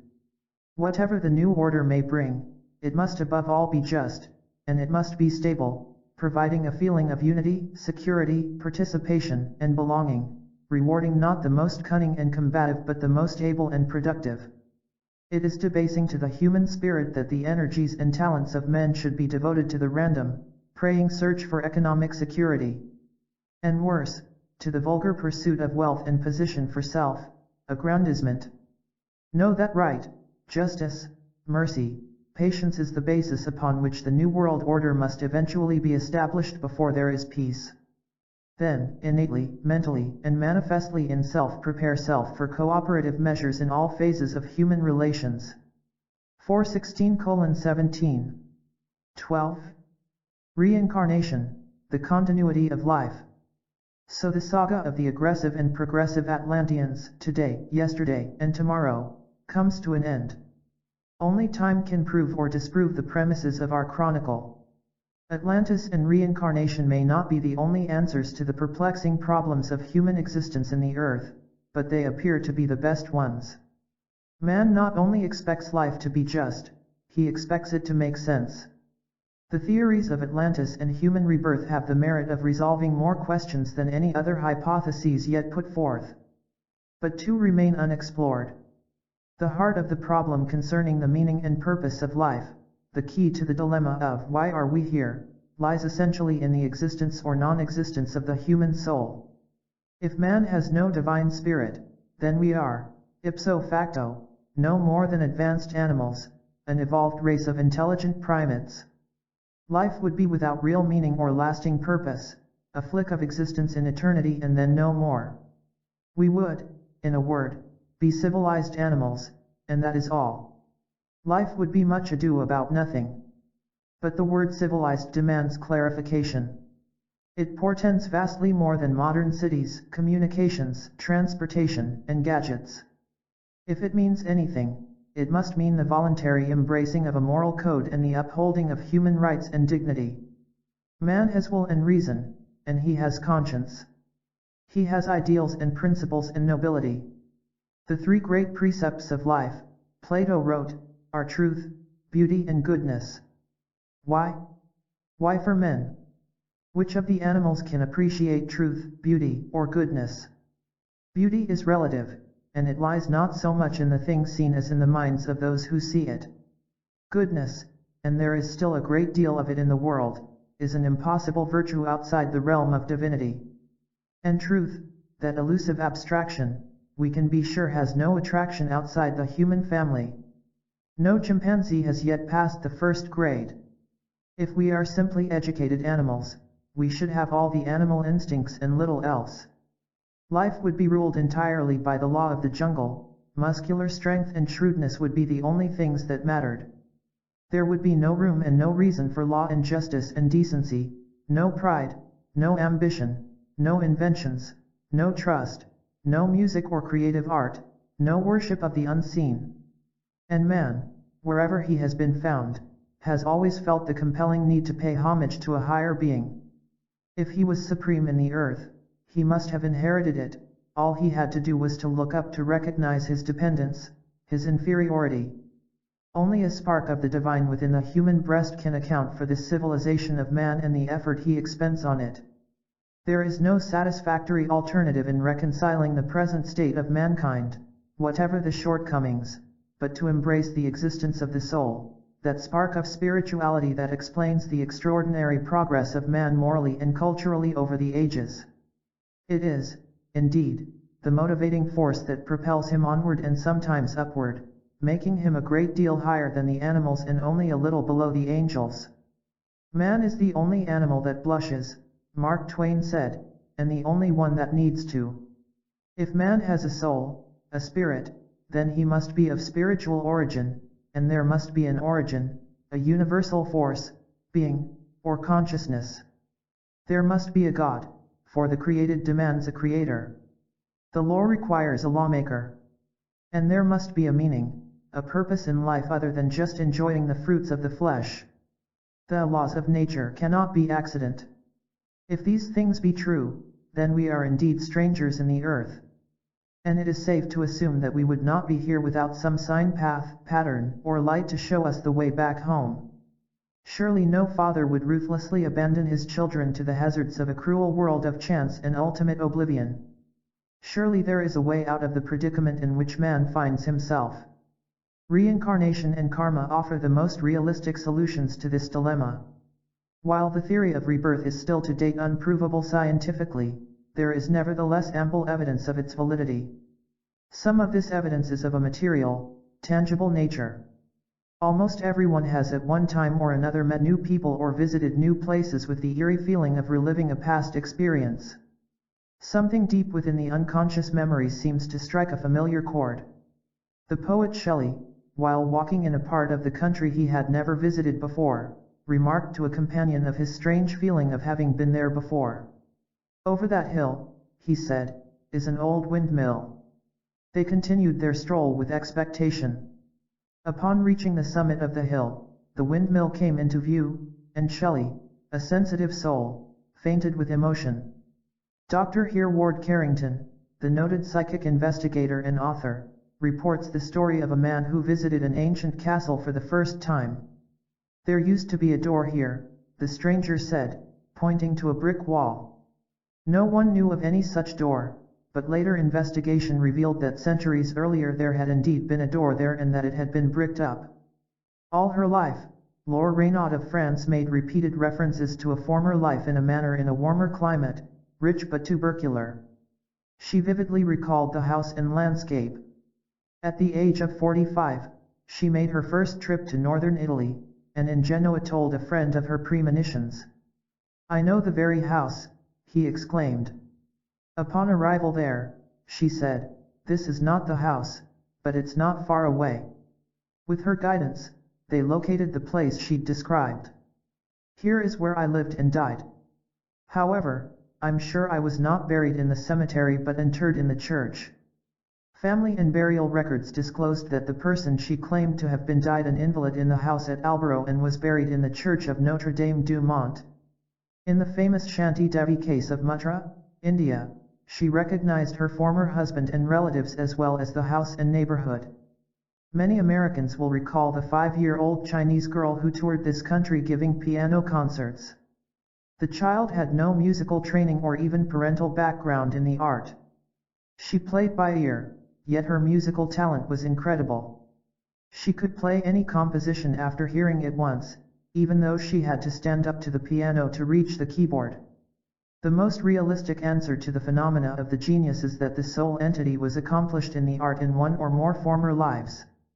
A similar answer explains the popular interest expressed in Civil War history. Those who took part in it have now had time to reincarnate in considerable numbers. Thus the basis of the intuitive instincts of man is revealed. The case of Ted Sterratt, a leather goods merchant in London, is an intriguing one. He loved to paint but showed only mediocre talent. One night he visited a hypnotist to see if he could cure his asthma, but while in trance expressed his burning desire to paint well. The hypnotist, alert to the implications, promptly brought up an easel and suggested he paint. After an hour, Sterratt woke up and to his surprise gazed upon a picture of an unfamiliar street scene in modern, abstract style. It was unlike anything he'd ever done before. Sterratt placed the canvas in his shop, and a few days later, a customer bought it, saying it was of a street in Milan, Italy, a city Sterratt had never visited. Encouraged, Sterratt returned to the hypnotist and, again under the influence, painted a strange picture showing a field of sawn-off tree stumps. He didn't know the meaning of it, but one day a foreigner came into the shop and said it was the burial ground of a South American Indian tribe. Sterratt continued painting. In 1 week he sold 19 pictures, and a fashionable art gallery offered to hold an exhibition of his works. The cases of Bridie Murphy, Irene Specht, and Jean Donnelson are well known. All under the influence of hypnosis discussed in intimate detail past lives in 19th century Ireland, ancient Egypt, and the American Civil War. Some of the explanations to refute their stories are more fantastic than the theory of reincarnation. Claims that the hypnotized subject will say almost anything to please the hypnotist are invalid. All three of them did not hesitate to answer in the negative to certain questions put in the affirmative, and some incorrect statements made by the operator were quickly corrected in no uncertain words. Nor does the notion that they were getting their information from the minds of the hypnotists stand up. The hypnotists were simply not that well informed, they had little or no knowledge of the periods of history under discussion. Most obvious of all, the human personality is far too deep, complex, contrary, and eccentric to have been quickly attained. We are all peculiar people, some are just more peculiar than others. Many could not possibly get that way in just one lifetime. Heredity and genes may play a part, but they only tell how, not why, for the physical, not the psyche. Dr. Ian Stevenson, psychiatrist, of the University of Virginia, has investigated hundreds of cases of memories of past lives and found at least 44 of them to be valid. But he is almost alone in American scientific circles. Paradoxically, a group in Czechoslovakia is similarly researching reincarnation. And the Soviet Union is now spending $13 million a year on parapsychological research. The US government spends zero. While we are still trying to prove ESP and the work of Dr. Ryan at Duke University, the Russians are exploring how it may best be used in communications, etc. They are attempting to control factors influencing psychic ability, and their articles are published in scientific journals. Scientists give lectures on Cayce, Krawczat, Sirios, and other psychics. Cayce material was bootlegged into Moscow in 1960 by the author. Their work in telepathy and telekinesis and hypnotism surpasses our own, and they have even developed a camera to photograph the aura, a phenomenon unrecognized by American scientists. Ostrander and Schroeder, in their book Psychic Discoveries Behind the Iron Curtain, report that equipment for detecting an electrofield about the human body is being used at the Laboratory for Biological Cybernetics at the University of Leningrad. The religious significance of all this is obvious. Ironically, the communists may be the first to scientifically establish the existence of the human spirit, i.e., the soul. Atheism would die a sudden death, yet orthodox religions might find themselves in an uncomfortable position. From the reincarnationist view, the position of the Church today appears to be a precarious one. What it has to offer in answer to an explanation of human problems is generally vague, visionary, and unsatisfying. Intellectuals have become skeptics and left the Church because the priesthood has lost the keys. All the evils and inequities of this cruel, harsh world will somehow be rectified in the nebulous hereafter. Through some magic never quite explained, the saved will inherit eternal life, whether deserving of it or not. Such a heaven would, of course, have long ago become contaminated with the sins of the world and therefore be no heaven at all. The damned will be condemned to limbo forever, although the Bible clearly states that God has not willed that any soul should perish. Stranger still, the Church puts much emphasis on immortality from birth forward and fears immortality from birth backward. But if the Church were right in its orthodoxy, it is not assuming too much to say that the Creator is losing 99% of his children, a most unlikely consequence. Eternity in hell is a long time for the repayment of misdeeds done in the few short years of this life. But the old fear, psychology of eternal hell, fire, and damnation no longer suffices. For that reason it has largely been discarded in the modern pulpit for more liberal if ambiguous views. It is true that the New Testament does not record that the historical Jesus, as distinct from the eternal Christ, taught directly the idea of reincarnation. But this does not necessarily mean that he didn't accept it or teach it, only that it is not so recorded in the present Bible. Indeed, immortality from the beginning seems to have been taken for granted. It was elementary knowledge among certain people, particularly the Essenes and the Gnostics. The striking thing is that the writers of the Bible never repudiated reincarnation or taught that it was false, although it was a current idea of the day and vigorously opposed by the Sadducees, the materialists. Since the Cayce records affirm that Jesus was reared and tutored by Essenes, who accepted the continuity of life as a fundamental part of their doctrine, it is not too inconceivable that Jesus did not elaborate on this basic concept. Or, if he did teach it and it was duly recorded, it would certainly have been purged from existing manuscripts. A number of sources claim that this is what happened, although no responsible person makes the claim that all the Nazarene taught is in the scriptures. Dr. Leslie D. Weatherhead, the highly respected theologian of City Temple, London, has stated that the early Christian Church accepted it, reincarnation, until the Council of Constantinople in AD 553, and then discarded it by a vote of 3-2. Even Origen, St. Augustine and St. Francis of Assisi accepted it. Origen, AD 185-254, one of the leading, early Christian scholars, was among those excommunicated for his views on the immortality of the soul. They were victims of the many anathemas of the day. The supposition that each birth into the earth plane is a new, special creation is man-made. The single life idea is, therefore, a direct result of the diluted version of Christianity. There is little to support the notion in nature, in the Bible, or in human life itself.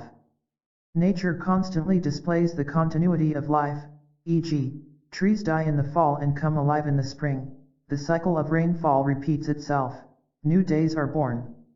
When Christianity was popularized by the Church Fathers in the early centuries, several sources claim the doctrine of reincarnation was dropped. Only the Kabbalah, the secret religion of the Jews and the Bible of the Gnostics, retained it, for the Essenes by then were extinct. Since few were aware of it, it would die out with the priesthood. Its knowledge was not considered desirable for the common people. 2. The burden of responsibility was shifted from the individual to Jesus to allow for an easy religion, attractive to the masses. Christianity was formalized and dogmatized, toned down to fit man as a religious system because man was not up to fitting it spiritually. Their reasoning was sound if not ethical. Materialistic as man was, he would tend to say, "Why worry about this life? There are other lives to live," overlooking the consequences of karma, the law of cause and effect, of retributive justice. He would use it as an excuse for his shortcomings. Moreover, reincarnation would weaken the priesthood's ecclesiastical position of power and authority, and there would not be the same force behind the doctrine of submission. It was therefore deleted, and perhaps wisely for that day and age. Still in the Vatican, as well as in the pyramids, is the full story of the eternal evolution of the soul, says Cayce, although it will not be completely revealed until man is spiritually mature and ready to receive it with the understanding and responsibility that is attached to it. The few have always known the whole truth from the very beginning. But those who recognize the validity of the continuity of life should not make the mistake of maliciously condemning the Church. For it has carried the torch for 2,000 years. It has preached the message of love and taught the brotherhood of man and the fatherhood of God, although not always perfectly. The fact that it does not now embrace a more profound philosophy is as understandable as it is regrettable. We should therefore be fair in our appraisal of the Church's position. The clergy and the theologians of our day are not personally responsible for what happened in the 6th century, although the hierarchies long ago joined the money changers on the temple steps. The Church is not perfect, as Billy Graham put it, and if it were, it would be imperfect the minute you joined it. Yet he preaches the vaguest of doctrines. So the Church, having lost influence and stature over the years, is in a quandary of its own making. Now it must pay the price for its past deficiencies and excesses. Karma. Standing on the promises of God meant no more than sitting on the promises. Indeed, it may find itself in an untenable and embarrassing posture when the truth of reincarnation is established beyond a reasonable doubt. The Dead Sea Scrolls or some other ancient manuscript yet to be uncovered may be the means of this. What the Church will then do is a matter of conjecture. In the meantime, the best position it can take is one of open-mindedness on the subject, thereby leaving the way open for a more graceful change in doctrine. The Bible is replete with the theme of eternal life, the immortality of the soul, the creation of man in the beginning. The word resurrection in its original sense, says Casey, meant reincarnation, and many New Testament texts carry a more profound meaning if considered in this context. The idea is not new, but it opens up for the Bible student a new horizon of understanding, casting light on shadowy passages never otherwise adequately explained. Indeed, without reincarnation many others go begging for plausibility. Our use of the word, however, should not be confused with transmigration, the belief of some Hindus that the soul may also return in the animal kingdom. But reincarnation in itself is not important, it does not contradict the Bible, it does not change the basic ideals of Christianity or Judaism. What is important is its byproduct, karma. Long have people wondered, why the inequity of men?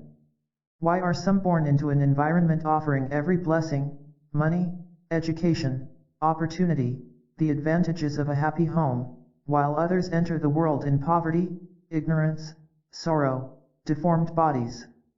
Why should one be rewarded with intelligence or talent, another penalized with a dull mind or ill health at the very start of life, through no cause of one's own and for conditions beyond one's control?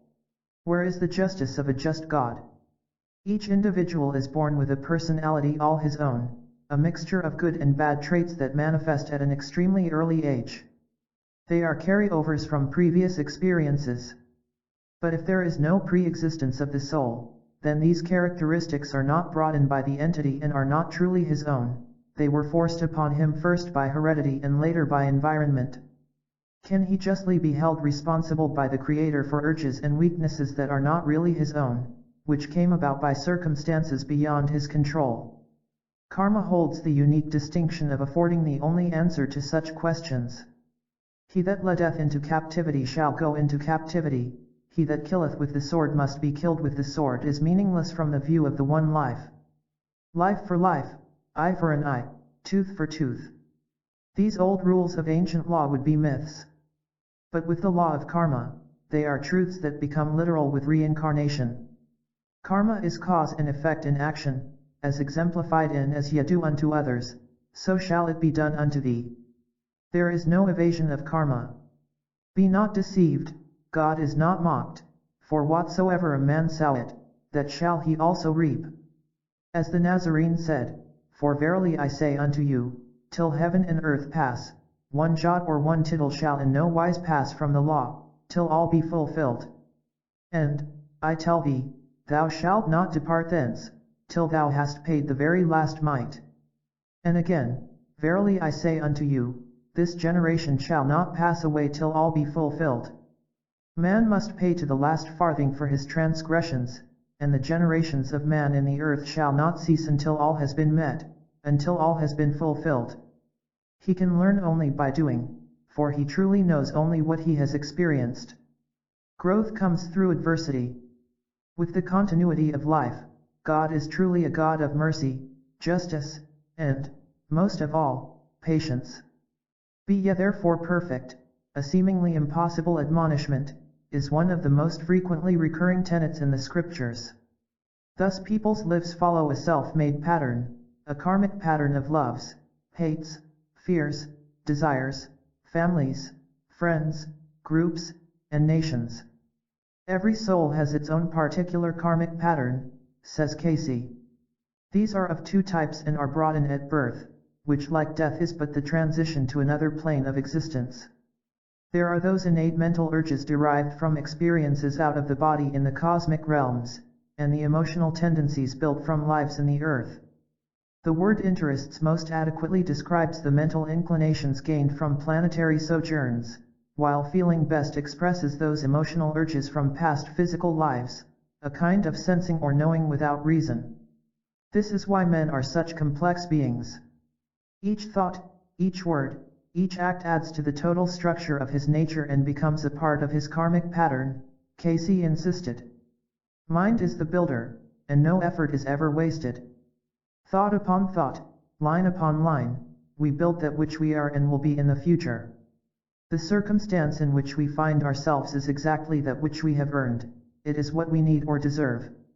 And what we do today will be meted out to us in like measure in some future life, for man is indeed the captain of his soul, the creator of his fate. In the words of that wise old axiom, the mills of the gods grind slowly, but they grind exceedingly fine. There is good and bad karma. Happiness, friends, health, talent, and prosperity are good karma. Disease, sorrow, handicaps, poverty are bad karma. Man instinctively considers good fortune his inherent right. He takes his positive karmic conditions as a matter of course, suggests Dr. Gina Sermonara in the best volume on the subject, Many Mansions. But the negative karma, illness, tragedy, misfortune, he immediately questions. Why did my child die? He asks, not realizing there is also karma for parents. Every effect has its cause. Little happens by chance. Accidents are the rare exception, not the rule. When man realizes he is paying for even his most secreted thoughts and deeds and will pay for them in the future, he will learn not only the wisdom but the necessity of right living. Karma is the operation of a law so ordered and precise as to guarantee justice always. Its purpose is moral education, to produce spiritual growth and strength, and it is created every day for better or for worse. We are constantly spinning new karma for ourselves in the choices we make, the decisions we reach. Sometimes the reaction is almost immediate, more often it is delayed in this life or the next. An indulgent life, for instance, usually requires years before premature dissipation sets in.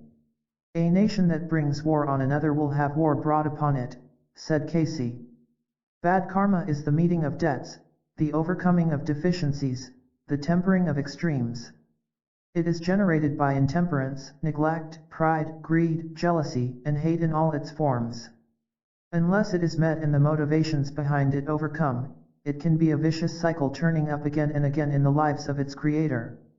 Forgiveness is one of the cardinal themes of the Bible. Often it is the only way to stop negative karma.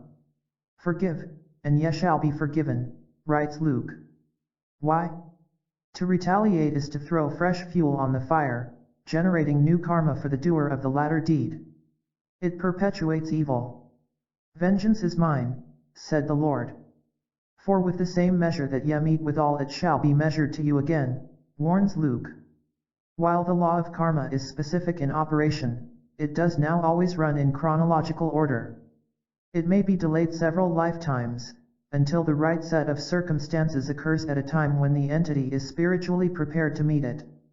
Souls and groups of souls return by law or by will, but not with automatic regularity. Karmic problems with other persons may be delayed to conform with their incarnations. Any close association of long standing is almost certain to be karmic, good or bad. In the long run, there is no bad karma, only good, since its purpose is spiritual growth. As in going to the dentist, it may hurt for a while, but you will be so much better for it.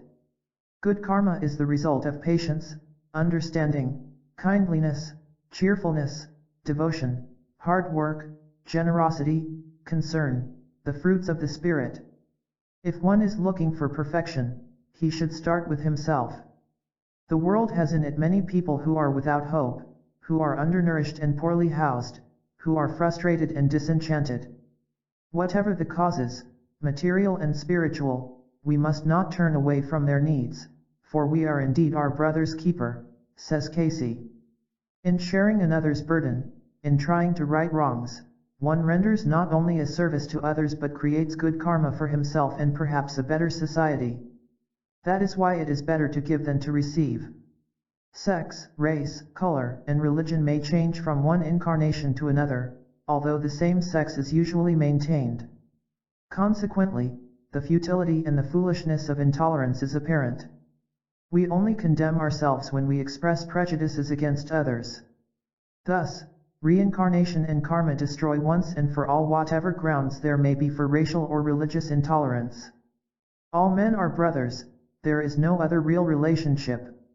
Like rungs of a ladder, there are many degrees of developing souls, souls who have not assimilated the balancing factors of the earthly and planetary experiences, souls who are not aware that the will may use or misuse each opportunity presented. Anywhere along the evolutionary path men may slip and fall backward, carrying others with them. This is what happened in Atlantis, and it brought corruption, moral decay, eventual destruction to an empire infatuated with its power and authority. Its arrogance was inexhaustible. Some Atlanteans became forces for evil in their abuse of others through the electrical and psychic powers available to them. In eras when electricity, hypnosis, psychology were not available, this corruption of character could not be completely redeemed, suggests Dr. Sermonara, a psychologist. Hence, those who misused this power cannot be said to have transmuted their greed and lust for supremacy unless, when offered the same opportunity under approximate conditions, they can use them constructively. The cyclic progress of mankind has made the 20th century just such a period. Atlanteans are incarnating at present in great numbers. The amazing technology of the present age can therefore be understood as the consequence of the bold, inventive genius of egos who brought with them a remembrance of Atlantean achievements. The present is the testing period, she writes, to determine whether in the intervening centuries they have acquired qualities that will withstand the renewed temptation to selfishness and civilized barbarity. It is the first opportunity they have had to meet the karma of that particular period. In the meantime, they have had chance after chance to accumulate the necessary wisdom and combative qualities.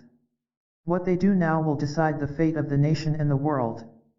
One can only shudder in horror and dismay when contemplating the hierarchies of the Pentagon, CIA, and Wall Street, who hold such awesome power in their hands. Their combative qualities are in evidence but of the wrong sort. Their vision and wisdom appear, however shrewd and clever they may be, to calibrate at something less than 20/20. But karma is not a fatalistic attitude, although in India it has become such to the detriment of many of its people. The will is always supreme. It is the will that accepts or rejects the choices and opportunities presented, for that is its birthright in each experience. The will is the governing factor, and it may alter the pattern and the destiny built by a soul's previous activities. Through karma, a predetermined set of conditions is certain, but by will and reason these are often subject to alteration. Thus both free will and predestination exist in a person. We are like the bear in the zoo. He can run back and forth, to and fro with complete freedom, but there are limits beyond which he cannot go. If we fail in the exacting classroom of this life, we must return and go through the grade again, for to enter heaven without first gaining the necessary lessons would defeat our purpose. We would find ourselves not only in an environment with which we could not cope, but one in which we would be at an embarrassing disadvantage. Reincarnation and karma give man a new hope and a new understanding in his struggle for the better life and a better world. The Bible, that most remarkable of all books, takes on a new meaning. The seeming inequality of men, physically and mentally, is vindicated, as is the injustice of a just God. The injustice rests with men. What appears to be luck, unfairness, accident is rooted in more solid ground than mere chance or the mischievous doings of a whimsical creator. Extracts from the Cayce readings. Here we have truly a pathological condition and a psychological one as well, and it extends to karmic reactions also, asthma. For one doesn't press the life out of others without at times seeming to have same pressed out of self. 3906I. Here we find a physical expression of wantonness and selfishness in the past manifested in the present in the lack of physical, mental, and spiritual faculties, mongoloid. The entity, in high position of authority, turned away from those who were without hope, who were disturbed in body and mind. The entity turned to the joys of the appetites in self. Here we find that the entity is overtaken, and what he has sown he is reaping. For through the parents, love and service, the soul consciousness of this entity may become aware of what true abiding love leads individuals to do concerning those who are dependent upon others for every care. For the soul of this entity is entering an awakening in the present. So the seeds of truth, hope, of mercy, kindness and patience making known by application the truth to this soul that I am my brother's keeper. 2319:1. The law of cause and effect is here being demonstrated, multiple sclerosis. Karmic conditions are being met. For as given of old, each soul shall give an account of every idle word spoken. It shall pay every whit. The entity is at war with itself. All hate, all malice, All that will make man afraid must be eliminated from the mind. 3124:1.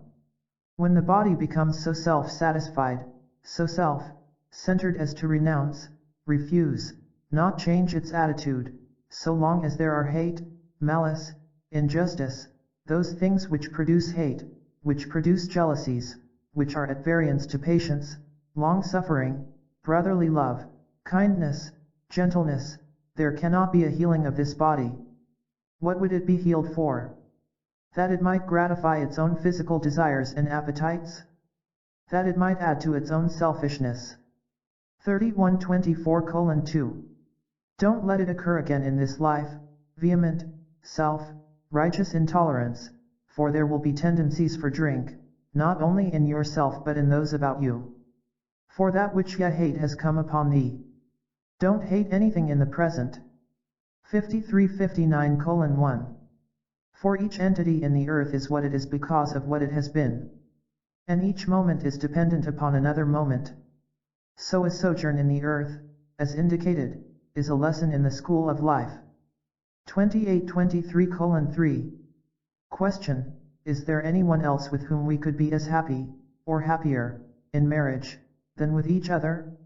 Answer: oh, we might name 20:5 or 30 such, if you choose to make it so. Marriage is what you make it. There is an experience to be worked out here, if you want to do it now. Since you have to do it sooner or later, you might as well do it now, if you want to. 1981:2. We find that all conditions existent in physical bodies are produced by that which may be met. There are, in truth, no incurable conditions, though the mode of the plane's existence may be changed. That which exists is, and was, produced from a first cause, it may be met, counteracted, changed. For each ailment is the result of the breaking of a law. The healing will of necessity come when there is the compliance with other laws which meet the needs. The healing depends upon the individual and the attitude toward conditions from all angles. It depends upon the perception or the consciousness which may be manifested through the individual. The evasion of a law puts off that condition which must eventually be met. 3744:2. For anger can destroy the brain as well as any disease. For it is itself a disease of the mind. 3510:1. Before this we find the entity was in the land of the present nativity, and during those periods of turmoils and strife, in that called the Civil War. The entity was among the southern contingents, acting in the capacity of what is called the commissary, or one providing provisions for the handling of those who served in the capacity of soldiers. Thus we find the entity met many of those disturbing conditions, many of those inactivities that brought the weighty problems of considering manners and means of distribution, as well as those influences from which resources might be obtained. The name then was Karl Brickner. In the experience the entity gained, for the sincerity of purpose was manifested in the manner in which the entity conducted himself. 2062:1. 13. The human destiny. In man's study of himself and his relation to the whole, there comes an awakening to the full concept of the part he must play in the immense scheme of creation. While he may be baffled by what appears to be an extraordinary division of force in matter, there is always open to him a door through which he may pass to obtain the new vision. The door, of course, leads to his own inner self. He must come to understand this infinite, higher dimensional self and his relation to his source. God, say the Cayce readings, is the one elemental life essence, spirit, creative force, the Elah vital, with its manifestation called mind.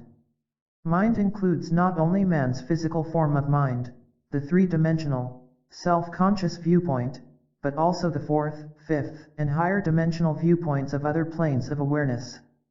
The mind of God embraces the one total life energy, what we call nature, with its universally evolved portion called mind in all its forms, all its stages of development, and all of its self-conscious, individual viewpoints, ourselves.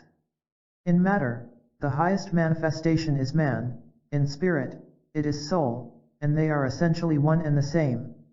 While in matter, man does not possess the Creator's kind of mind, but the kind that finds expression in its three divisions, the conscious, the subconscious, or unconscious, and the superconscious.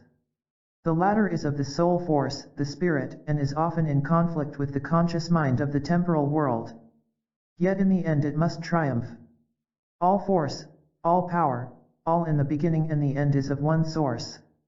Matter, seemingly solid, when reduced to its smallest components is only energy of an electro-spiritual nature.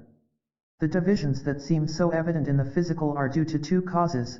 First, the rebellion of man against the creative will, both in and out of the material world, even though God's will always has influence through and upon entities passing in the various planes, Mercury, Mars, Jupiter, Neptune, Venus, Saturn, Uranus, which are related to 7 endocrine glands, the storehouses of karma. And second, the limitations of the conscious faculties in matter, or space-time, for man lies in a 3-dimensional world. The 5 senses are not infallible, there are sounds he does not hear and colors he does not see. The seeming complexity of existence in the earth plane notwithstanding, the original impulse, the force that gave the soul its being in the beginning will manifest and dominate throughout any experience if given the opportunity of expression. The soul, left to itself, will carry out the will of its creator, spirit will conquer matter. Like begets like, Cayce's said. Being of God, man should strive to fully express that presence, that spirit, which is within him. Thoughts are deeds. What one continually thinks, he becomes. What one pursues in heart, he makes a part of his being. Through the blood cells he builds in the physical by way of the glands that which the spirit and soul must feed upon and contend with. For the attributes of the soul and spirit are as many, and as many more, as the attributes of the mind, and they may be awakened by earnestly seeking after the fruits of the spirit. It is not knowledge that builds the soul, but the understanding and the application of it to the opportunities presented in daily living. It is not what one knows, not what one professes to believe that matters so much, but what one practices. The soul will eventually meet itself upon whatever foundations it has built. The point of expression may be in matter or in any of the other planes of disembodied consciousness, but the mind, ever the builder, is always the motivating force that acts through all planes. What man does in the physical is met in the physical, what is done in the mental is met in the mental, and what is done in the spirit is met in the spirit. Only the will of man can keep him from the realization of the divine unity. Nothing separates him from his maker but himself. From the very beginning it has been self, the ego, that has been the undoing, the downfall of man, and it is only through self that man, the prodigal son, may regain that status that was his in the beginning. The Christ soul came to show him the way, the means of attaining again his real, his spiritual, his natural home. Thus by his own free will and reason, man either adheres to or contradicts divine law. And they are immutable laws, set between the Creator and the created. All building, developing, growing must come from within, engineered by mind, for each cell in the atomic force of the body is as a world of its own, and each cell being in perfect unison will build that necessary to reconstruct the physical and spiritual forces of the body. Spirit is in all matter, and it is electrical in function, regardless of the physical form it may take. It is subject to God's will, and through the mind, no man's will. Man is given, therefore, that necessary to be Lord over all, and he is the only survivor of this creation. God has not willed that any soul should perish, but man in his headstrongness often hearkens to that which would separate him from his Maker, says Cayce. With the gaining of the understanding of that within and its source, there comes the awakening, the development of the spiritual entity, and there must follow an attaining of the higher physical, mental, and spiritual balance. When the body is no longer a hindrance to the free expression of the soul, when the conscious mind merges with the subconscious or unconscious, and the soul is as free in matter as out of it, the earth cycle is finished, and the entity goes on to new adventures. The will conforms with the will of the Creator. Thus the evolution of force in vibration, of spirit in matter, is brought up to the point wherein man becomes one with the creative energy, or the Godhead. His purpose then, stress the readings, is to evolve himself onward and upward until he again incorporates his mind and his spirit with the one complete whole, while yet conscious of his own separate individuality. That is the whole meaning and purpose of life. That is man's destiny, to become one with his Maker, to again be worthy of and companionable to the Creator. It is not only possible and desirable that he attain the realization of the oneness of all, it is necessary that he do so, however long it may take.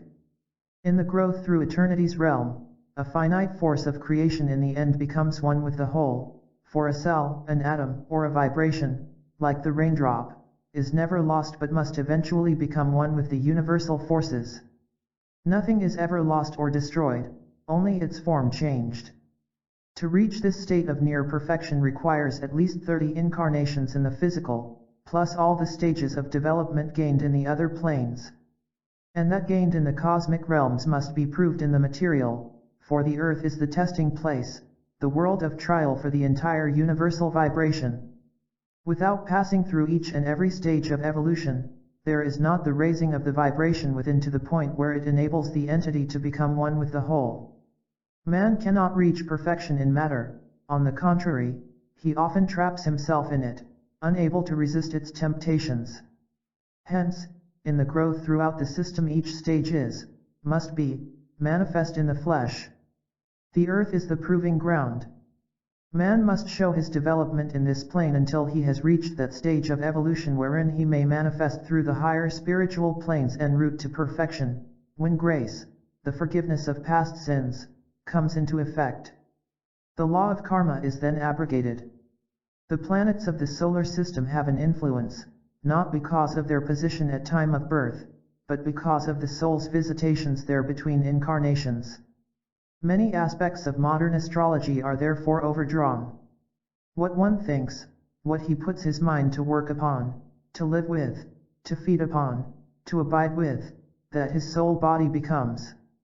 If he dwells on moral, ethical, spiritual things, he will become spiritual-minded, thereby narrowing the chasm between himself and his destiny.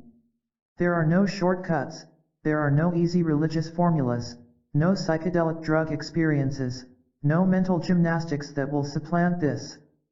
The change, the evolution, the growth take place so that the entity may once again become one with the Maker. This is what the man Jesus, the elder brother, did in order to show the way. Taking on flesh many times, with all its desires and temptations, he became perfect in body, mind, and soul as the Christ, and one with the Creator in spirit and in purpose, although not in identity. For man to become one with the Father requires the same state of perfection in which he was created in the beginning, albeit much wiser. The theme is reiterated throughout the Bible. In Genesis, the Lord said to Abram, "I am the Almighty God, walk before, and be thou perfect." Deuteronomy states it as, "Thou shalt be perfect with the Lord thy God." In Ephesians it is, "Till we all come in the unity of the faith, and of the knowledge of the Son of God, unto a perfect man, unto the measure of the stature of the fullness of Christ." Matthew puts it pointedly, "Be ye therefore perfect, even as your Father which is in heaven is perfect." And in Romans, Paul sums it all up briefly, "The Spirit itself beareth witness with our spirit, that we are the children of God, and if children, then heirs, heirs of God, and joint heirs with Christ, if so be that with him, we may also be glorified together." That is the destiny of man, to regain that which he was and was intended to be, one in spirit and in purpose with the whole, although not identical. This does not mean he will lose his identity, for each will forever retain his own individuality, his own free will and reason, but it will be in accord with the will of God. While existing as a part of the whole in a harmonious state of relative perfection with like souls, the entity will nevertheless be independent and separate, aware of its own individuality, but not without tasks. All men are gods in the making, endowed with the wisdom and the power of creative thought, for souls are but atoms in the body of God. They may become co-existent and co-creators with him, becoming lords of, rulers over any of the various spheres through which souls pass. They may, at any point in the earth or elsewhere, lead the way for their brother souls. Some highly developed souls return to the flesh, by choice, for this very purpose alone. Thus there is a way out of the dilemma in which man finds himself. His destiny lies within, for life is spirit in action, and it is eternal. By whatever route man may travel, he must in the end return to his source, for the destiny of life is in him who gave it. That is his goal, and along the way the path offers a higher, a more noble state of existence for all men. Man's laws will eventually coincide with God's laws. For always the struggle, the growth is upward toward the light, little by little, line upon line, and in the process it makes the world a better place in which to live. Although he may sometimes falter and slip backward, man will surely move step by step out of the darkness into the light, led by that divine spark within. Extracts from the Cayce readings. God is the beginning and the end of that which was brought into material manifestation, into that which is known as the plane from which man reasons in the finite. He is the Alpha and the Omega, the beginning and the end. God, the Father, the Spirit, the influencing force in every activity, is not wholly sufficient unto man's salvation, in that he, man, is a free will being, as intimated, Alpha, beginning, Omega, ending, for the separation, the confirmation, the segregation, the building, the adding to, are necessary in relation to those activities that lie between the beginning and the end. 262:55. Man reaches that stage in the material plane of being aware of what he does within about his consciousness of the knowledge, the intelligence of the first cause, and he makes or produces that which is known as the entering into the first cause, principle, or essence, that there may be demonstrated that which gains for the soul, that which would make the soul acceptable, companionable to the creative force. As each entity, each soul passes from one plane of consciousness to another, it becomes aware of self and that sphere to which it attains. Hence, the entity develops through the varied planes of the earth and its solar system. A soul is as real as a physical body and is as subject to laws as the physical body. Personal experience has its influence upon the inner soul. In the material, mental and spiritual experiences of souls, it is found that there are those influences that have their effect upon the thought of those who would do this or that. Who gives it? Self.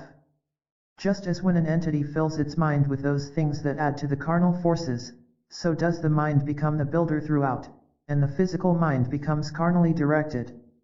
Mind is the builder ever, whether in the spirit or in the flesh. If one's mind is filled with those things that bespeak of the spirit, that one becomes spiritual-minded. As we may find in a material world, envy, strife, selfishness, avarice, and the children of man, long-suffering, kindness, brotherly love, good deeds are the children of the Spirit. Choose ye whom ye will serve. As an individual in any experience, in any period, uses that of which it is conscious in relation to the laws of the creative forces, so does that entity develop towards a companionship with the Creator. He that looks within is higher, for the Spirit knoweth the spirit of its Maker, and the children of same are as given. My spirit beareth witness with thy spirit, saith he who giveth life. What is life? A manifestation of the first cause, God. 57:53:1. What is thy God? Are thy ambitions set only in whether ye shall eat tomorrow, or as to wherewithal ye shall be clothed? Ye of little faith, ye of little hope, that allow such to become the paramount issues in thine own consciousness. Know ye not that ye are his? For ye are of his making. He hath willed that ye shall not perish, but hath left it with thee as to whether or not ye become even aware of thy relationship with him. 281:41. The entity entering the earth plane, and manifesting in the flesh, is banished unto Saturn when such conditions are shown in the body that the spiritual entity merits that condition in the earth's solar system, to which all insufficient matter is cast for the remolding, as it were. We find the relations given from those spheres as in Mercury, Venus, Mars, Jupiter, Earth, Uranus, and Neptune. There is the changing from one development to another until the entity passes from the solar system through Arcturus or Septimus. In the Earth's plane, that entity who manifests such hate, such aggrandizement of the laws of the flesh that any desire is made unnatural, has a reclamation, a remolding, a beginning again in the spheres of Saturn's relative forces. 900:25. When the Prince of Peace came into the earth for the completion of his own development in the earth, he overcame the flesh and temptation. Thus he became the first of those who overcame death in the body to so illuminate and revivify the body that he could take it up again, even when the fluids of the body had been drained away. 1152:1. Why came he unto the earth to die the death, even on the cross? Has it been, then, the fulfillment of promise, the fulfillment of man's estate? Else why did he put on flesh and come into the earth in the form of man, but to be one with the Father, to show man his divinity, man's relationship to the Maker, to show man that indeed the Father meant it when he said, "If ye call I will hear." Even though ye be far away, even though ye be covered with sin, if ye be washed in the blood of the Lamb ye may come back. Then, though he were the first of man, the first of the sons of God in spirit, in flesh, it became necessary that he fulfill all those associations, those connections that were to wipe away in the experience of man that which separates him from his Maker. 57:49:6. As the Master spoke, he that abideth in me hath indeed then put on Christ, hath indeed become one with Christ and is no longer subject to the temptations of the world, and hence becomes one with him. To such there is no returning to the flesh. 262:94. We find that there are no chance coincidents. Each and every individual follows out that line of development of the entity in the present earth plane which it has received from the preceding conditions. Each grain of thought or condition is a consequence of other conditions created by self. 900:2. Not in the amount of monies, lands, holdings, houses, cattle, or gold, but in the ability to serve thy brother lies strength, security, and the perfect knowledge of God. 900:370. How can ye do his bidding? Not in mighty deeds of valor, not in the exaltation of thy knowledge or power, but in the gentleness of the things of the Spirit. Wilt thou separate thyself? For there is nothing in earth, in heaven, in hell, that may separate thee from the love of God, of thy brother, save thyself. Then, be up, and doing, knowing that as thou hast met in life those things that would exalt thy personal self, these ye must lose in gentleness, in patience. For in patience ye become aware of your soul, your individuality lost in him, your personality shining as that which is motivated by the consciousness of thy Lord and Master. Thus does your destiny lie within yourself, and the destiny of the world. 849:11. Appendix. The phenomenon of Edgar Cayce's life is only slightly less phenomenal than his readings. As a youth he had some mystifying experiences, talking to invisible playmates on a regular, recurring basis, sleeping on his spelling book and memorizing every word of it including the copyright date, telling his mother what to do for a hurt, conversing with an angelic presence that physically wasn't there. The only son in a church-going Campbell-Light family of 5 children, Edgar Cayce was born on a farm near Hopkinsville, Kentucky, in 1877. A poor student, he received no more than a grammar school education and eventually took up photography as a trade. His psychic powers were accidentally discovered in 1901, when he was 20:4. He caught a cold and suddenly lost his voice. After a year of numerous and unsuccessful medical treatments, he became resigned to a life of rasping whispers. About this time, hypnotism was enjoying a fad throughout the country, and a friend suggested that he try it as a means of helping his condition. Cayce was willing to try anything that might cure his throat. A local hypnotist offered his services, and Edgar readily accepted. He insisted, however, that he put himself to sleep, with the friend making the suggestions after he was under.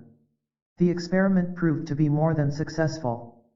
Cayce went into a deep trance and described the condition in his vocal cords, advising, strangely enough, what to do for it. The advice was followed by the hypnotist, that of suggesting the blood circulation increase to the affected area, and when Cayce awakened, he had regained his normal speaking voice. After a number of follow-up sessions, the cure turned out to be a permanent one. Cayce, his family, and his friend were astounded. When word got around of this unusual occurrence, he was besieged with requests by the sick to try his diagnoses and curative methods on them. He was reluctant to attempt anything of the kind. In the first place, he was uneducated and knew nothing of medicine or anatomy in his waking state. Moreover, the hypnotist giving the suggestions was not a trained medical man. For all Edgar knew, he might prescribe something that would kill somebody. After all, he had no idea what went on while he was asleep. In the end, however, he gave his consent, and his misgivings proved unfounded. With authoritative certainty, he successfully described without prior information, a tilted stomach, an engorged spleen, ulcers in specific places in the stomach, pinworms, pregnancy, anemia, diabetes, epilepsy, misplaced vertebrae, and almost every other known and unknown ailment. The information was accurately couched in medical terminology, and the treatments suggested seemed to get results. In most of the cases that developed over the years, the celebrated psychic never met the persons making the requests. They were received through the mail. The recipients of the readings were usually hundreds of miles away. All Casey needed was the full name of the person, his address, and where he would be at the appointed time of the reading. Lying on the couch with his necktie and shoelaces loosened, for better circulation, the reading said, he could answer any question put to him. His wife, Gertrude, usually made the suggestions and asked the questions, while his lifelong secretary, Gladys Davis, took everything down in shorthand. After a while, the sleeping Casey would start to mumble, as though searching for something. Then he would clear his throat and speak in a firm, authoritative voice. "Yes, we have the body," he would begin, and then go into a half-hour discussion of the physical condition of the person who was ill. The Casey files are replete with unfathomable cases. One of the earliest, in 1906, was for a college football player who walked off the field and collapsed in a convulsion. He steadily became more erratic, demanding, mentally unbalanced. Doctors, finding no cause, were mystified. His parents took him to hospitals in Nashville, Louisville, New York, and Mayo's in Rochester, Minnesota. He had to be kept in padded cells or closely guarded. The final diagnosis was dementia praecox, and it was hopeless. Providentially, the parents placed him in the hands of a local physician who, unknown to them, had heard about Edgar Cayce. He secretly obtained a reading. "Yes, we have the body," the sleeping seer said. "His brain is on fire. The convolutions in his brain are all red, red as fire. His mind is distorted. In a very short time, unless something is done, he will be a raving maniac. It dates a way back, a way back, a way back." He prescribed a highly potent and dangerous drug. "Specific treatment," he said, "put to the limit." The doctor began administrating it in ascending doses, 10 drops in the morning, 11 at noon, 12 at night, then 13, 14, 15, up to 20, then back, drop by drop, to 10. There was no response. A second bottle, then a third, he got up to 60 drops, more than was safe. 3 weeks passed. Then suddenly one morning the youth came calmly down the stairs. "Good morning, Mummy," he said as he used to. "What's for breakfast?" He was fully recovered. "I got all the credit," the doctor later recalled. Cayce just couldn't be mentioned in that day and time. Often homespun and unorthodox treatments were advised. Here is a typical extract taken from the Foundation's files. This man was a Catholic priest living in Canada. He had suffered from epileptic attacks for many years. Like most of the others, Cayce knew nothing of him not stated in his letter requesting the reading. In making applications for eradicating the causes then, we would apply each evening, for 2 evenings, the heavy castor oil packs, at least 3 thicknesses of heavy flannel, wrung out in castor oil, as hot as the body can stand same, and placed over the lower portion of the liver, gall duct, and cecum area, this extending, of course, to the umbilical center. Let these remain for 1 hour at each application, keeping the packs hot by wringing out the castor oil 2 or 3 times during the application. After the 2 days of applying the packs, we would begin then with the osteopathic adjustments, with particular reference to a subluxation as will be found indicated in the lower portion of the 9th dorsal center, or 9th, 10th, and 11th. Coordinate such corrections with the lumbar axis and the upper dorsal and cervical centers. The priest later signed a statement that his attacks had ceased and he was apparently completely and permanently cured. There are hundreds of similar cases in the Virginia Beach files documented by affidavits, statements, letters from attending doctors, hospitals, and the patients themselves. Less publicized were Cayce's clairvoyant abilities in the waking state. He loved to play games of all kinds but peculiarly preferred those based on pure luck, rather than mental exercise. One evening in a bridge game he didn't want to play, he demonstrated that he could ready every card in an opponent's hand. The strange gift took all the fun out of such games. He could also see auras, colors emanating from people's heads and shoulders. Once, he became concerned about a woman in the neighborhood who had no aura, and his instinct proved correct. A few days after noticing this, the woman died. Another time he passed a woman he didn't know on the post office steps. Suddenly, he stopped, turned, and hurried after her. Touching her on the elbow, he said, "Please don't go on an auto ride today." She stared at him, and he retired in embarrassment. That evening she found her way to his house. Because of his warning, she had cancelled a ride with a friend that day. The friend had gone alone and had a serious accident. The woman wanted to express her gratitude to a man she didn't know. To a young basketball player, he accurately forecast how many goals he would score that evening.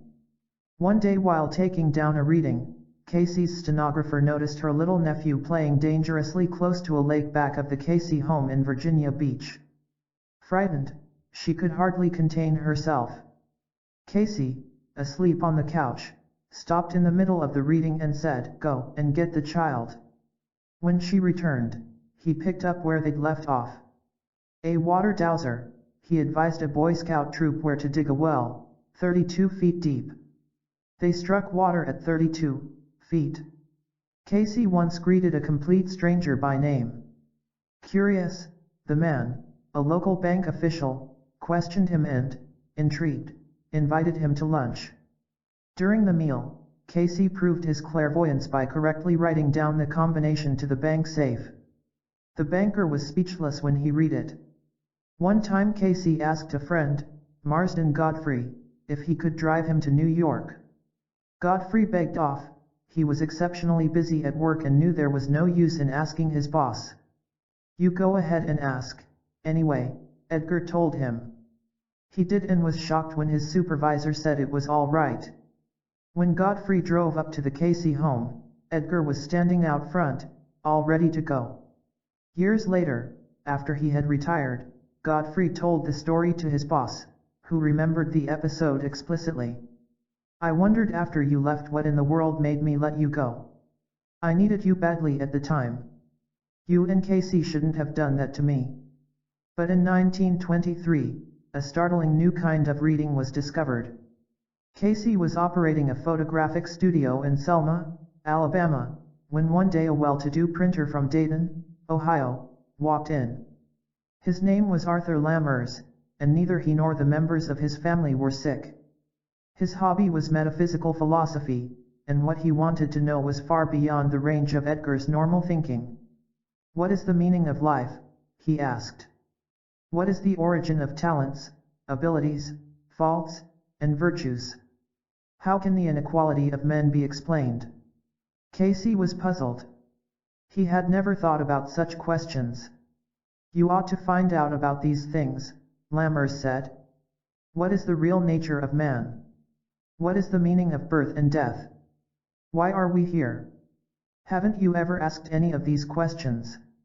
"No," Edgar replied. "Heavens, man," Lammers exclaimed. "If there's any way to find out about the riddles of life, it's through the readings. Come up to Dayton as my guest, I promise you'll be a wiser man when we're through." Cayce never made any promises about the readings, but he accepted the invitation, and that was the beginning of the metaphysical thought to eventually emerge from 2,500 life readings, as distinguished from the physical readings he had previously been giving. It was an enormous plan, and it sounded both plausible and fantastic to many. For Cayce, it was the beginning of another period of tortuous self-doubt.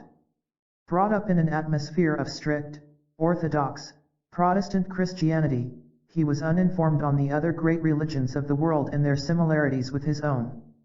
What the readings now said seemed foreign to everything he had been taught and had been teaching in his Sunday school classes for many years. The essential principles of the great religions, said the readings, were nevertheless all the same, they were only clothed in different garments. Cayce withheld judgment on the point for a long time. In the end, he and those close to the work came to accept reincarnation. It was unprovable, of course, but in provable instances the readings had shown themselves to be honest, if not infallible. The answers were consistent, one rarely contradicted another even when taken years apart while he was discussing widely different subjects. For a life reading, a sort of character and vocational analysis, the suggestions to the sleeping psychic were different. The conductor would say, "You will give the relation of this entity and the universe, giving the conditions which are as personalities, latent and exhibited in the present life, also the former appearances in the earth plane, giving the time, place, and the name, and that in each life which built or retarded the development for the entity, giving the abilities of the present entity and that to which it may attain and how. You will answer the questions as they are asked." After a while, sometimes so long a time it would seem he had not heard the suggestions, Cayce would repeat the name and address. Then he would say, "Yes, we have the records, we are given the records here of that entity now known as or called, blank." He would then discuss the faults and virtues of the personality, its former 3 or 4 most important incarnations in the earth, and its present abilities and talents. One man was told that he had served in the Confederate Army as Barnett AC, and that his record could still be found in the archives of the Virginia State Historical Library in Richmond. The man made a trip to Richmond, and there, after considerable search, found the muster roll containing the name of Barnett AC. He had volunteered as a flag-bearer in Lee's Army of Virginia in 1861 at the age of 21. Many of the life readings in the Cayce files show past incarnations during the Civil War period, and this could be an explanation for the recent phenomenal interest in that subject. Civil War books and stories have been attracting attention undreamed of 20 years ago. No one knows why. Could those people now be incarnating in the U.S.? Are they anti-war? A woman was told her morbid fear of large bodies of water was due to death by drowning in a past life. A New York entertainer of great charm and personality was told that he had earned it by his unselfish efforts as a pioneer in the early West. Much of this type of information could not be proved, but the deformed and the handicapped had a new understanding of the possible causes of their otherwise unexplained deficiencies. Eventually, somebody thought to ask the sleeping Cayce where he was getting his information. He gave 2 sources his mind apparently succeeded in tapping. One was the unconscious or subconscious mind of the subject himself, the other was what was called the universal memory of nature, Jung's collective unconscious, or the Akashic records. This is the recording angel, or the book of life. Say the Cayce records, Edgar Cayce's mind is amenable to suggestion, the same as all other subconscious minds, but in addition thereto, it has the power to interpret to the objective mind of others what it acquires from the subconscious minds of other individuals of the same kind. The subconscious forgets nothing. The conscious mind receives the impressions from without and transfers all thought to the subconscious, where it remains even though the conscious be destroyed as in death. It is not surprising that the subconscious mind would retain its past experiences, or that it would be aware of the malfunctions of its own physical body in sickness. This is partially in line with the views of modern psychiatry. But, also say the readings, the information as obtained and given by this body, e.c., is gathered from the sources from which the suggestion may derive its information. In this state the conscious mind becomes subjugated to the subconscious, the superconscious, or soul mind, and may and does communicate with like minds, and the subconscious or soul force becomes universal. From any subconscious mind, information may be obtained either from this plane or from the impression as left by the individuals that have gone before. As we see a mirror directly reflecting that which is before it, it is not the object itself, but that reflected. This is a new idea. If it is true, then Cayce's mind was able to tap the mass of knowledge possessed by millions of other subconscious minds, including those who have passed over to the spiritual, cosmic realms in death. This would be an almost unlimited source of wisdom, since it was universal and Cayce was unhindered by time and space. Upon this Akashic record is supposedly registered every sound, every thought, every vibration since the beginning of time. Cayce, then, was no medium. When this idea first appeared in a reading, few, including Cayce, could believe it. Science knew nothing of any such etheric substance. His critics proclaimed him to be everything from a quack doctor to a religious heretic. He was arrested in New York for fortune-telling without a license. When the judge learned Edgar's story, he dismissed the case. Newspaper headlines left him as unmoved as offers of fame and large sums of money. Although he never earned more than a modest living at best, he turned down all efforts by others to commercialize on the readings. Desperately poor at times, he once flatly refused an offer of $1,000 a day to go on the stage. Simple in his tastes, he was an expert fisherman and a horrible golfer. He loved to talk about the Bible and would preach a sermon at the drop of a word. Yet he was not averse to taking an occasional drink and was a chain smoker of cigarettes. With the growing publicity came an increase in the number of requests for readings. Edgar felt compelled to give up his now thriving photography studio in Selma and devote full time to the readings.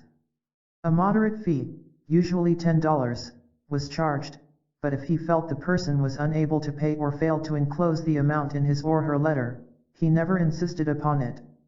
In 1925, when Cayce was 48, he took the advice of the readings and moved to Virginia Beach. People with money and influence were attracted to his work. The Association of National Investigators, Inc. was formed in 1927 to carry on psychic research.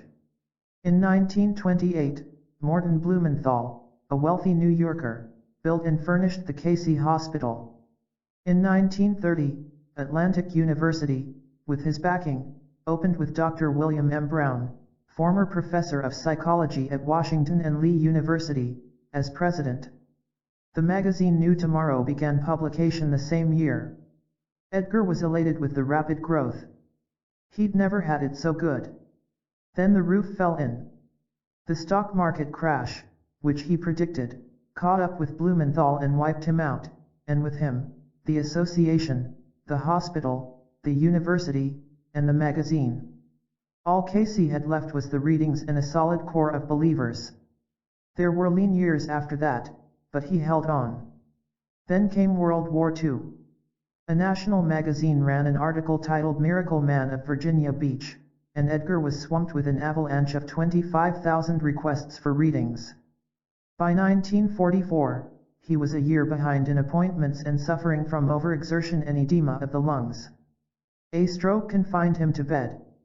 Now 67, he never recovered. His last reading, given for himself, was not followed by the doctors in charge. On January 3, 1945, Edgar Cayce passed over to the other side. No man ever left the world a stranger legacy.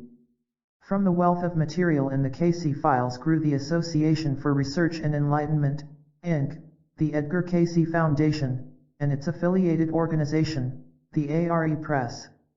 The Foundation is presently engaged in correlating and cross-indexing the 14,246 readings for ready reference. The subject matter almost blankets the field of human thought, from the value of peanuts to the meaning of the resurrection, from how to get rid of pinworms to the Last Supper. The Foundation is under the direction of Hugh Lynn, Edgar's eldest son, a scholarly-looking man with a southern accent. He did not inherit his father's psychic ability. The Association for Research and Enlightenment is an open, membership, non-profit organization chartered under the laws of the Commonwealth of Virginia to carry on psychic research. It is devoted to the study of the readings and conducts numerous experiments in psychic phenomena. It also cooperates with and encourages investigation by qualified persons in the fields of medicine, psychology, and theology. The active membership of the ARE, as it is usually called, is made up of all religious faiths and many nationalities, including foreign countries. Strangely, the members all seem able to reconcile their religious faiths with the metaphysical philosophy emerging from the Cayce readings. They come from all walks of life. There are doctors, lawyers, ministers, artists, businessmen, school teachers, students, working people, and housewives. The only requirements for membership are an open mind and a nominal fee of $15 a year. The association, governed by a board of trustees, carries on a large program. It regularly sponsors lecture tours to all parts of the country, participates in radio and TV interviews, and annually holds one congress and numerous conferences at the Virginia Beach headquarters. Regional conferences are also held in New York, Dallas, Phoenix, Denver, Los Angeles, and other large cities. The Edgar Cayce Publishing Co., now called the ARE Press, was formed soon after Cayce's death to meet the public demand for material from the readings. Although personal readings could no longer be obtained, new people continued to join out of interest in those already on file.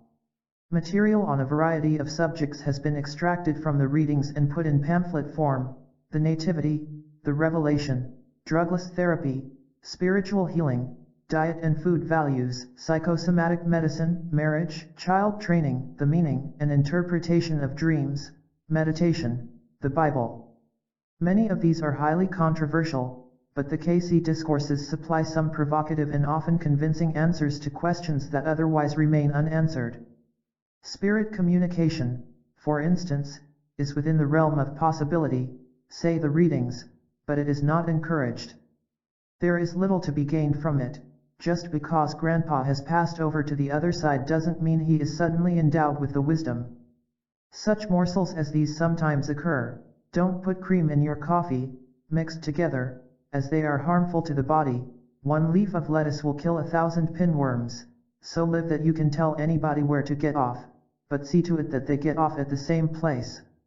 The ARE has a mailing list of over 100,000 persons interested in material out of the Cayce files. It also supplies free material to inquirers, newcomers, the curious, and the serious. Every mail brings requests from all parts of the country and sometimes as far away as India, Japan, and Europe. The Edgar Cayce Foundation and its affiliated organizations occupy a large, rambling, three-story frame building of shore architecture. Standing on the highest elevation at Virginia Beach, the building and grounds take up a full city block and face towards the Atlantic Ocean, a block away. Even the location of the headquarters has an eerie story behind it. In the 1920s, Cayce's readings repeatedly stated that he should move to Virginia Beach. He had long dreamed of having a hospital where patients could be treated in strict accordance with the readings. Here, they insisted, a hospital could be built, and, furthermore, Cayce should be near the water, which would be conducive to his work. The best location was just beyond the city limits on the north side of town. This was an ideal spot and direction of growth for the city. When Cayce arrived in Virginia Beach, then little more than a fishing village, he found the opposite to be true. The expansion was to the south. New subdivisions of home and business sites were heavily promoted. Some construction was already underway. The north side of town was ignored. With the financial backing of Blumenthal, the hospital was built in 1928 on a north side site suggested by the readings, and against the advice of the realtors and businessmen of the community.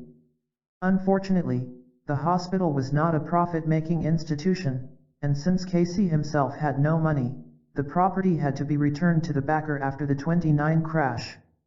The hospital, which had handled some remarkable cases, was forced to close. After that debacle, the building was subsequently used as a hotel, a dance hall, gambling casino, nurses' home, private club, and art gallery. All of them failed. The place became a jinx and a white elephant, nothing could succeed there. Finally, in 1956, the ARE, with the unexpected help of a donor, scraped up a small down payment and purchased the property. The files were moved back to their intended home after 20:5 years. If the activity today is any indication, they will be there for a long time to come. Lytle W. Robinson reading from Edgar Cayce, number 2062:1. This psychic reading given by Edgar Cayce at his home on Arctic Crescent, Virginia Beach, Virginia, this 13th day of December, 1939, in accordance with request made by the self through Lillian M. Robinson. Present. Edgar Cayce, Gertrude Cayce, Conductor, Gladys Davis, Steno. Reading. Lytle Webb Robinson born, April 11, 1913. In McMinnville, Warren County, Tennessee. Time of reading 10:40 to 11:25 a.m., Eastern Standard 13:03, Bethel Street, Hopkinsville, Kentucky.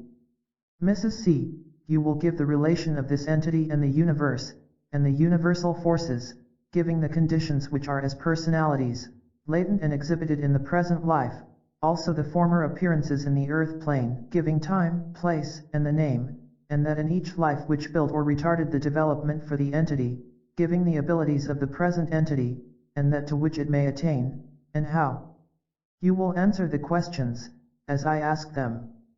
Mr. C. Yes, we have the records. We are given the records here of that entity now known as or called Lytle Webb Robinson. In giving the interpretations of the records here, these are chosen with the desire that this be a helpful experience for the entity.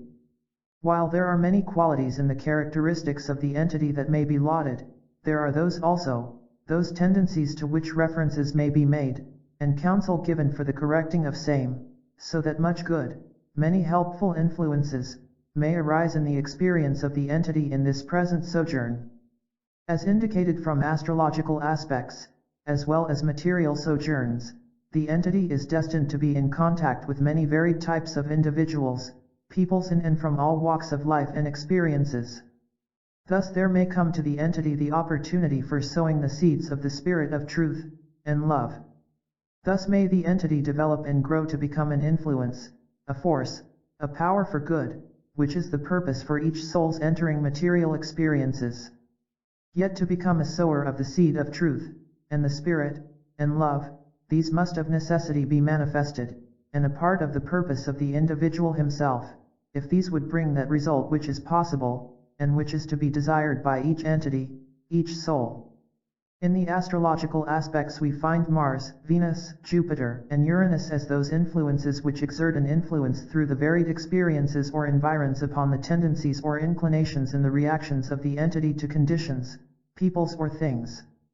For instance, in Mars we find the inclination for the entity to be self-centered, not in the personage of such a great selfishness, but rather inclined to be determined to have self's own way, even though the entity may be convinced or shown that other manners, other ways, might be better.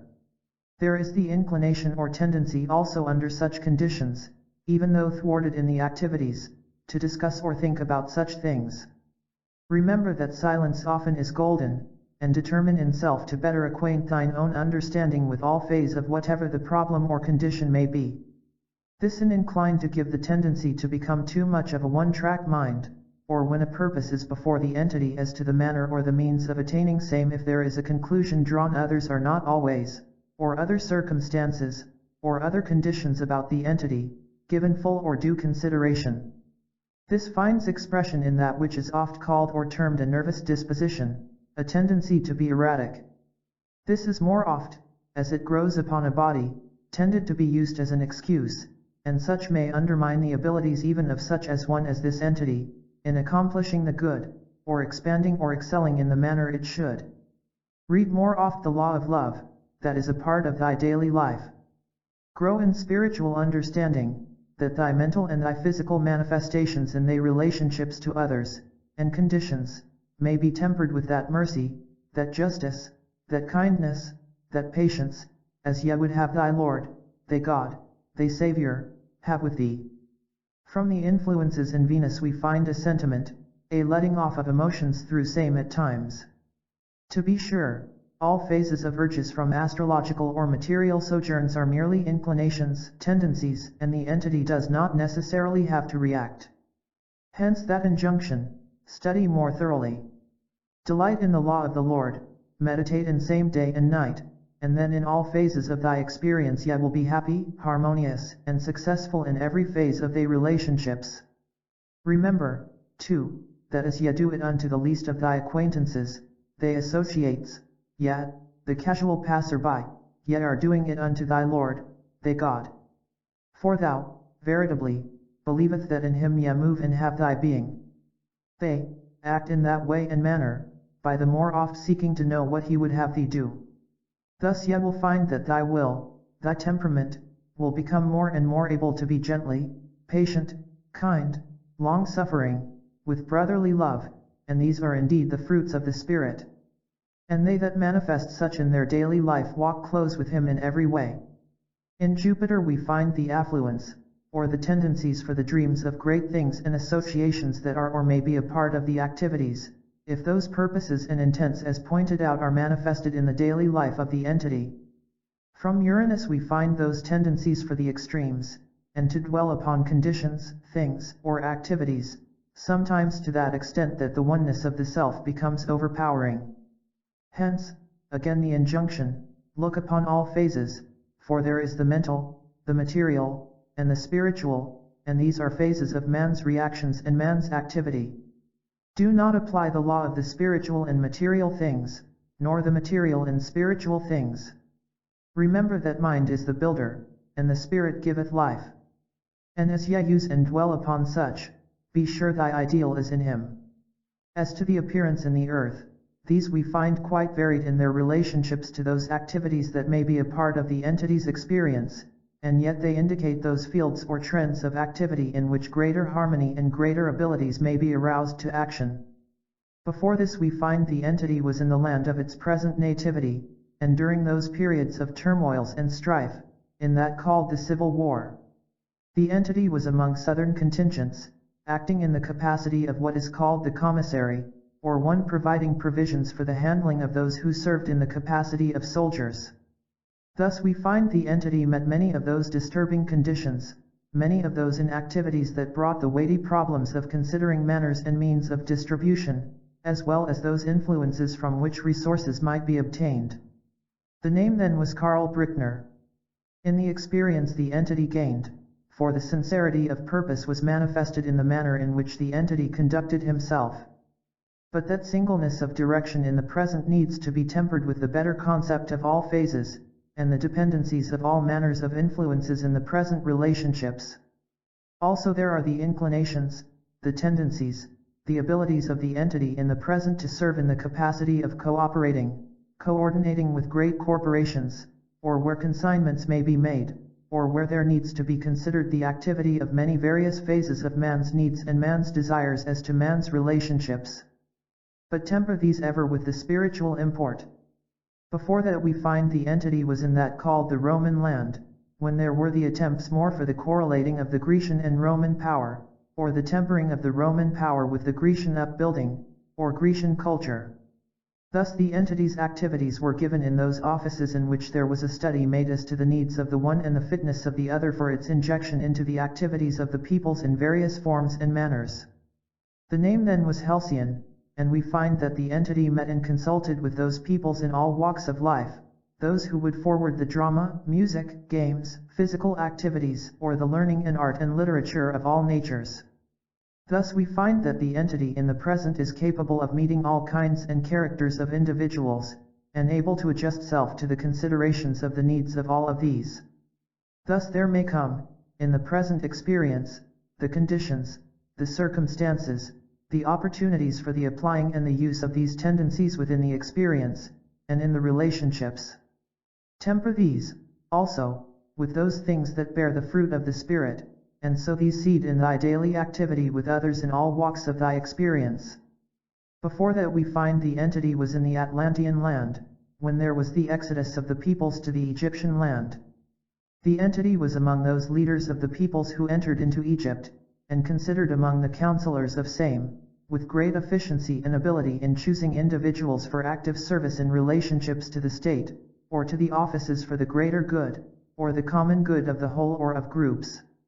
In the Egyptian land this caused quite a disturbance to the entity, owing to the rebellions and the attempts of the Atlanteans to take advantage of the situation to establish themselves the greater, and the recall of the priest.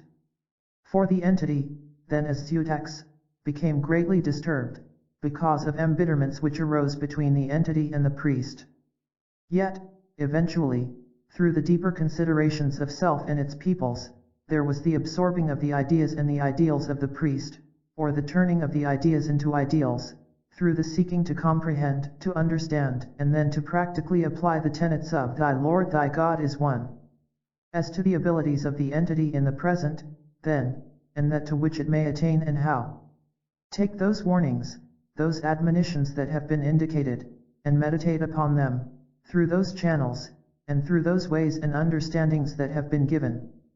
Know the 30th of Deuteronomy, the 14th, 15th, 16th, 17th, 14th, 15th, 16th, 17th, of St. John, as the pattern of thy life, of thy relationships to others. In fields of service where there are those opportunities to greatly aid others by the distribution of things and conditions needed that pertain to the creating of a better environment for all peoples, will be the outlet for a material service. Let not thy left hand know what thy right hand doeth. Ready for questions. Q. Should I remain with my present firm or make the change that is contemplated? A. As we find, the present associations offer a greater opportunity for a broader service in those directions indicated. But if the change is accepted, because of other environmental circumstances, then indeed study to show thyself approved, not to thy handservant nor to thy employer, so much as to God. Q. For what vocation am I best adapted at present? What weak points in my personality should I develop? A. This has been indicated, and there only needs to be the study and the analysis, and then the suggestions applied as to correct the weaknesses in the manner indicated. Q. Just what business plans should I make for the future? A. Meditate in the law of the Lord. And then use that which is in hand. We are through for the present. The Impact of a Life Reading. By Lytle W. Robinson. Reprinted from the Searchlight, Volume V, March 1, 1953, Number 9. Life follows a pattern, a karmic evolution perhaps, of ideas evolving into ideals. The mold may vary, but the motivation is always a changing sense of values, a change that comes gradually and surreptitiously with the years. After the age of 30, life becomes a pattern of principles, whereas before that age it is a conglomeration of impulses. Youth has a way of ignoring the important to pursue more seriously the frivolous. It has the knack, for which pseudo-sophisticates strive so laboriously, of speaking lightly of serious things and seriously of light things. Of such may be God's gifts to the young, but there comes a time when we should put away childish things. Of such, nevertheless, was the state of mind when I first heard of Edgar Cayce. It was 1937, and I had just moved in line of duty from Huntsville, Alabama, to Hopkinsville, Kentucky. In this warm, tobacco-raising community of 10,000 people, I began almost at once to hear weird tales of supernatural feats of clairvoyance, of miraculous cures with unorthodox, homespun treatments, and of a far-fetched philosophy of life involving something called reincarnation and karma. I came to know people who attributed their lives to this man, several of them. I listened to their stories, sympathized with them, and took it all with a grain of salt. These things couldn't be because they were impossible. They were impossible because I had never before heard of them, they were not taught in school, and within my meager knowledge they were not in the Bible, though that was a subject in which I had practically no interest whatsoever. My interests, in brief, were girls, dancing, girls, having a good time, and girls. That was the field of endeavor beyond the hours of earning a living. Who cared, really, what some man 500 miles away in Virginia could do while ostensibly asleep? Who could believe such fantastic tales except the gullible and the crackpots? There were other things more important, and behind it all was an extreme skepticism of all things unseen. Perhaps it was fate, or divine providence, or simply plain luck, but I was at last prevailed upon to request a life reading from Edgar Cayce for myself.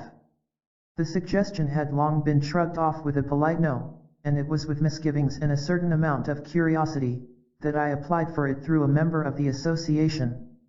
While my chief interest in the project was the remote possibility of finding some magic key to unlock the doors to riches, there was one other factor that prompted this decision.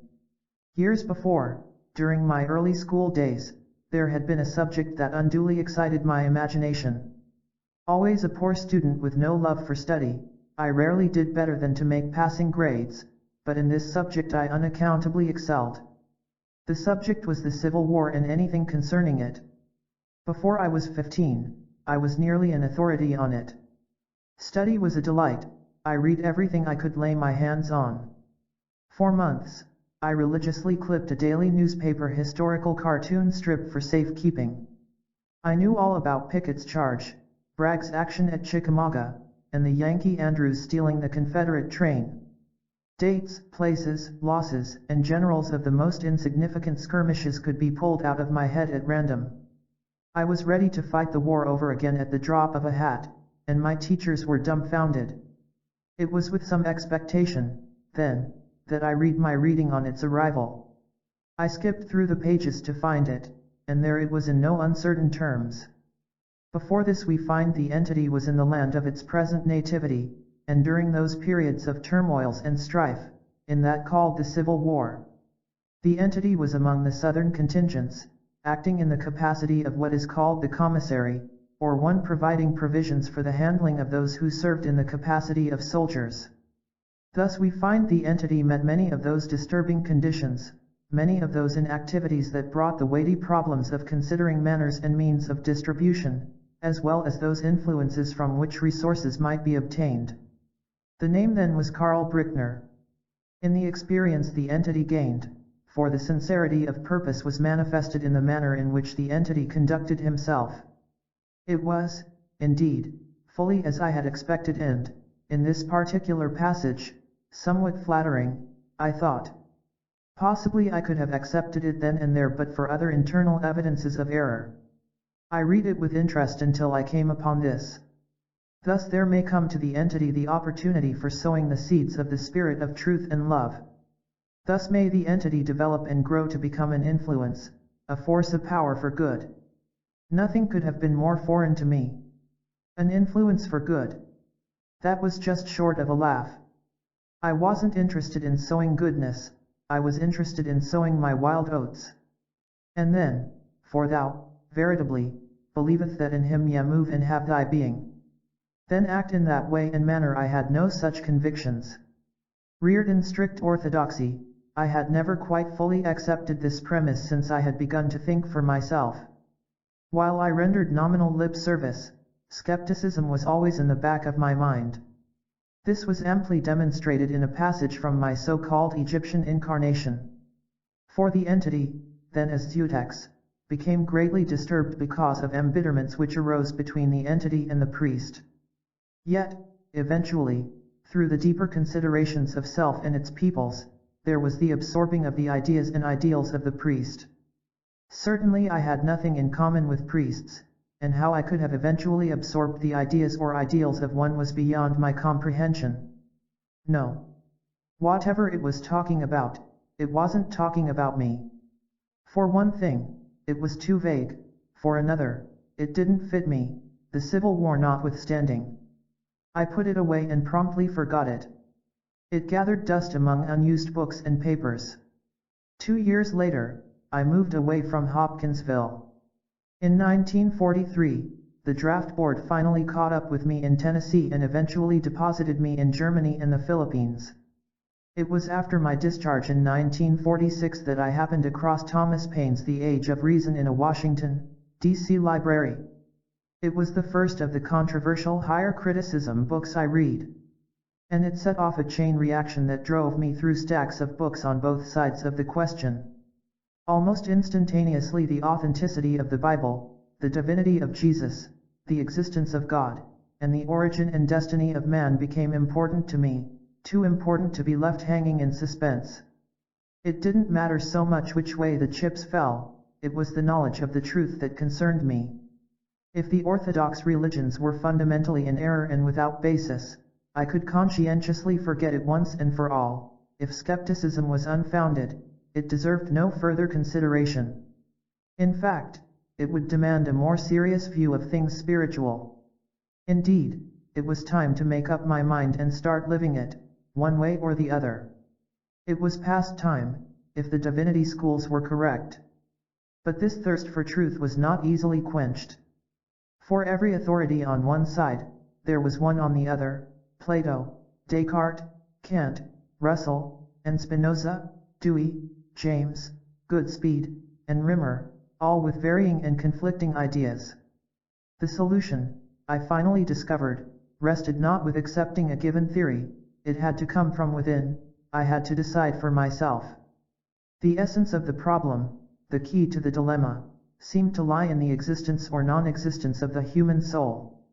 I inclined from the beginning toward a divine origin, perhaps because of my early church training, but now I wanted proof, at least to my own satisfaction. If man has no soul, I decided, then we are no more than advanced animals, an evolved race of intelligent primates. Life would be without meaning, without purpose, a flick of existence in eternity and then no more. We were, in short, civilized animals. But the word civilized demands clarification. It means more than modern cities and transportation and communications. If it means anything, it must mean the voluntary embracing of a moral code and the upholding of human dignity. Man has will and reason, and he has conscience. He has ideals and principles and nobility. What did Plato say? The three great principles of life are truth, beauty, and goodness.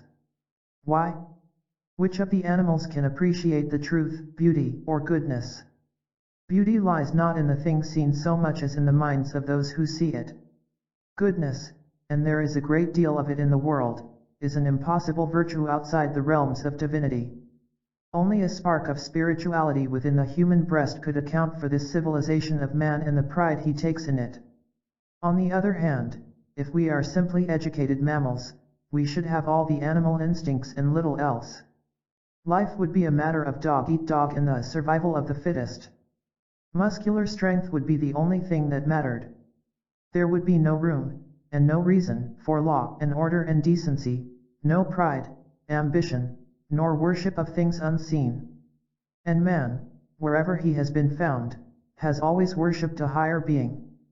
Suffice it to say, there was no alternative in reconciling the present state of mankind but to incorporate the existence of a soul, that divine spark that explains the remarkable progress of man over the centuries and propels him onward and upward to still more lofty and noble goals. It is, indeed, the motivating power that puts him a great deal higher than the animals and only a little below the angels. If, then, man is of divine origin, there must be a universal supreme being, consciousness, or force. There must be a God. And there must be a meaning, a purpose, other than enjoying the fruits of the flesh. It was with considerable relief that I arrived at these conclusions, though I had no idea how all of this was supposed to work. At least I felt in my own mind the controversy that had been gnawing at me for a year and knew that it was the beginning, the germ, of the truth. Man is immortal. Science has long known that matter is not destroyed, only its form changed. How truer would this be with non-matter, the spirit? My elation was real, and the thought of the modernists and the materialists who labor under an illusion, or, more correctly, a disillusion, appalled me. I did not pretend to answer the many related problems, but it was safe to assume that we would not be here without some sign, some pattern, or light to show us the way back. Christianity at least offered a tentative solution in principle if not in toto. But the peace of mind that came with this acceptance was short-lived. Orthodoxy, I discovered, answered so few of the real problems. It was more concerned with splitting hairs over creed and doctrine than in the plight of the human soul. It was the letter of the law, not the spirit of it, that prompted much of its output, and these disputes gradually grew distasteful to me. No one was alarmed. While Rome burned, we fiddled over the use of sand or water. Certainly, it seemed to me, we would all be lost if we carried to their conclusions the principles set forth in the Bible. Such a course, as I saw it, would mean most of the people are, will be, and have been, abandoned by the Creator over the ages. Salvation seemed almost a physical impossibility with the present state of man, not that he is bad, but that he is indifferent. Still, if we are all children of a loving Father, would he give us up so easily? It was incompatible with the God of justice, love, and patience. This conviction I could not escape. It was in 1950, while living in Toledo, Ohio, that I pulled from among my forgotten books Thomas Sugrew's There Is a River. I had read it hurriedly during the early part of my Army career, but somehow it had not registered for a number of reasons. But this time it came under closer scrutiny. I read and reread the philosophy in the back of the book. I tore it apart and looked at the pieces. They all seemed to fit. Furthermore, they fitted with what I already believed to be true. Here was a tangible, workable plan of life, a plan that tied up all the loose ends of an otherwise vague conception of religion. Here, at last, was something I could believe.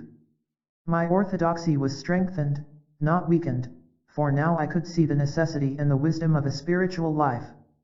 I dug up my life reading forthwith, now yellowed with the years, and read it with the understanding that comes with the increases of age and maturity. I was overwhelmed by its impact.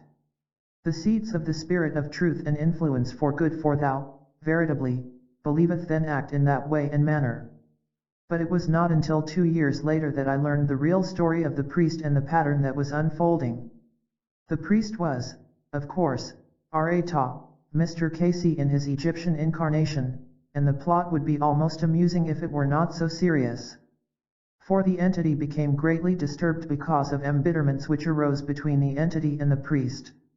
Yet, eventually, through the deeper considerations of self and its peoples, there was the absorbing of the ideas into ideals of the priest, or the turning of ideas into ideals, through the seeking to comprehend, to understand, and then to practically apply the tenet of the Lord thy God is one. That was precisely what happened, then and 12,000 years later. I was meeting myself. So that is the pattern, and it took just 12 years to unfold.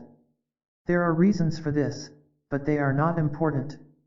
What is important is that the predicament of the human soul has a solution. There is a way, and it leads out of the wilderness and onto a higher road of existence. For that I am happy. Addendum, 1969, by L.W.R. Today, some 30 years after the date of the reading, I find much of its prophecy to be true and practically all the past incarnations to be likely and convincing. I would judge it to be about 75% accurate at this point in time, and hopefully I have another 20 years to go. In any case, that is a degree of accuracy that I or no one else could have foretold in 1939. Since then, I have lived in 8 different states, traveled in 16 foreign countries, been employed mainly in distribution, writing, and civil law enforcement.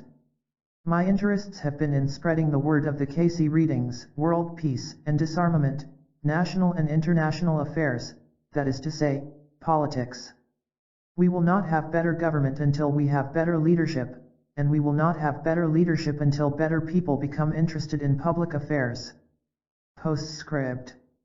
Not long before he suffered a stroke in 1995, we were at home reading when Lytle looked up from his book and said abruptly, "I don't believe in anything anymore."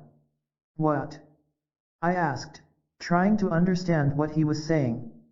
"Reincarnation and all that, I don't believe it anymore." "Oh, you don't mean that?" I answered, smiling and trying to take it lightly. "It's true. I don't believe in reincarnation or anything. There is nothing more than just what we see around us." He turned his attention back to his book and did not mention the subject to me again, though I heard him repeat that same statement to a group of friends. But then, about 2 years after his death, a vivid dream convinced me that Lytle had moved beyond that interval of skepticism. In this dream, I was sitting alone in a dark section of a room when Lytle walked into the adjacent area, which was well lighted. Standing close to him, on either side, were 2 women. Looking directly at me, Lytle said clearly, "I'm going to be born in New York, and I'm going to become a Jew." That last statement was particularly significant because for many years Lytle had adamantly sided with the Palestinians in all matters and was loudly outspoken in his negative criticism of Israel. According to this dream, he was being given another opportunity to consider all sides, as his Cayce reading admonished, and this time by being born into the Jewish culture. Barbara A. Robinson. Who was Edgar Cayce? Edgar Cayce, 1877 to 1945, was born on a farm near Hopkinsville, KY. He was an average individual in most respects. Yet, throughout his life, he manifested one of the most remarkable psychic talents of all time.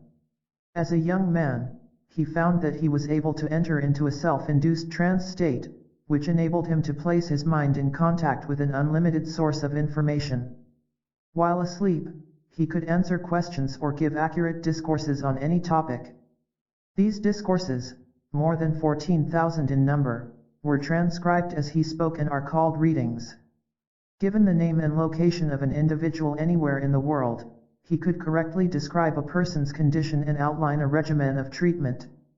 The consistent accuracy of his diagnoses and the effectiveness of the treatments he prescribed made him a medical phenomenon, and he came to be called the father of holistic medicine. Eventually, the scope of Cayce's readings expanded to include such subjects as world religions, philosophy, psychology, parapsychology, dreams, history, the missing years of Jesus, ancient civilizations, soul growth, psychic development, prophecy, and reincarnation.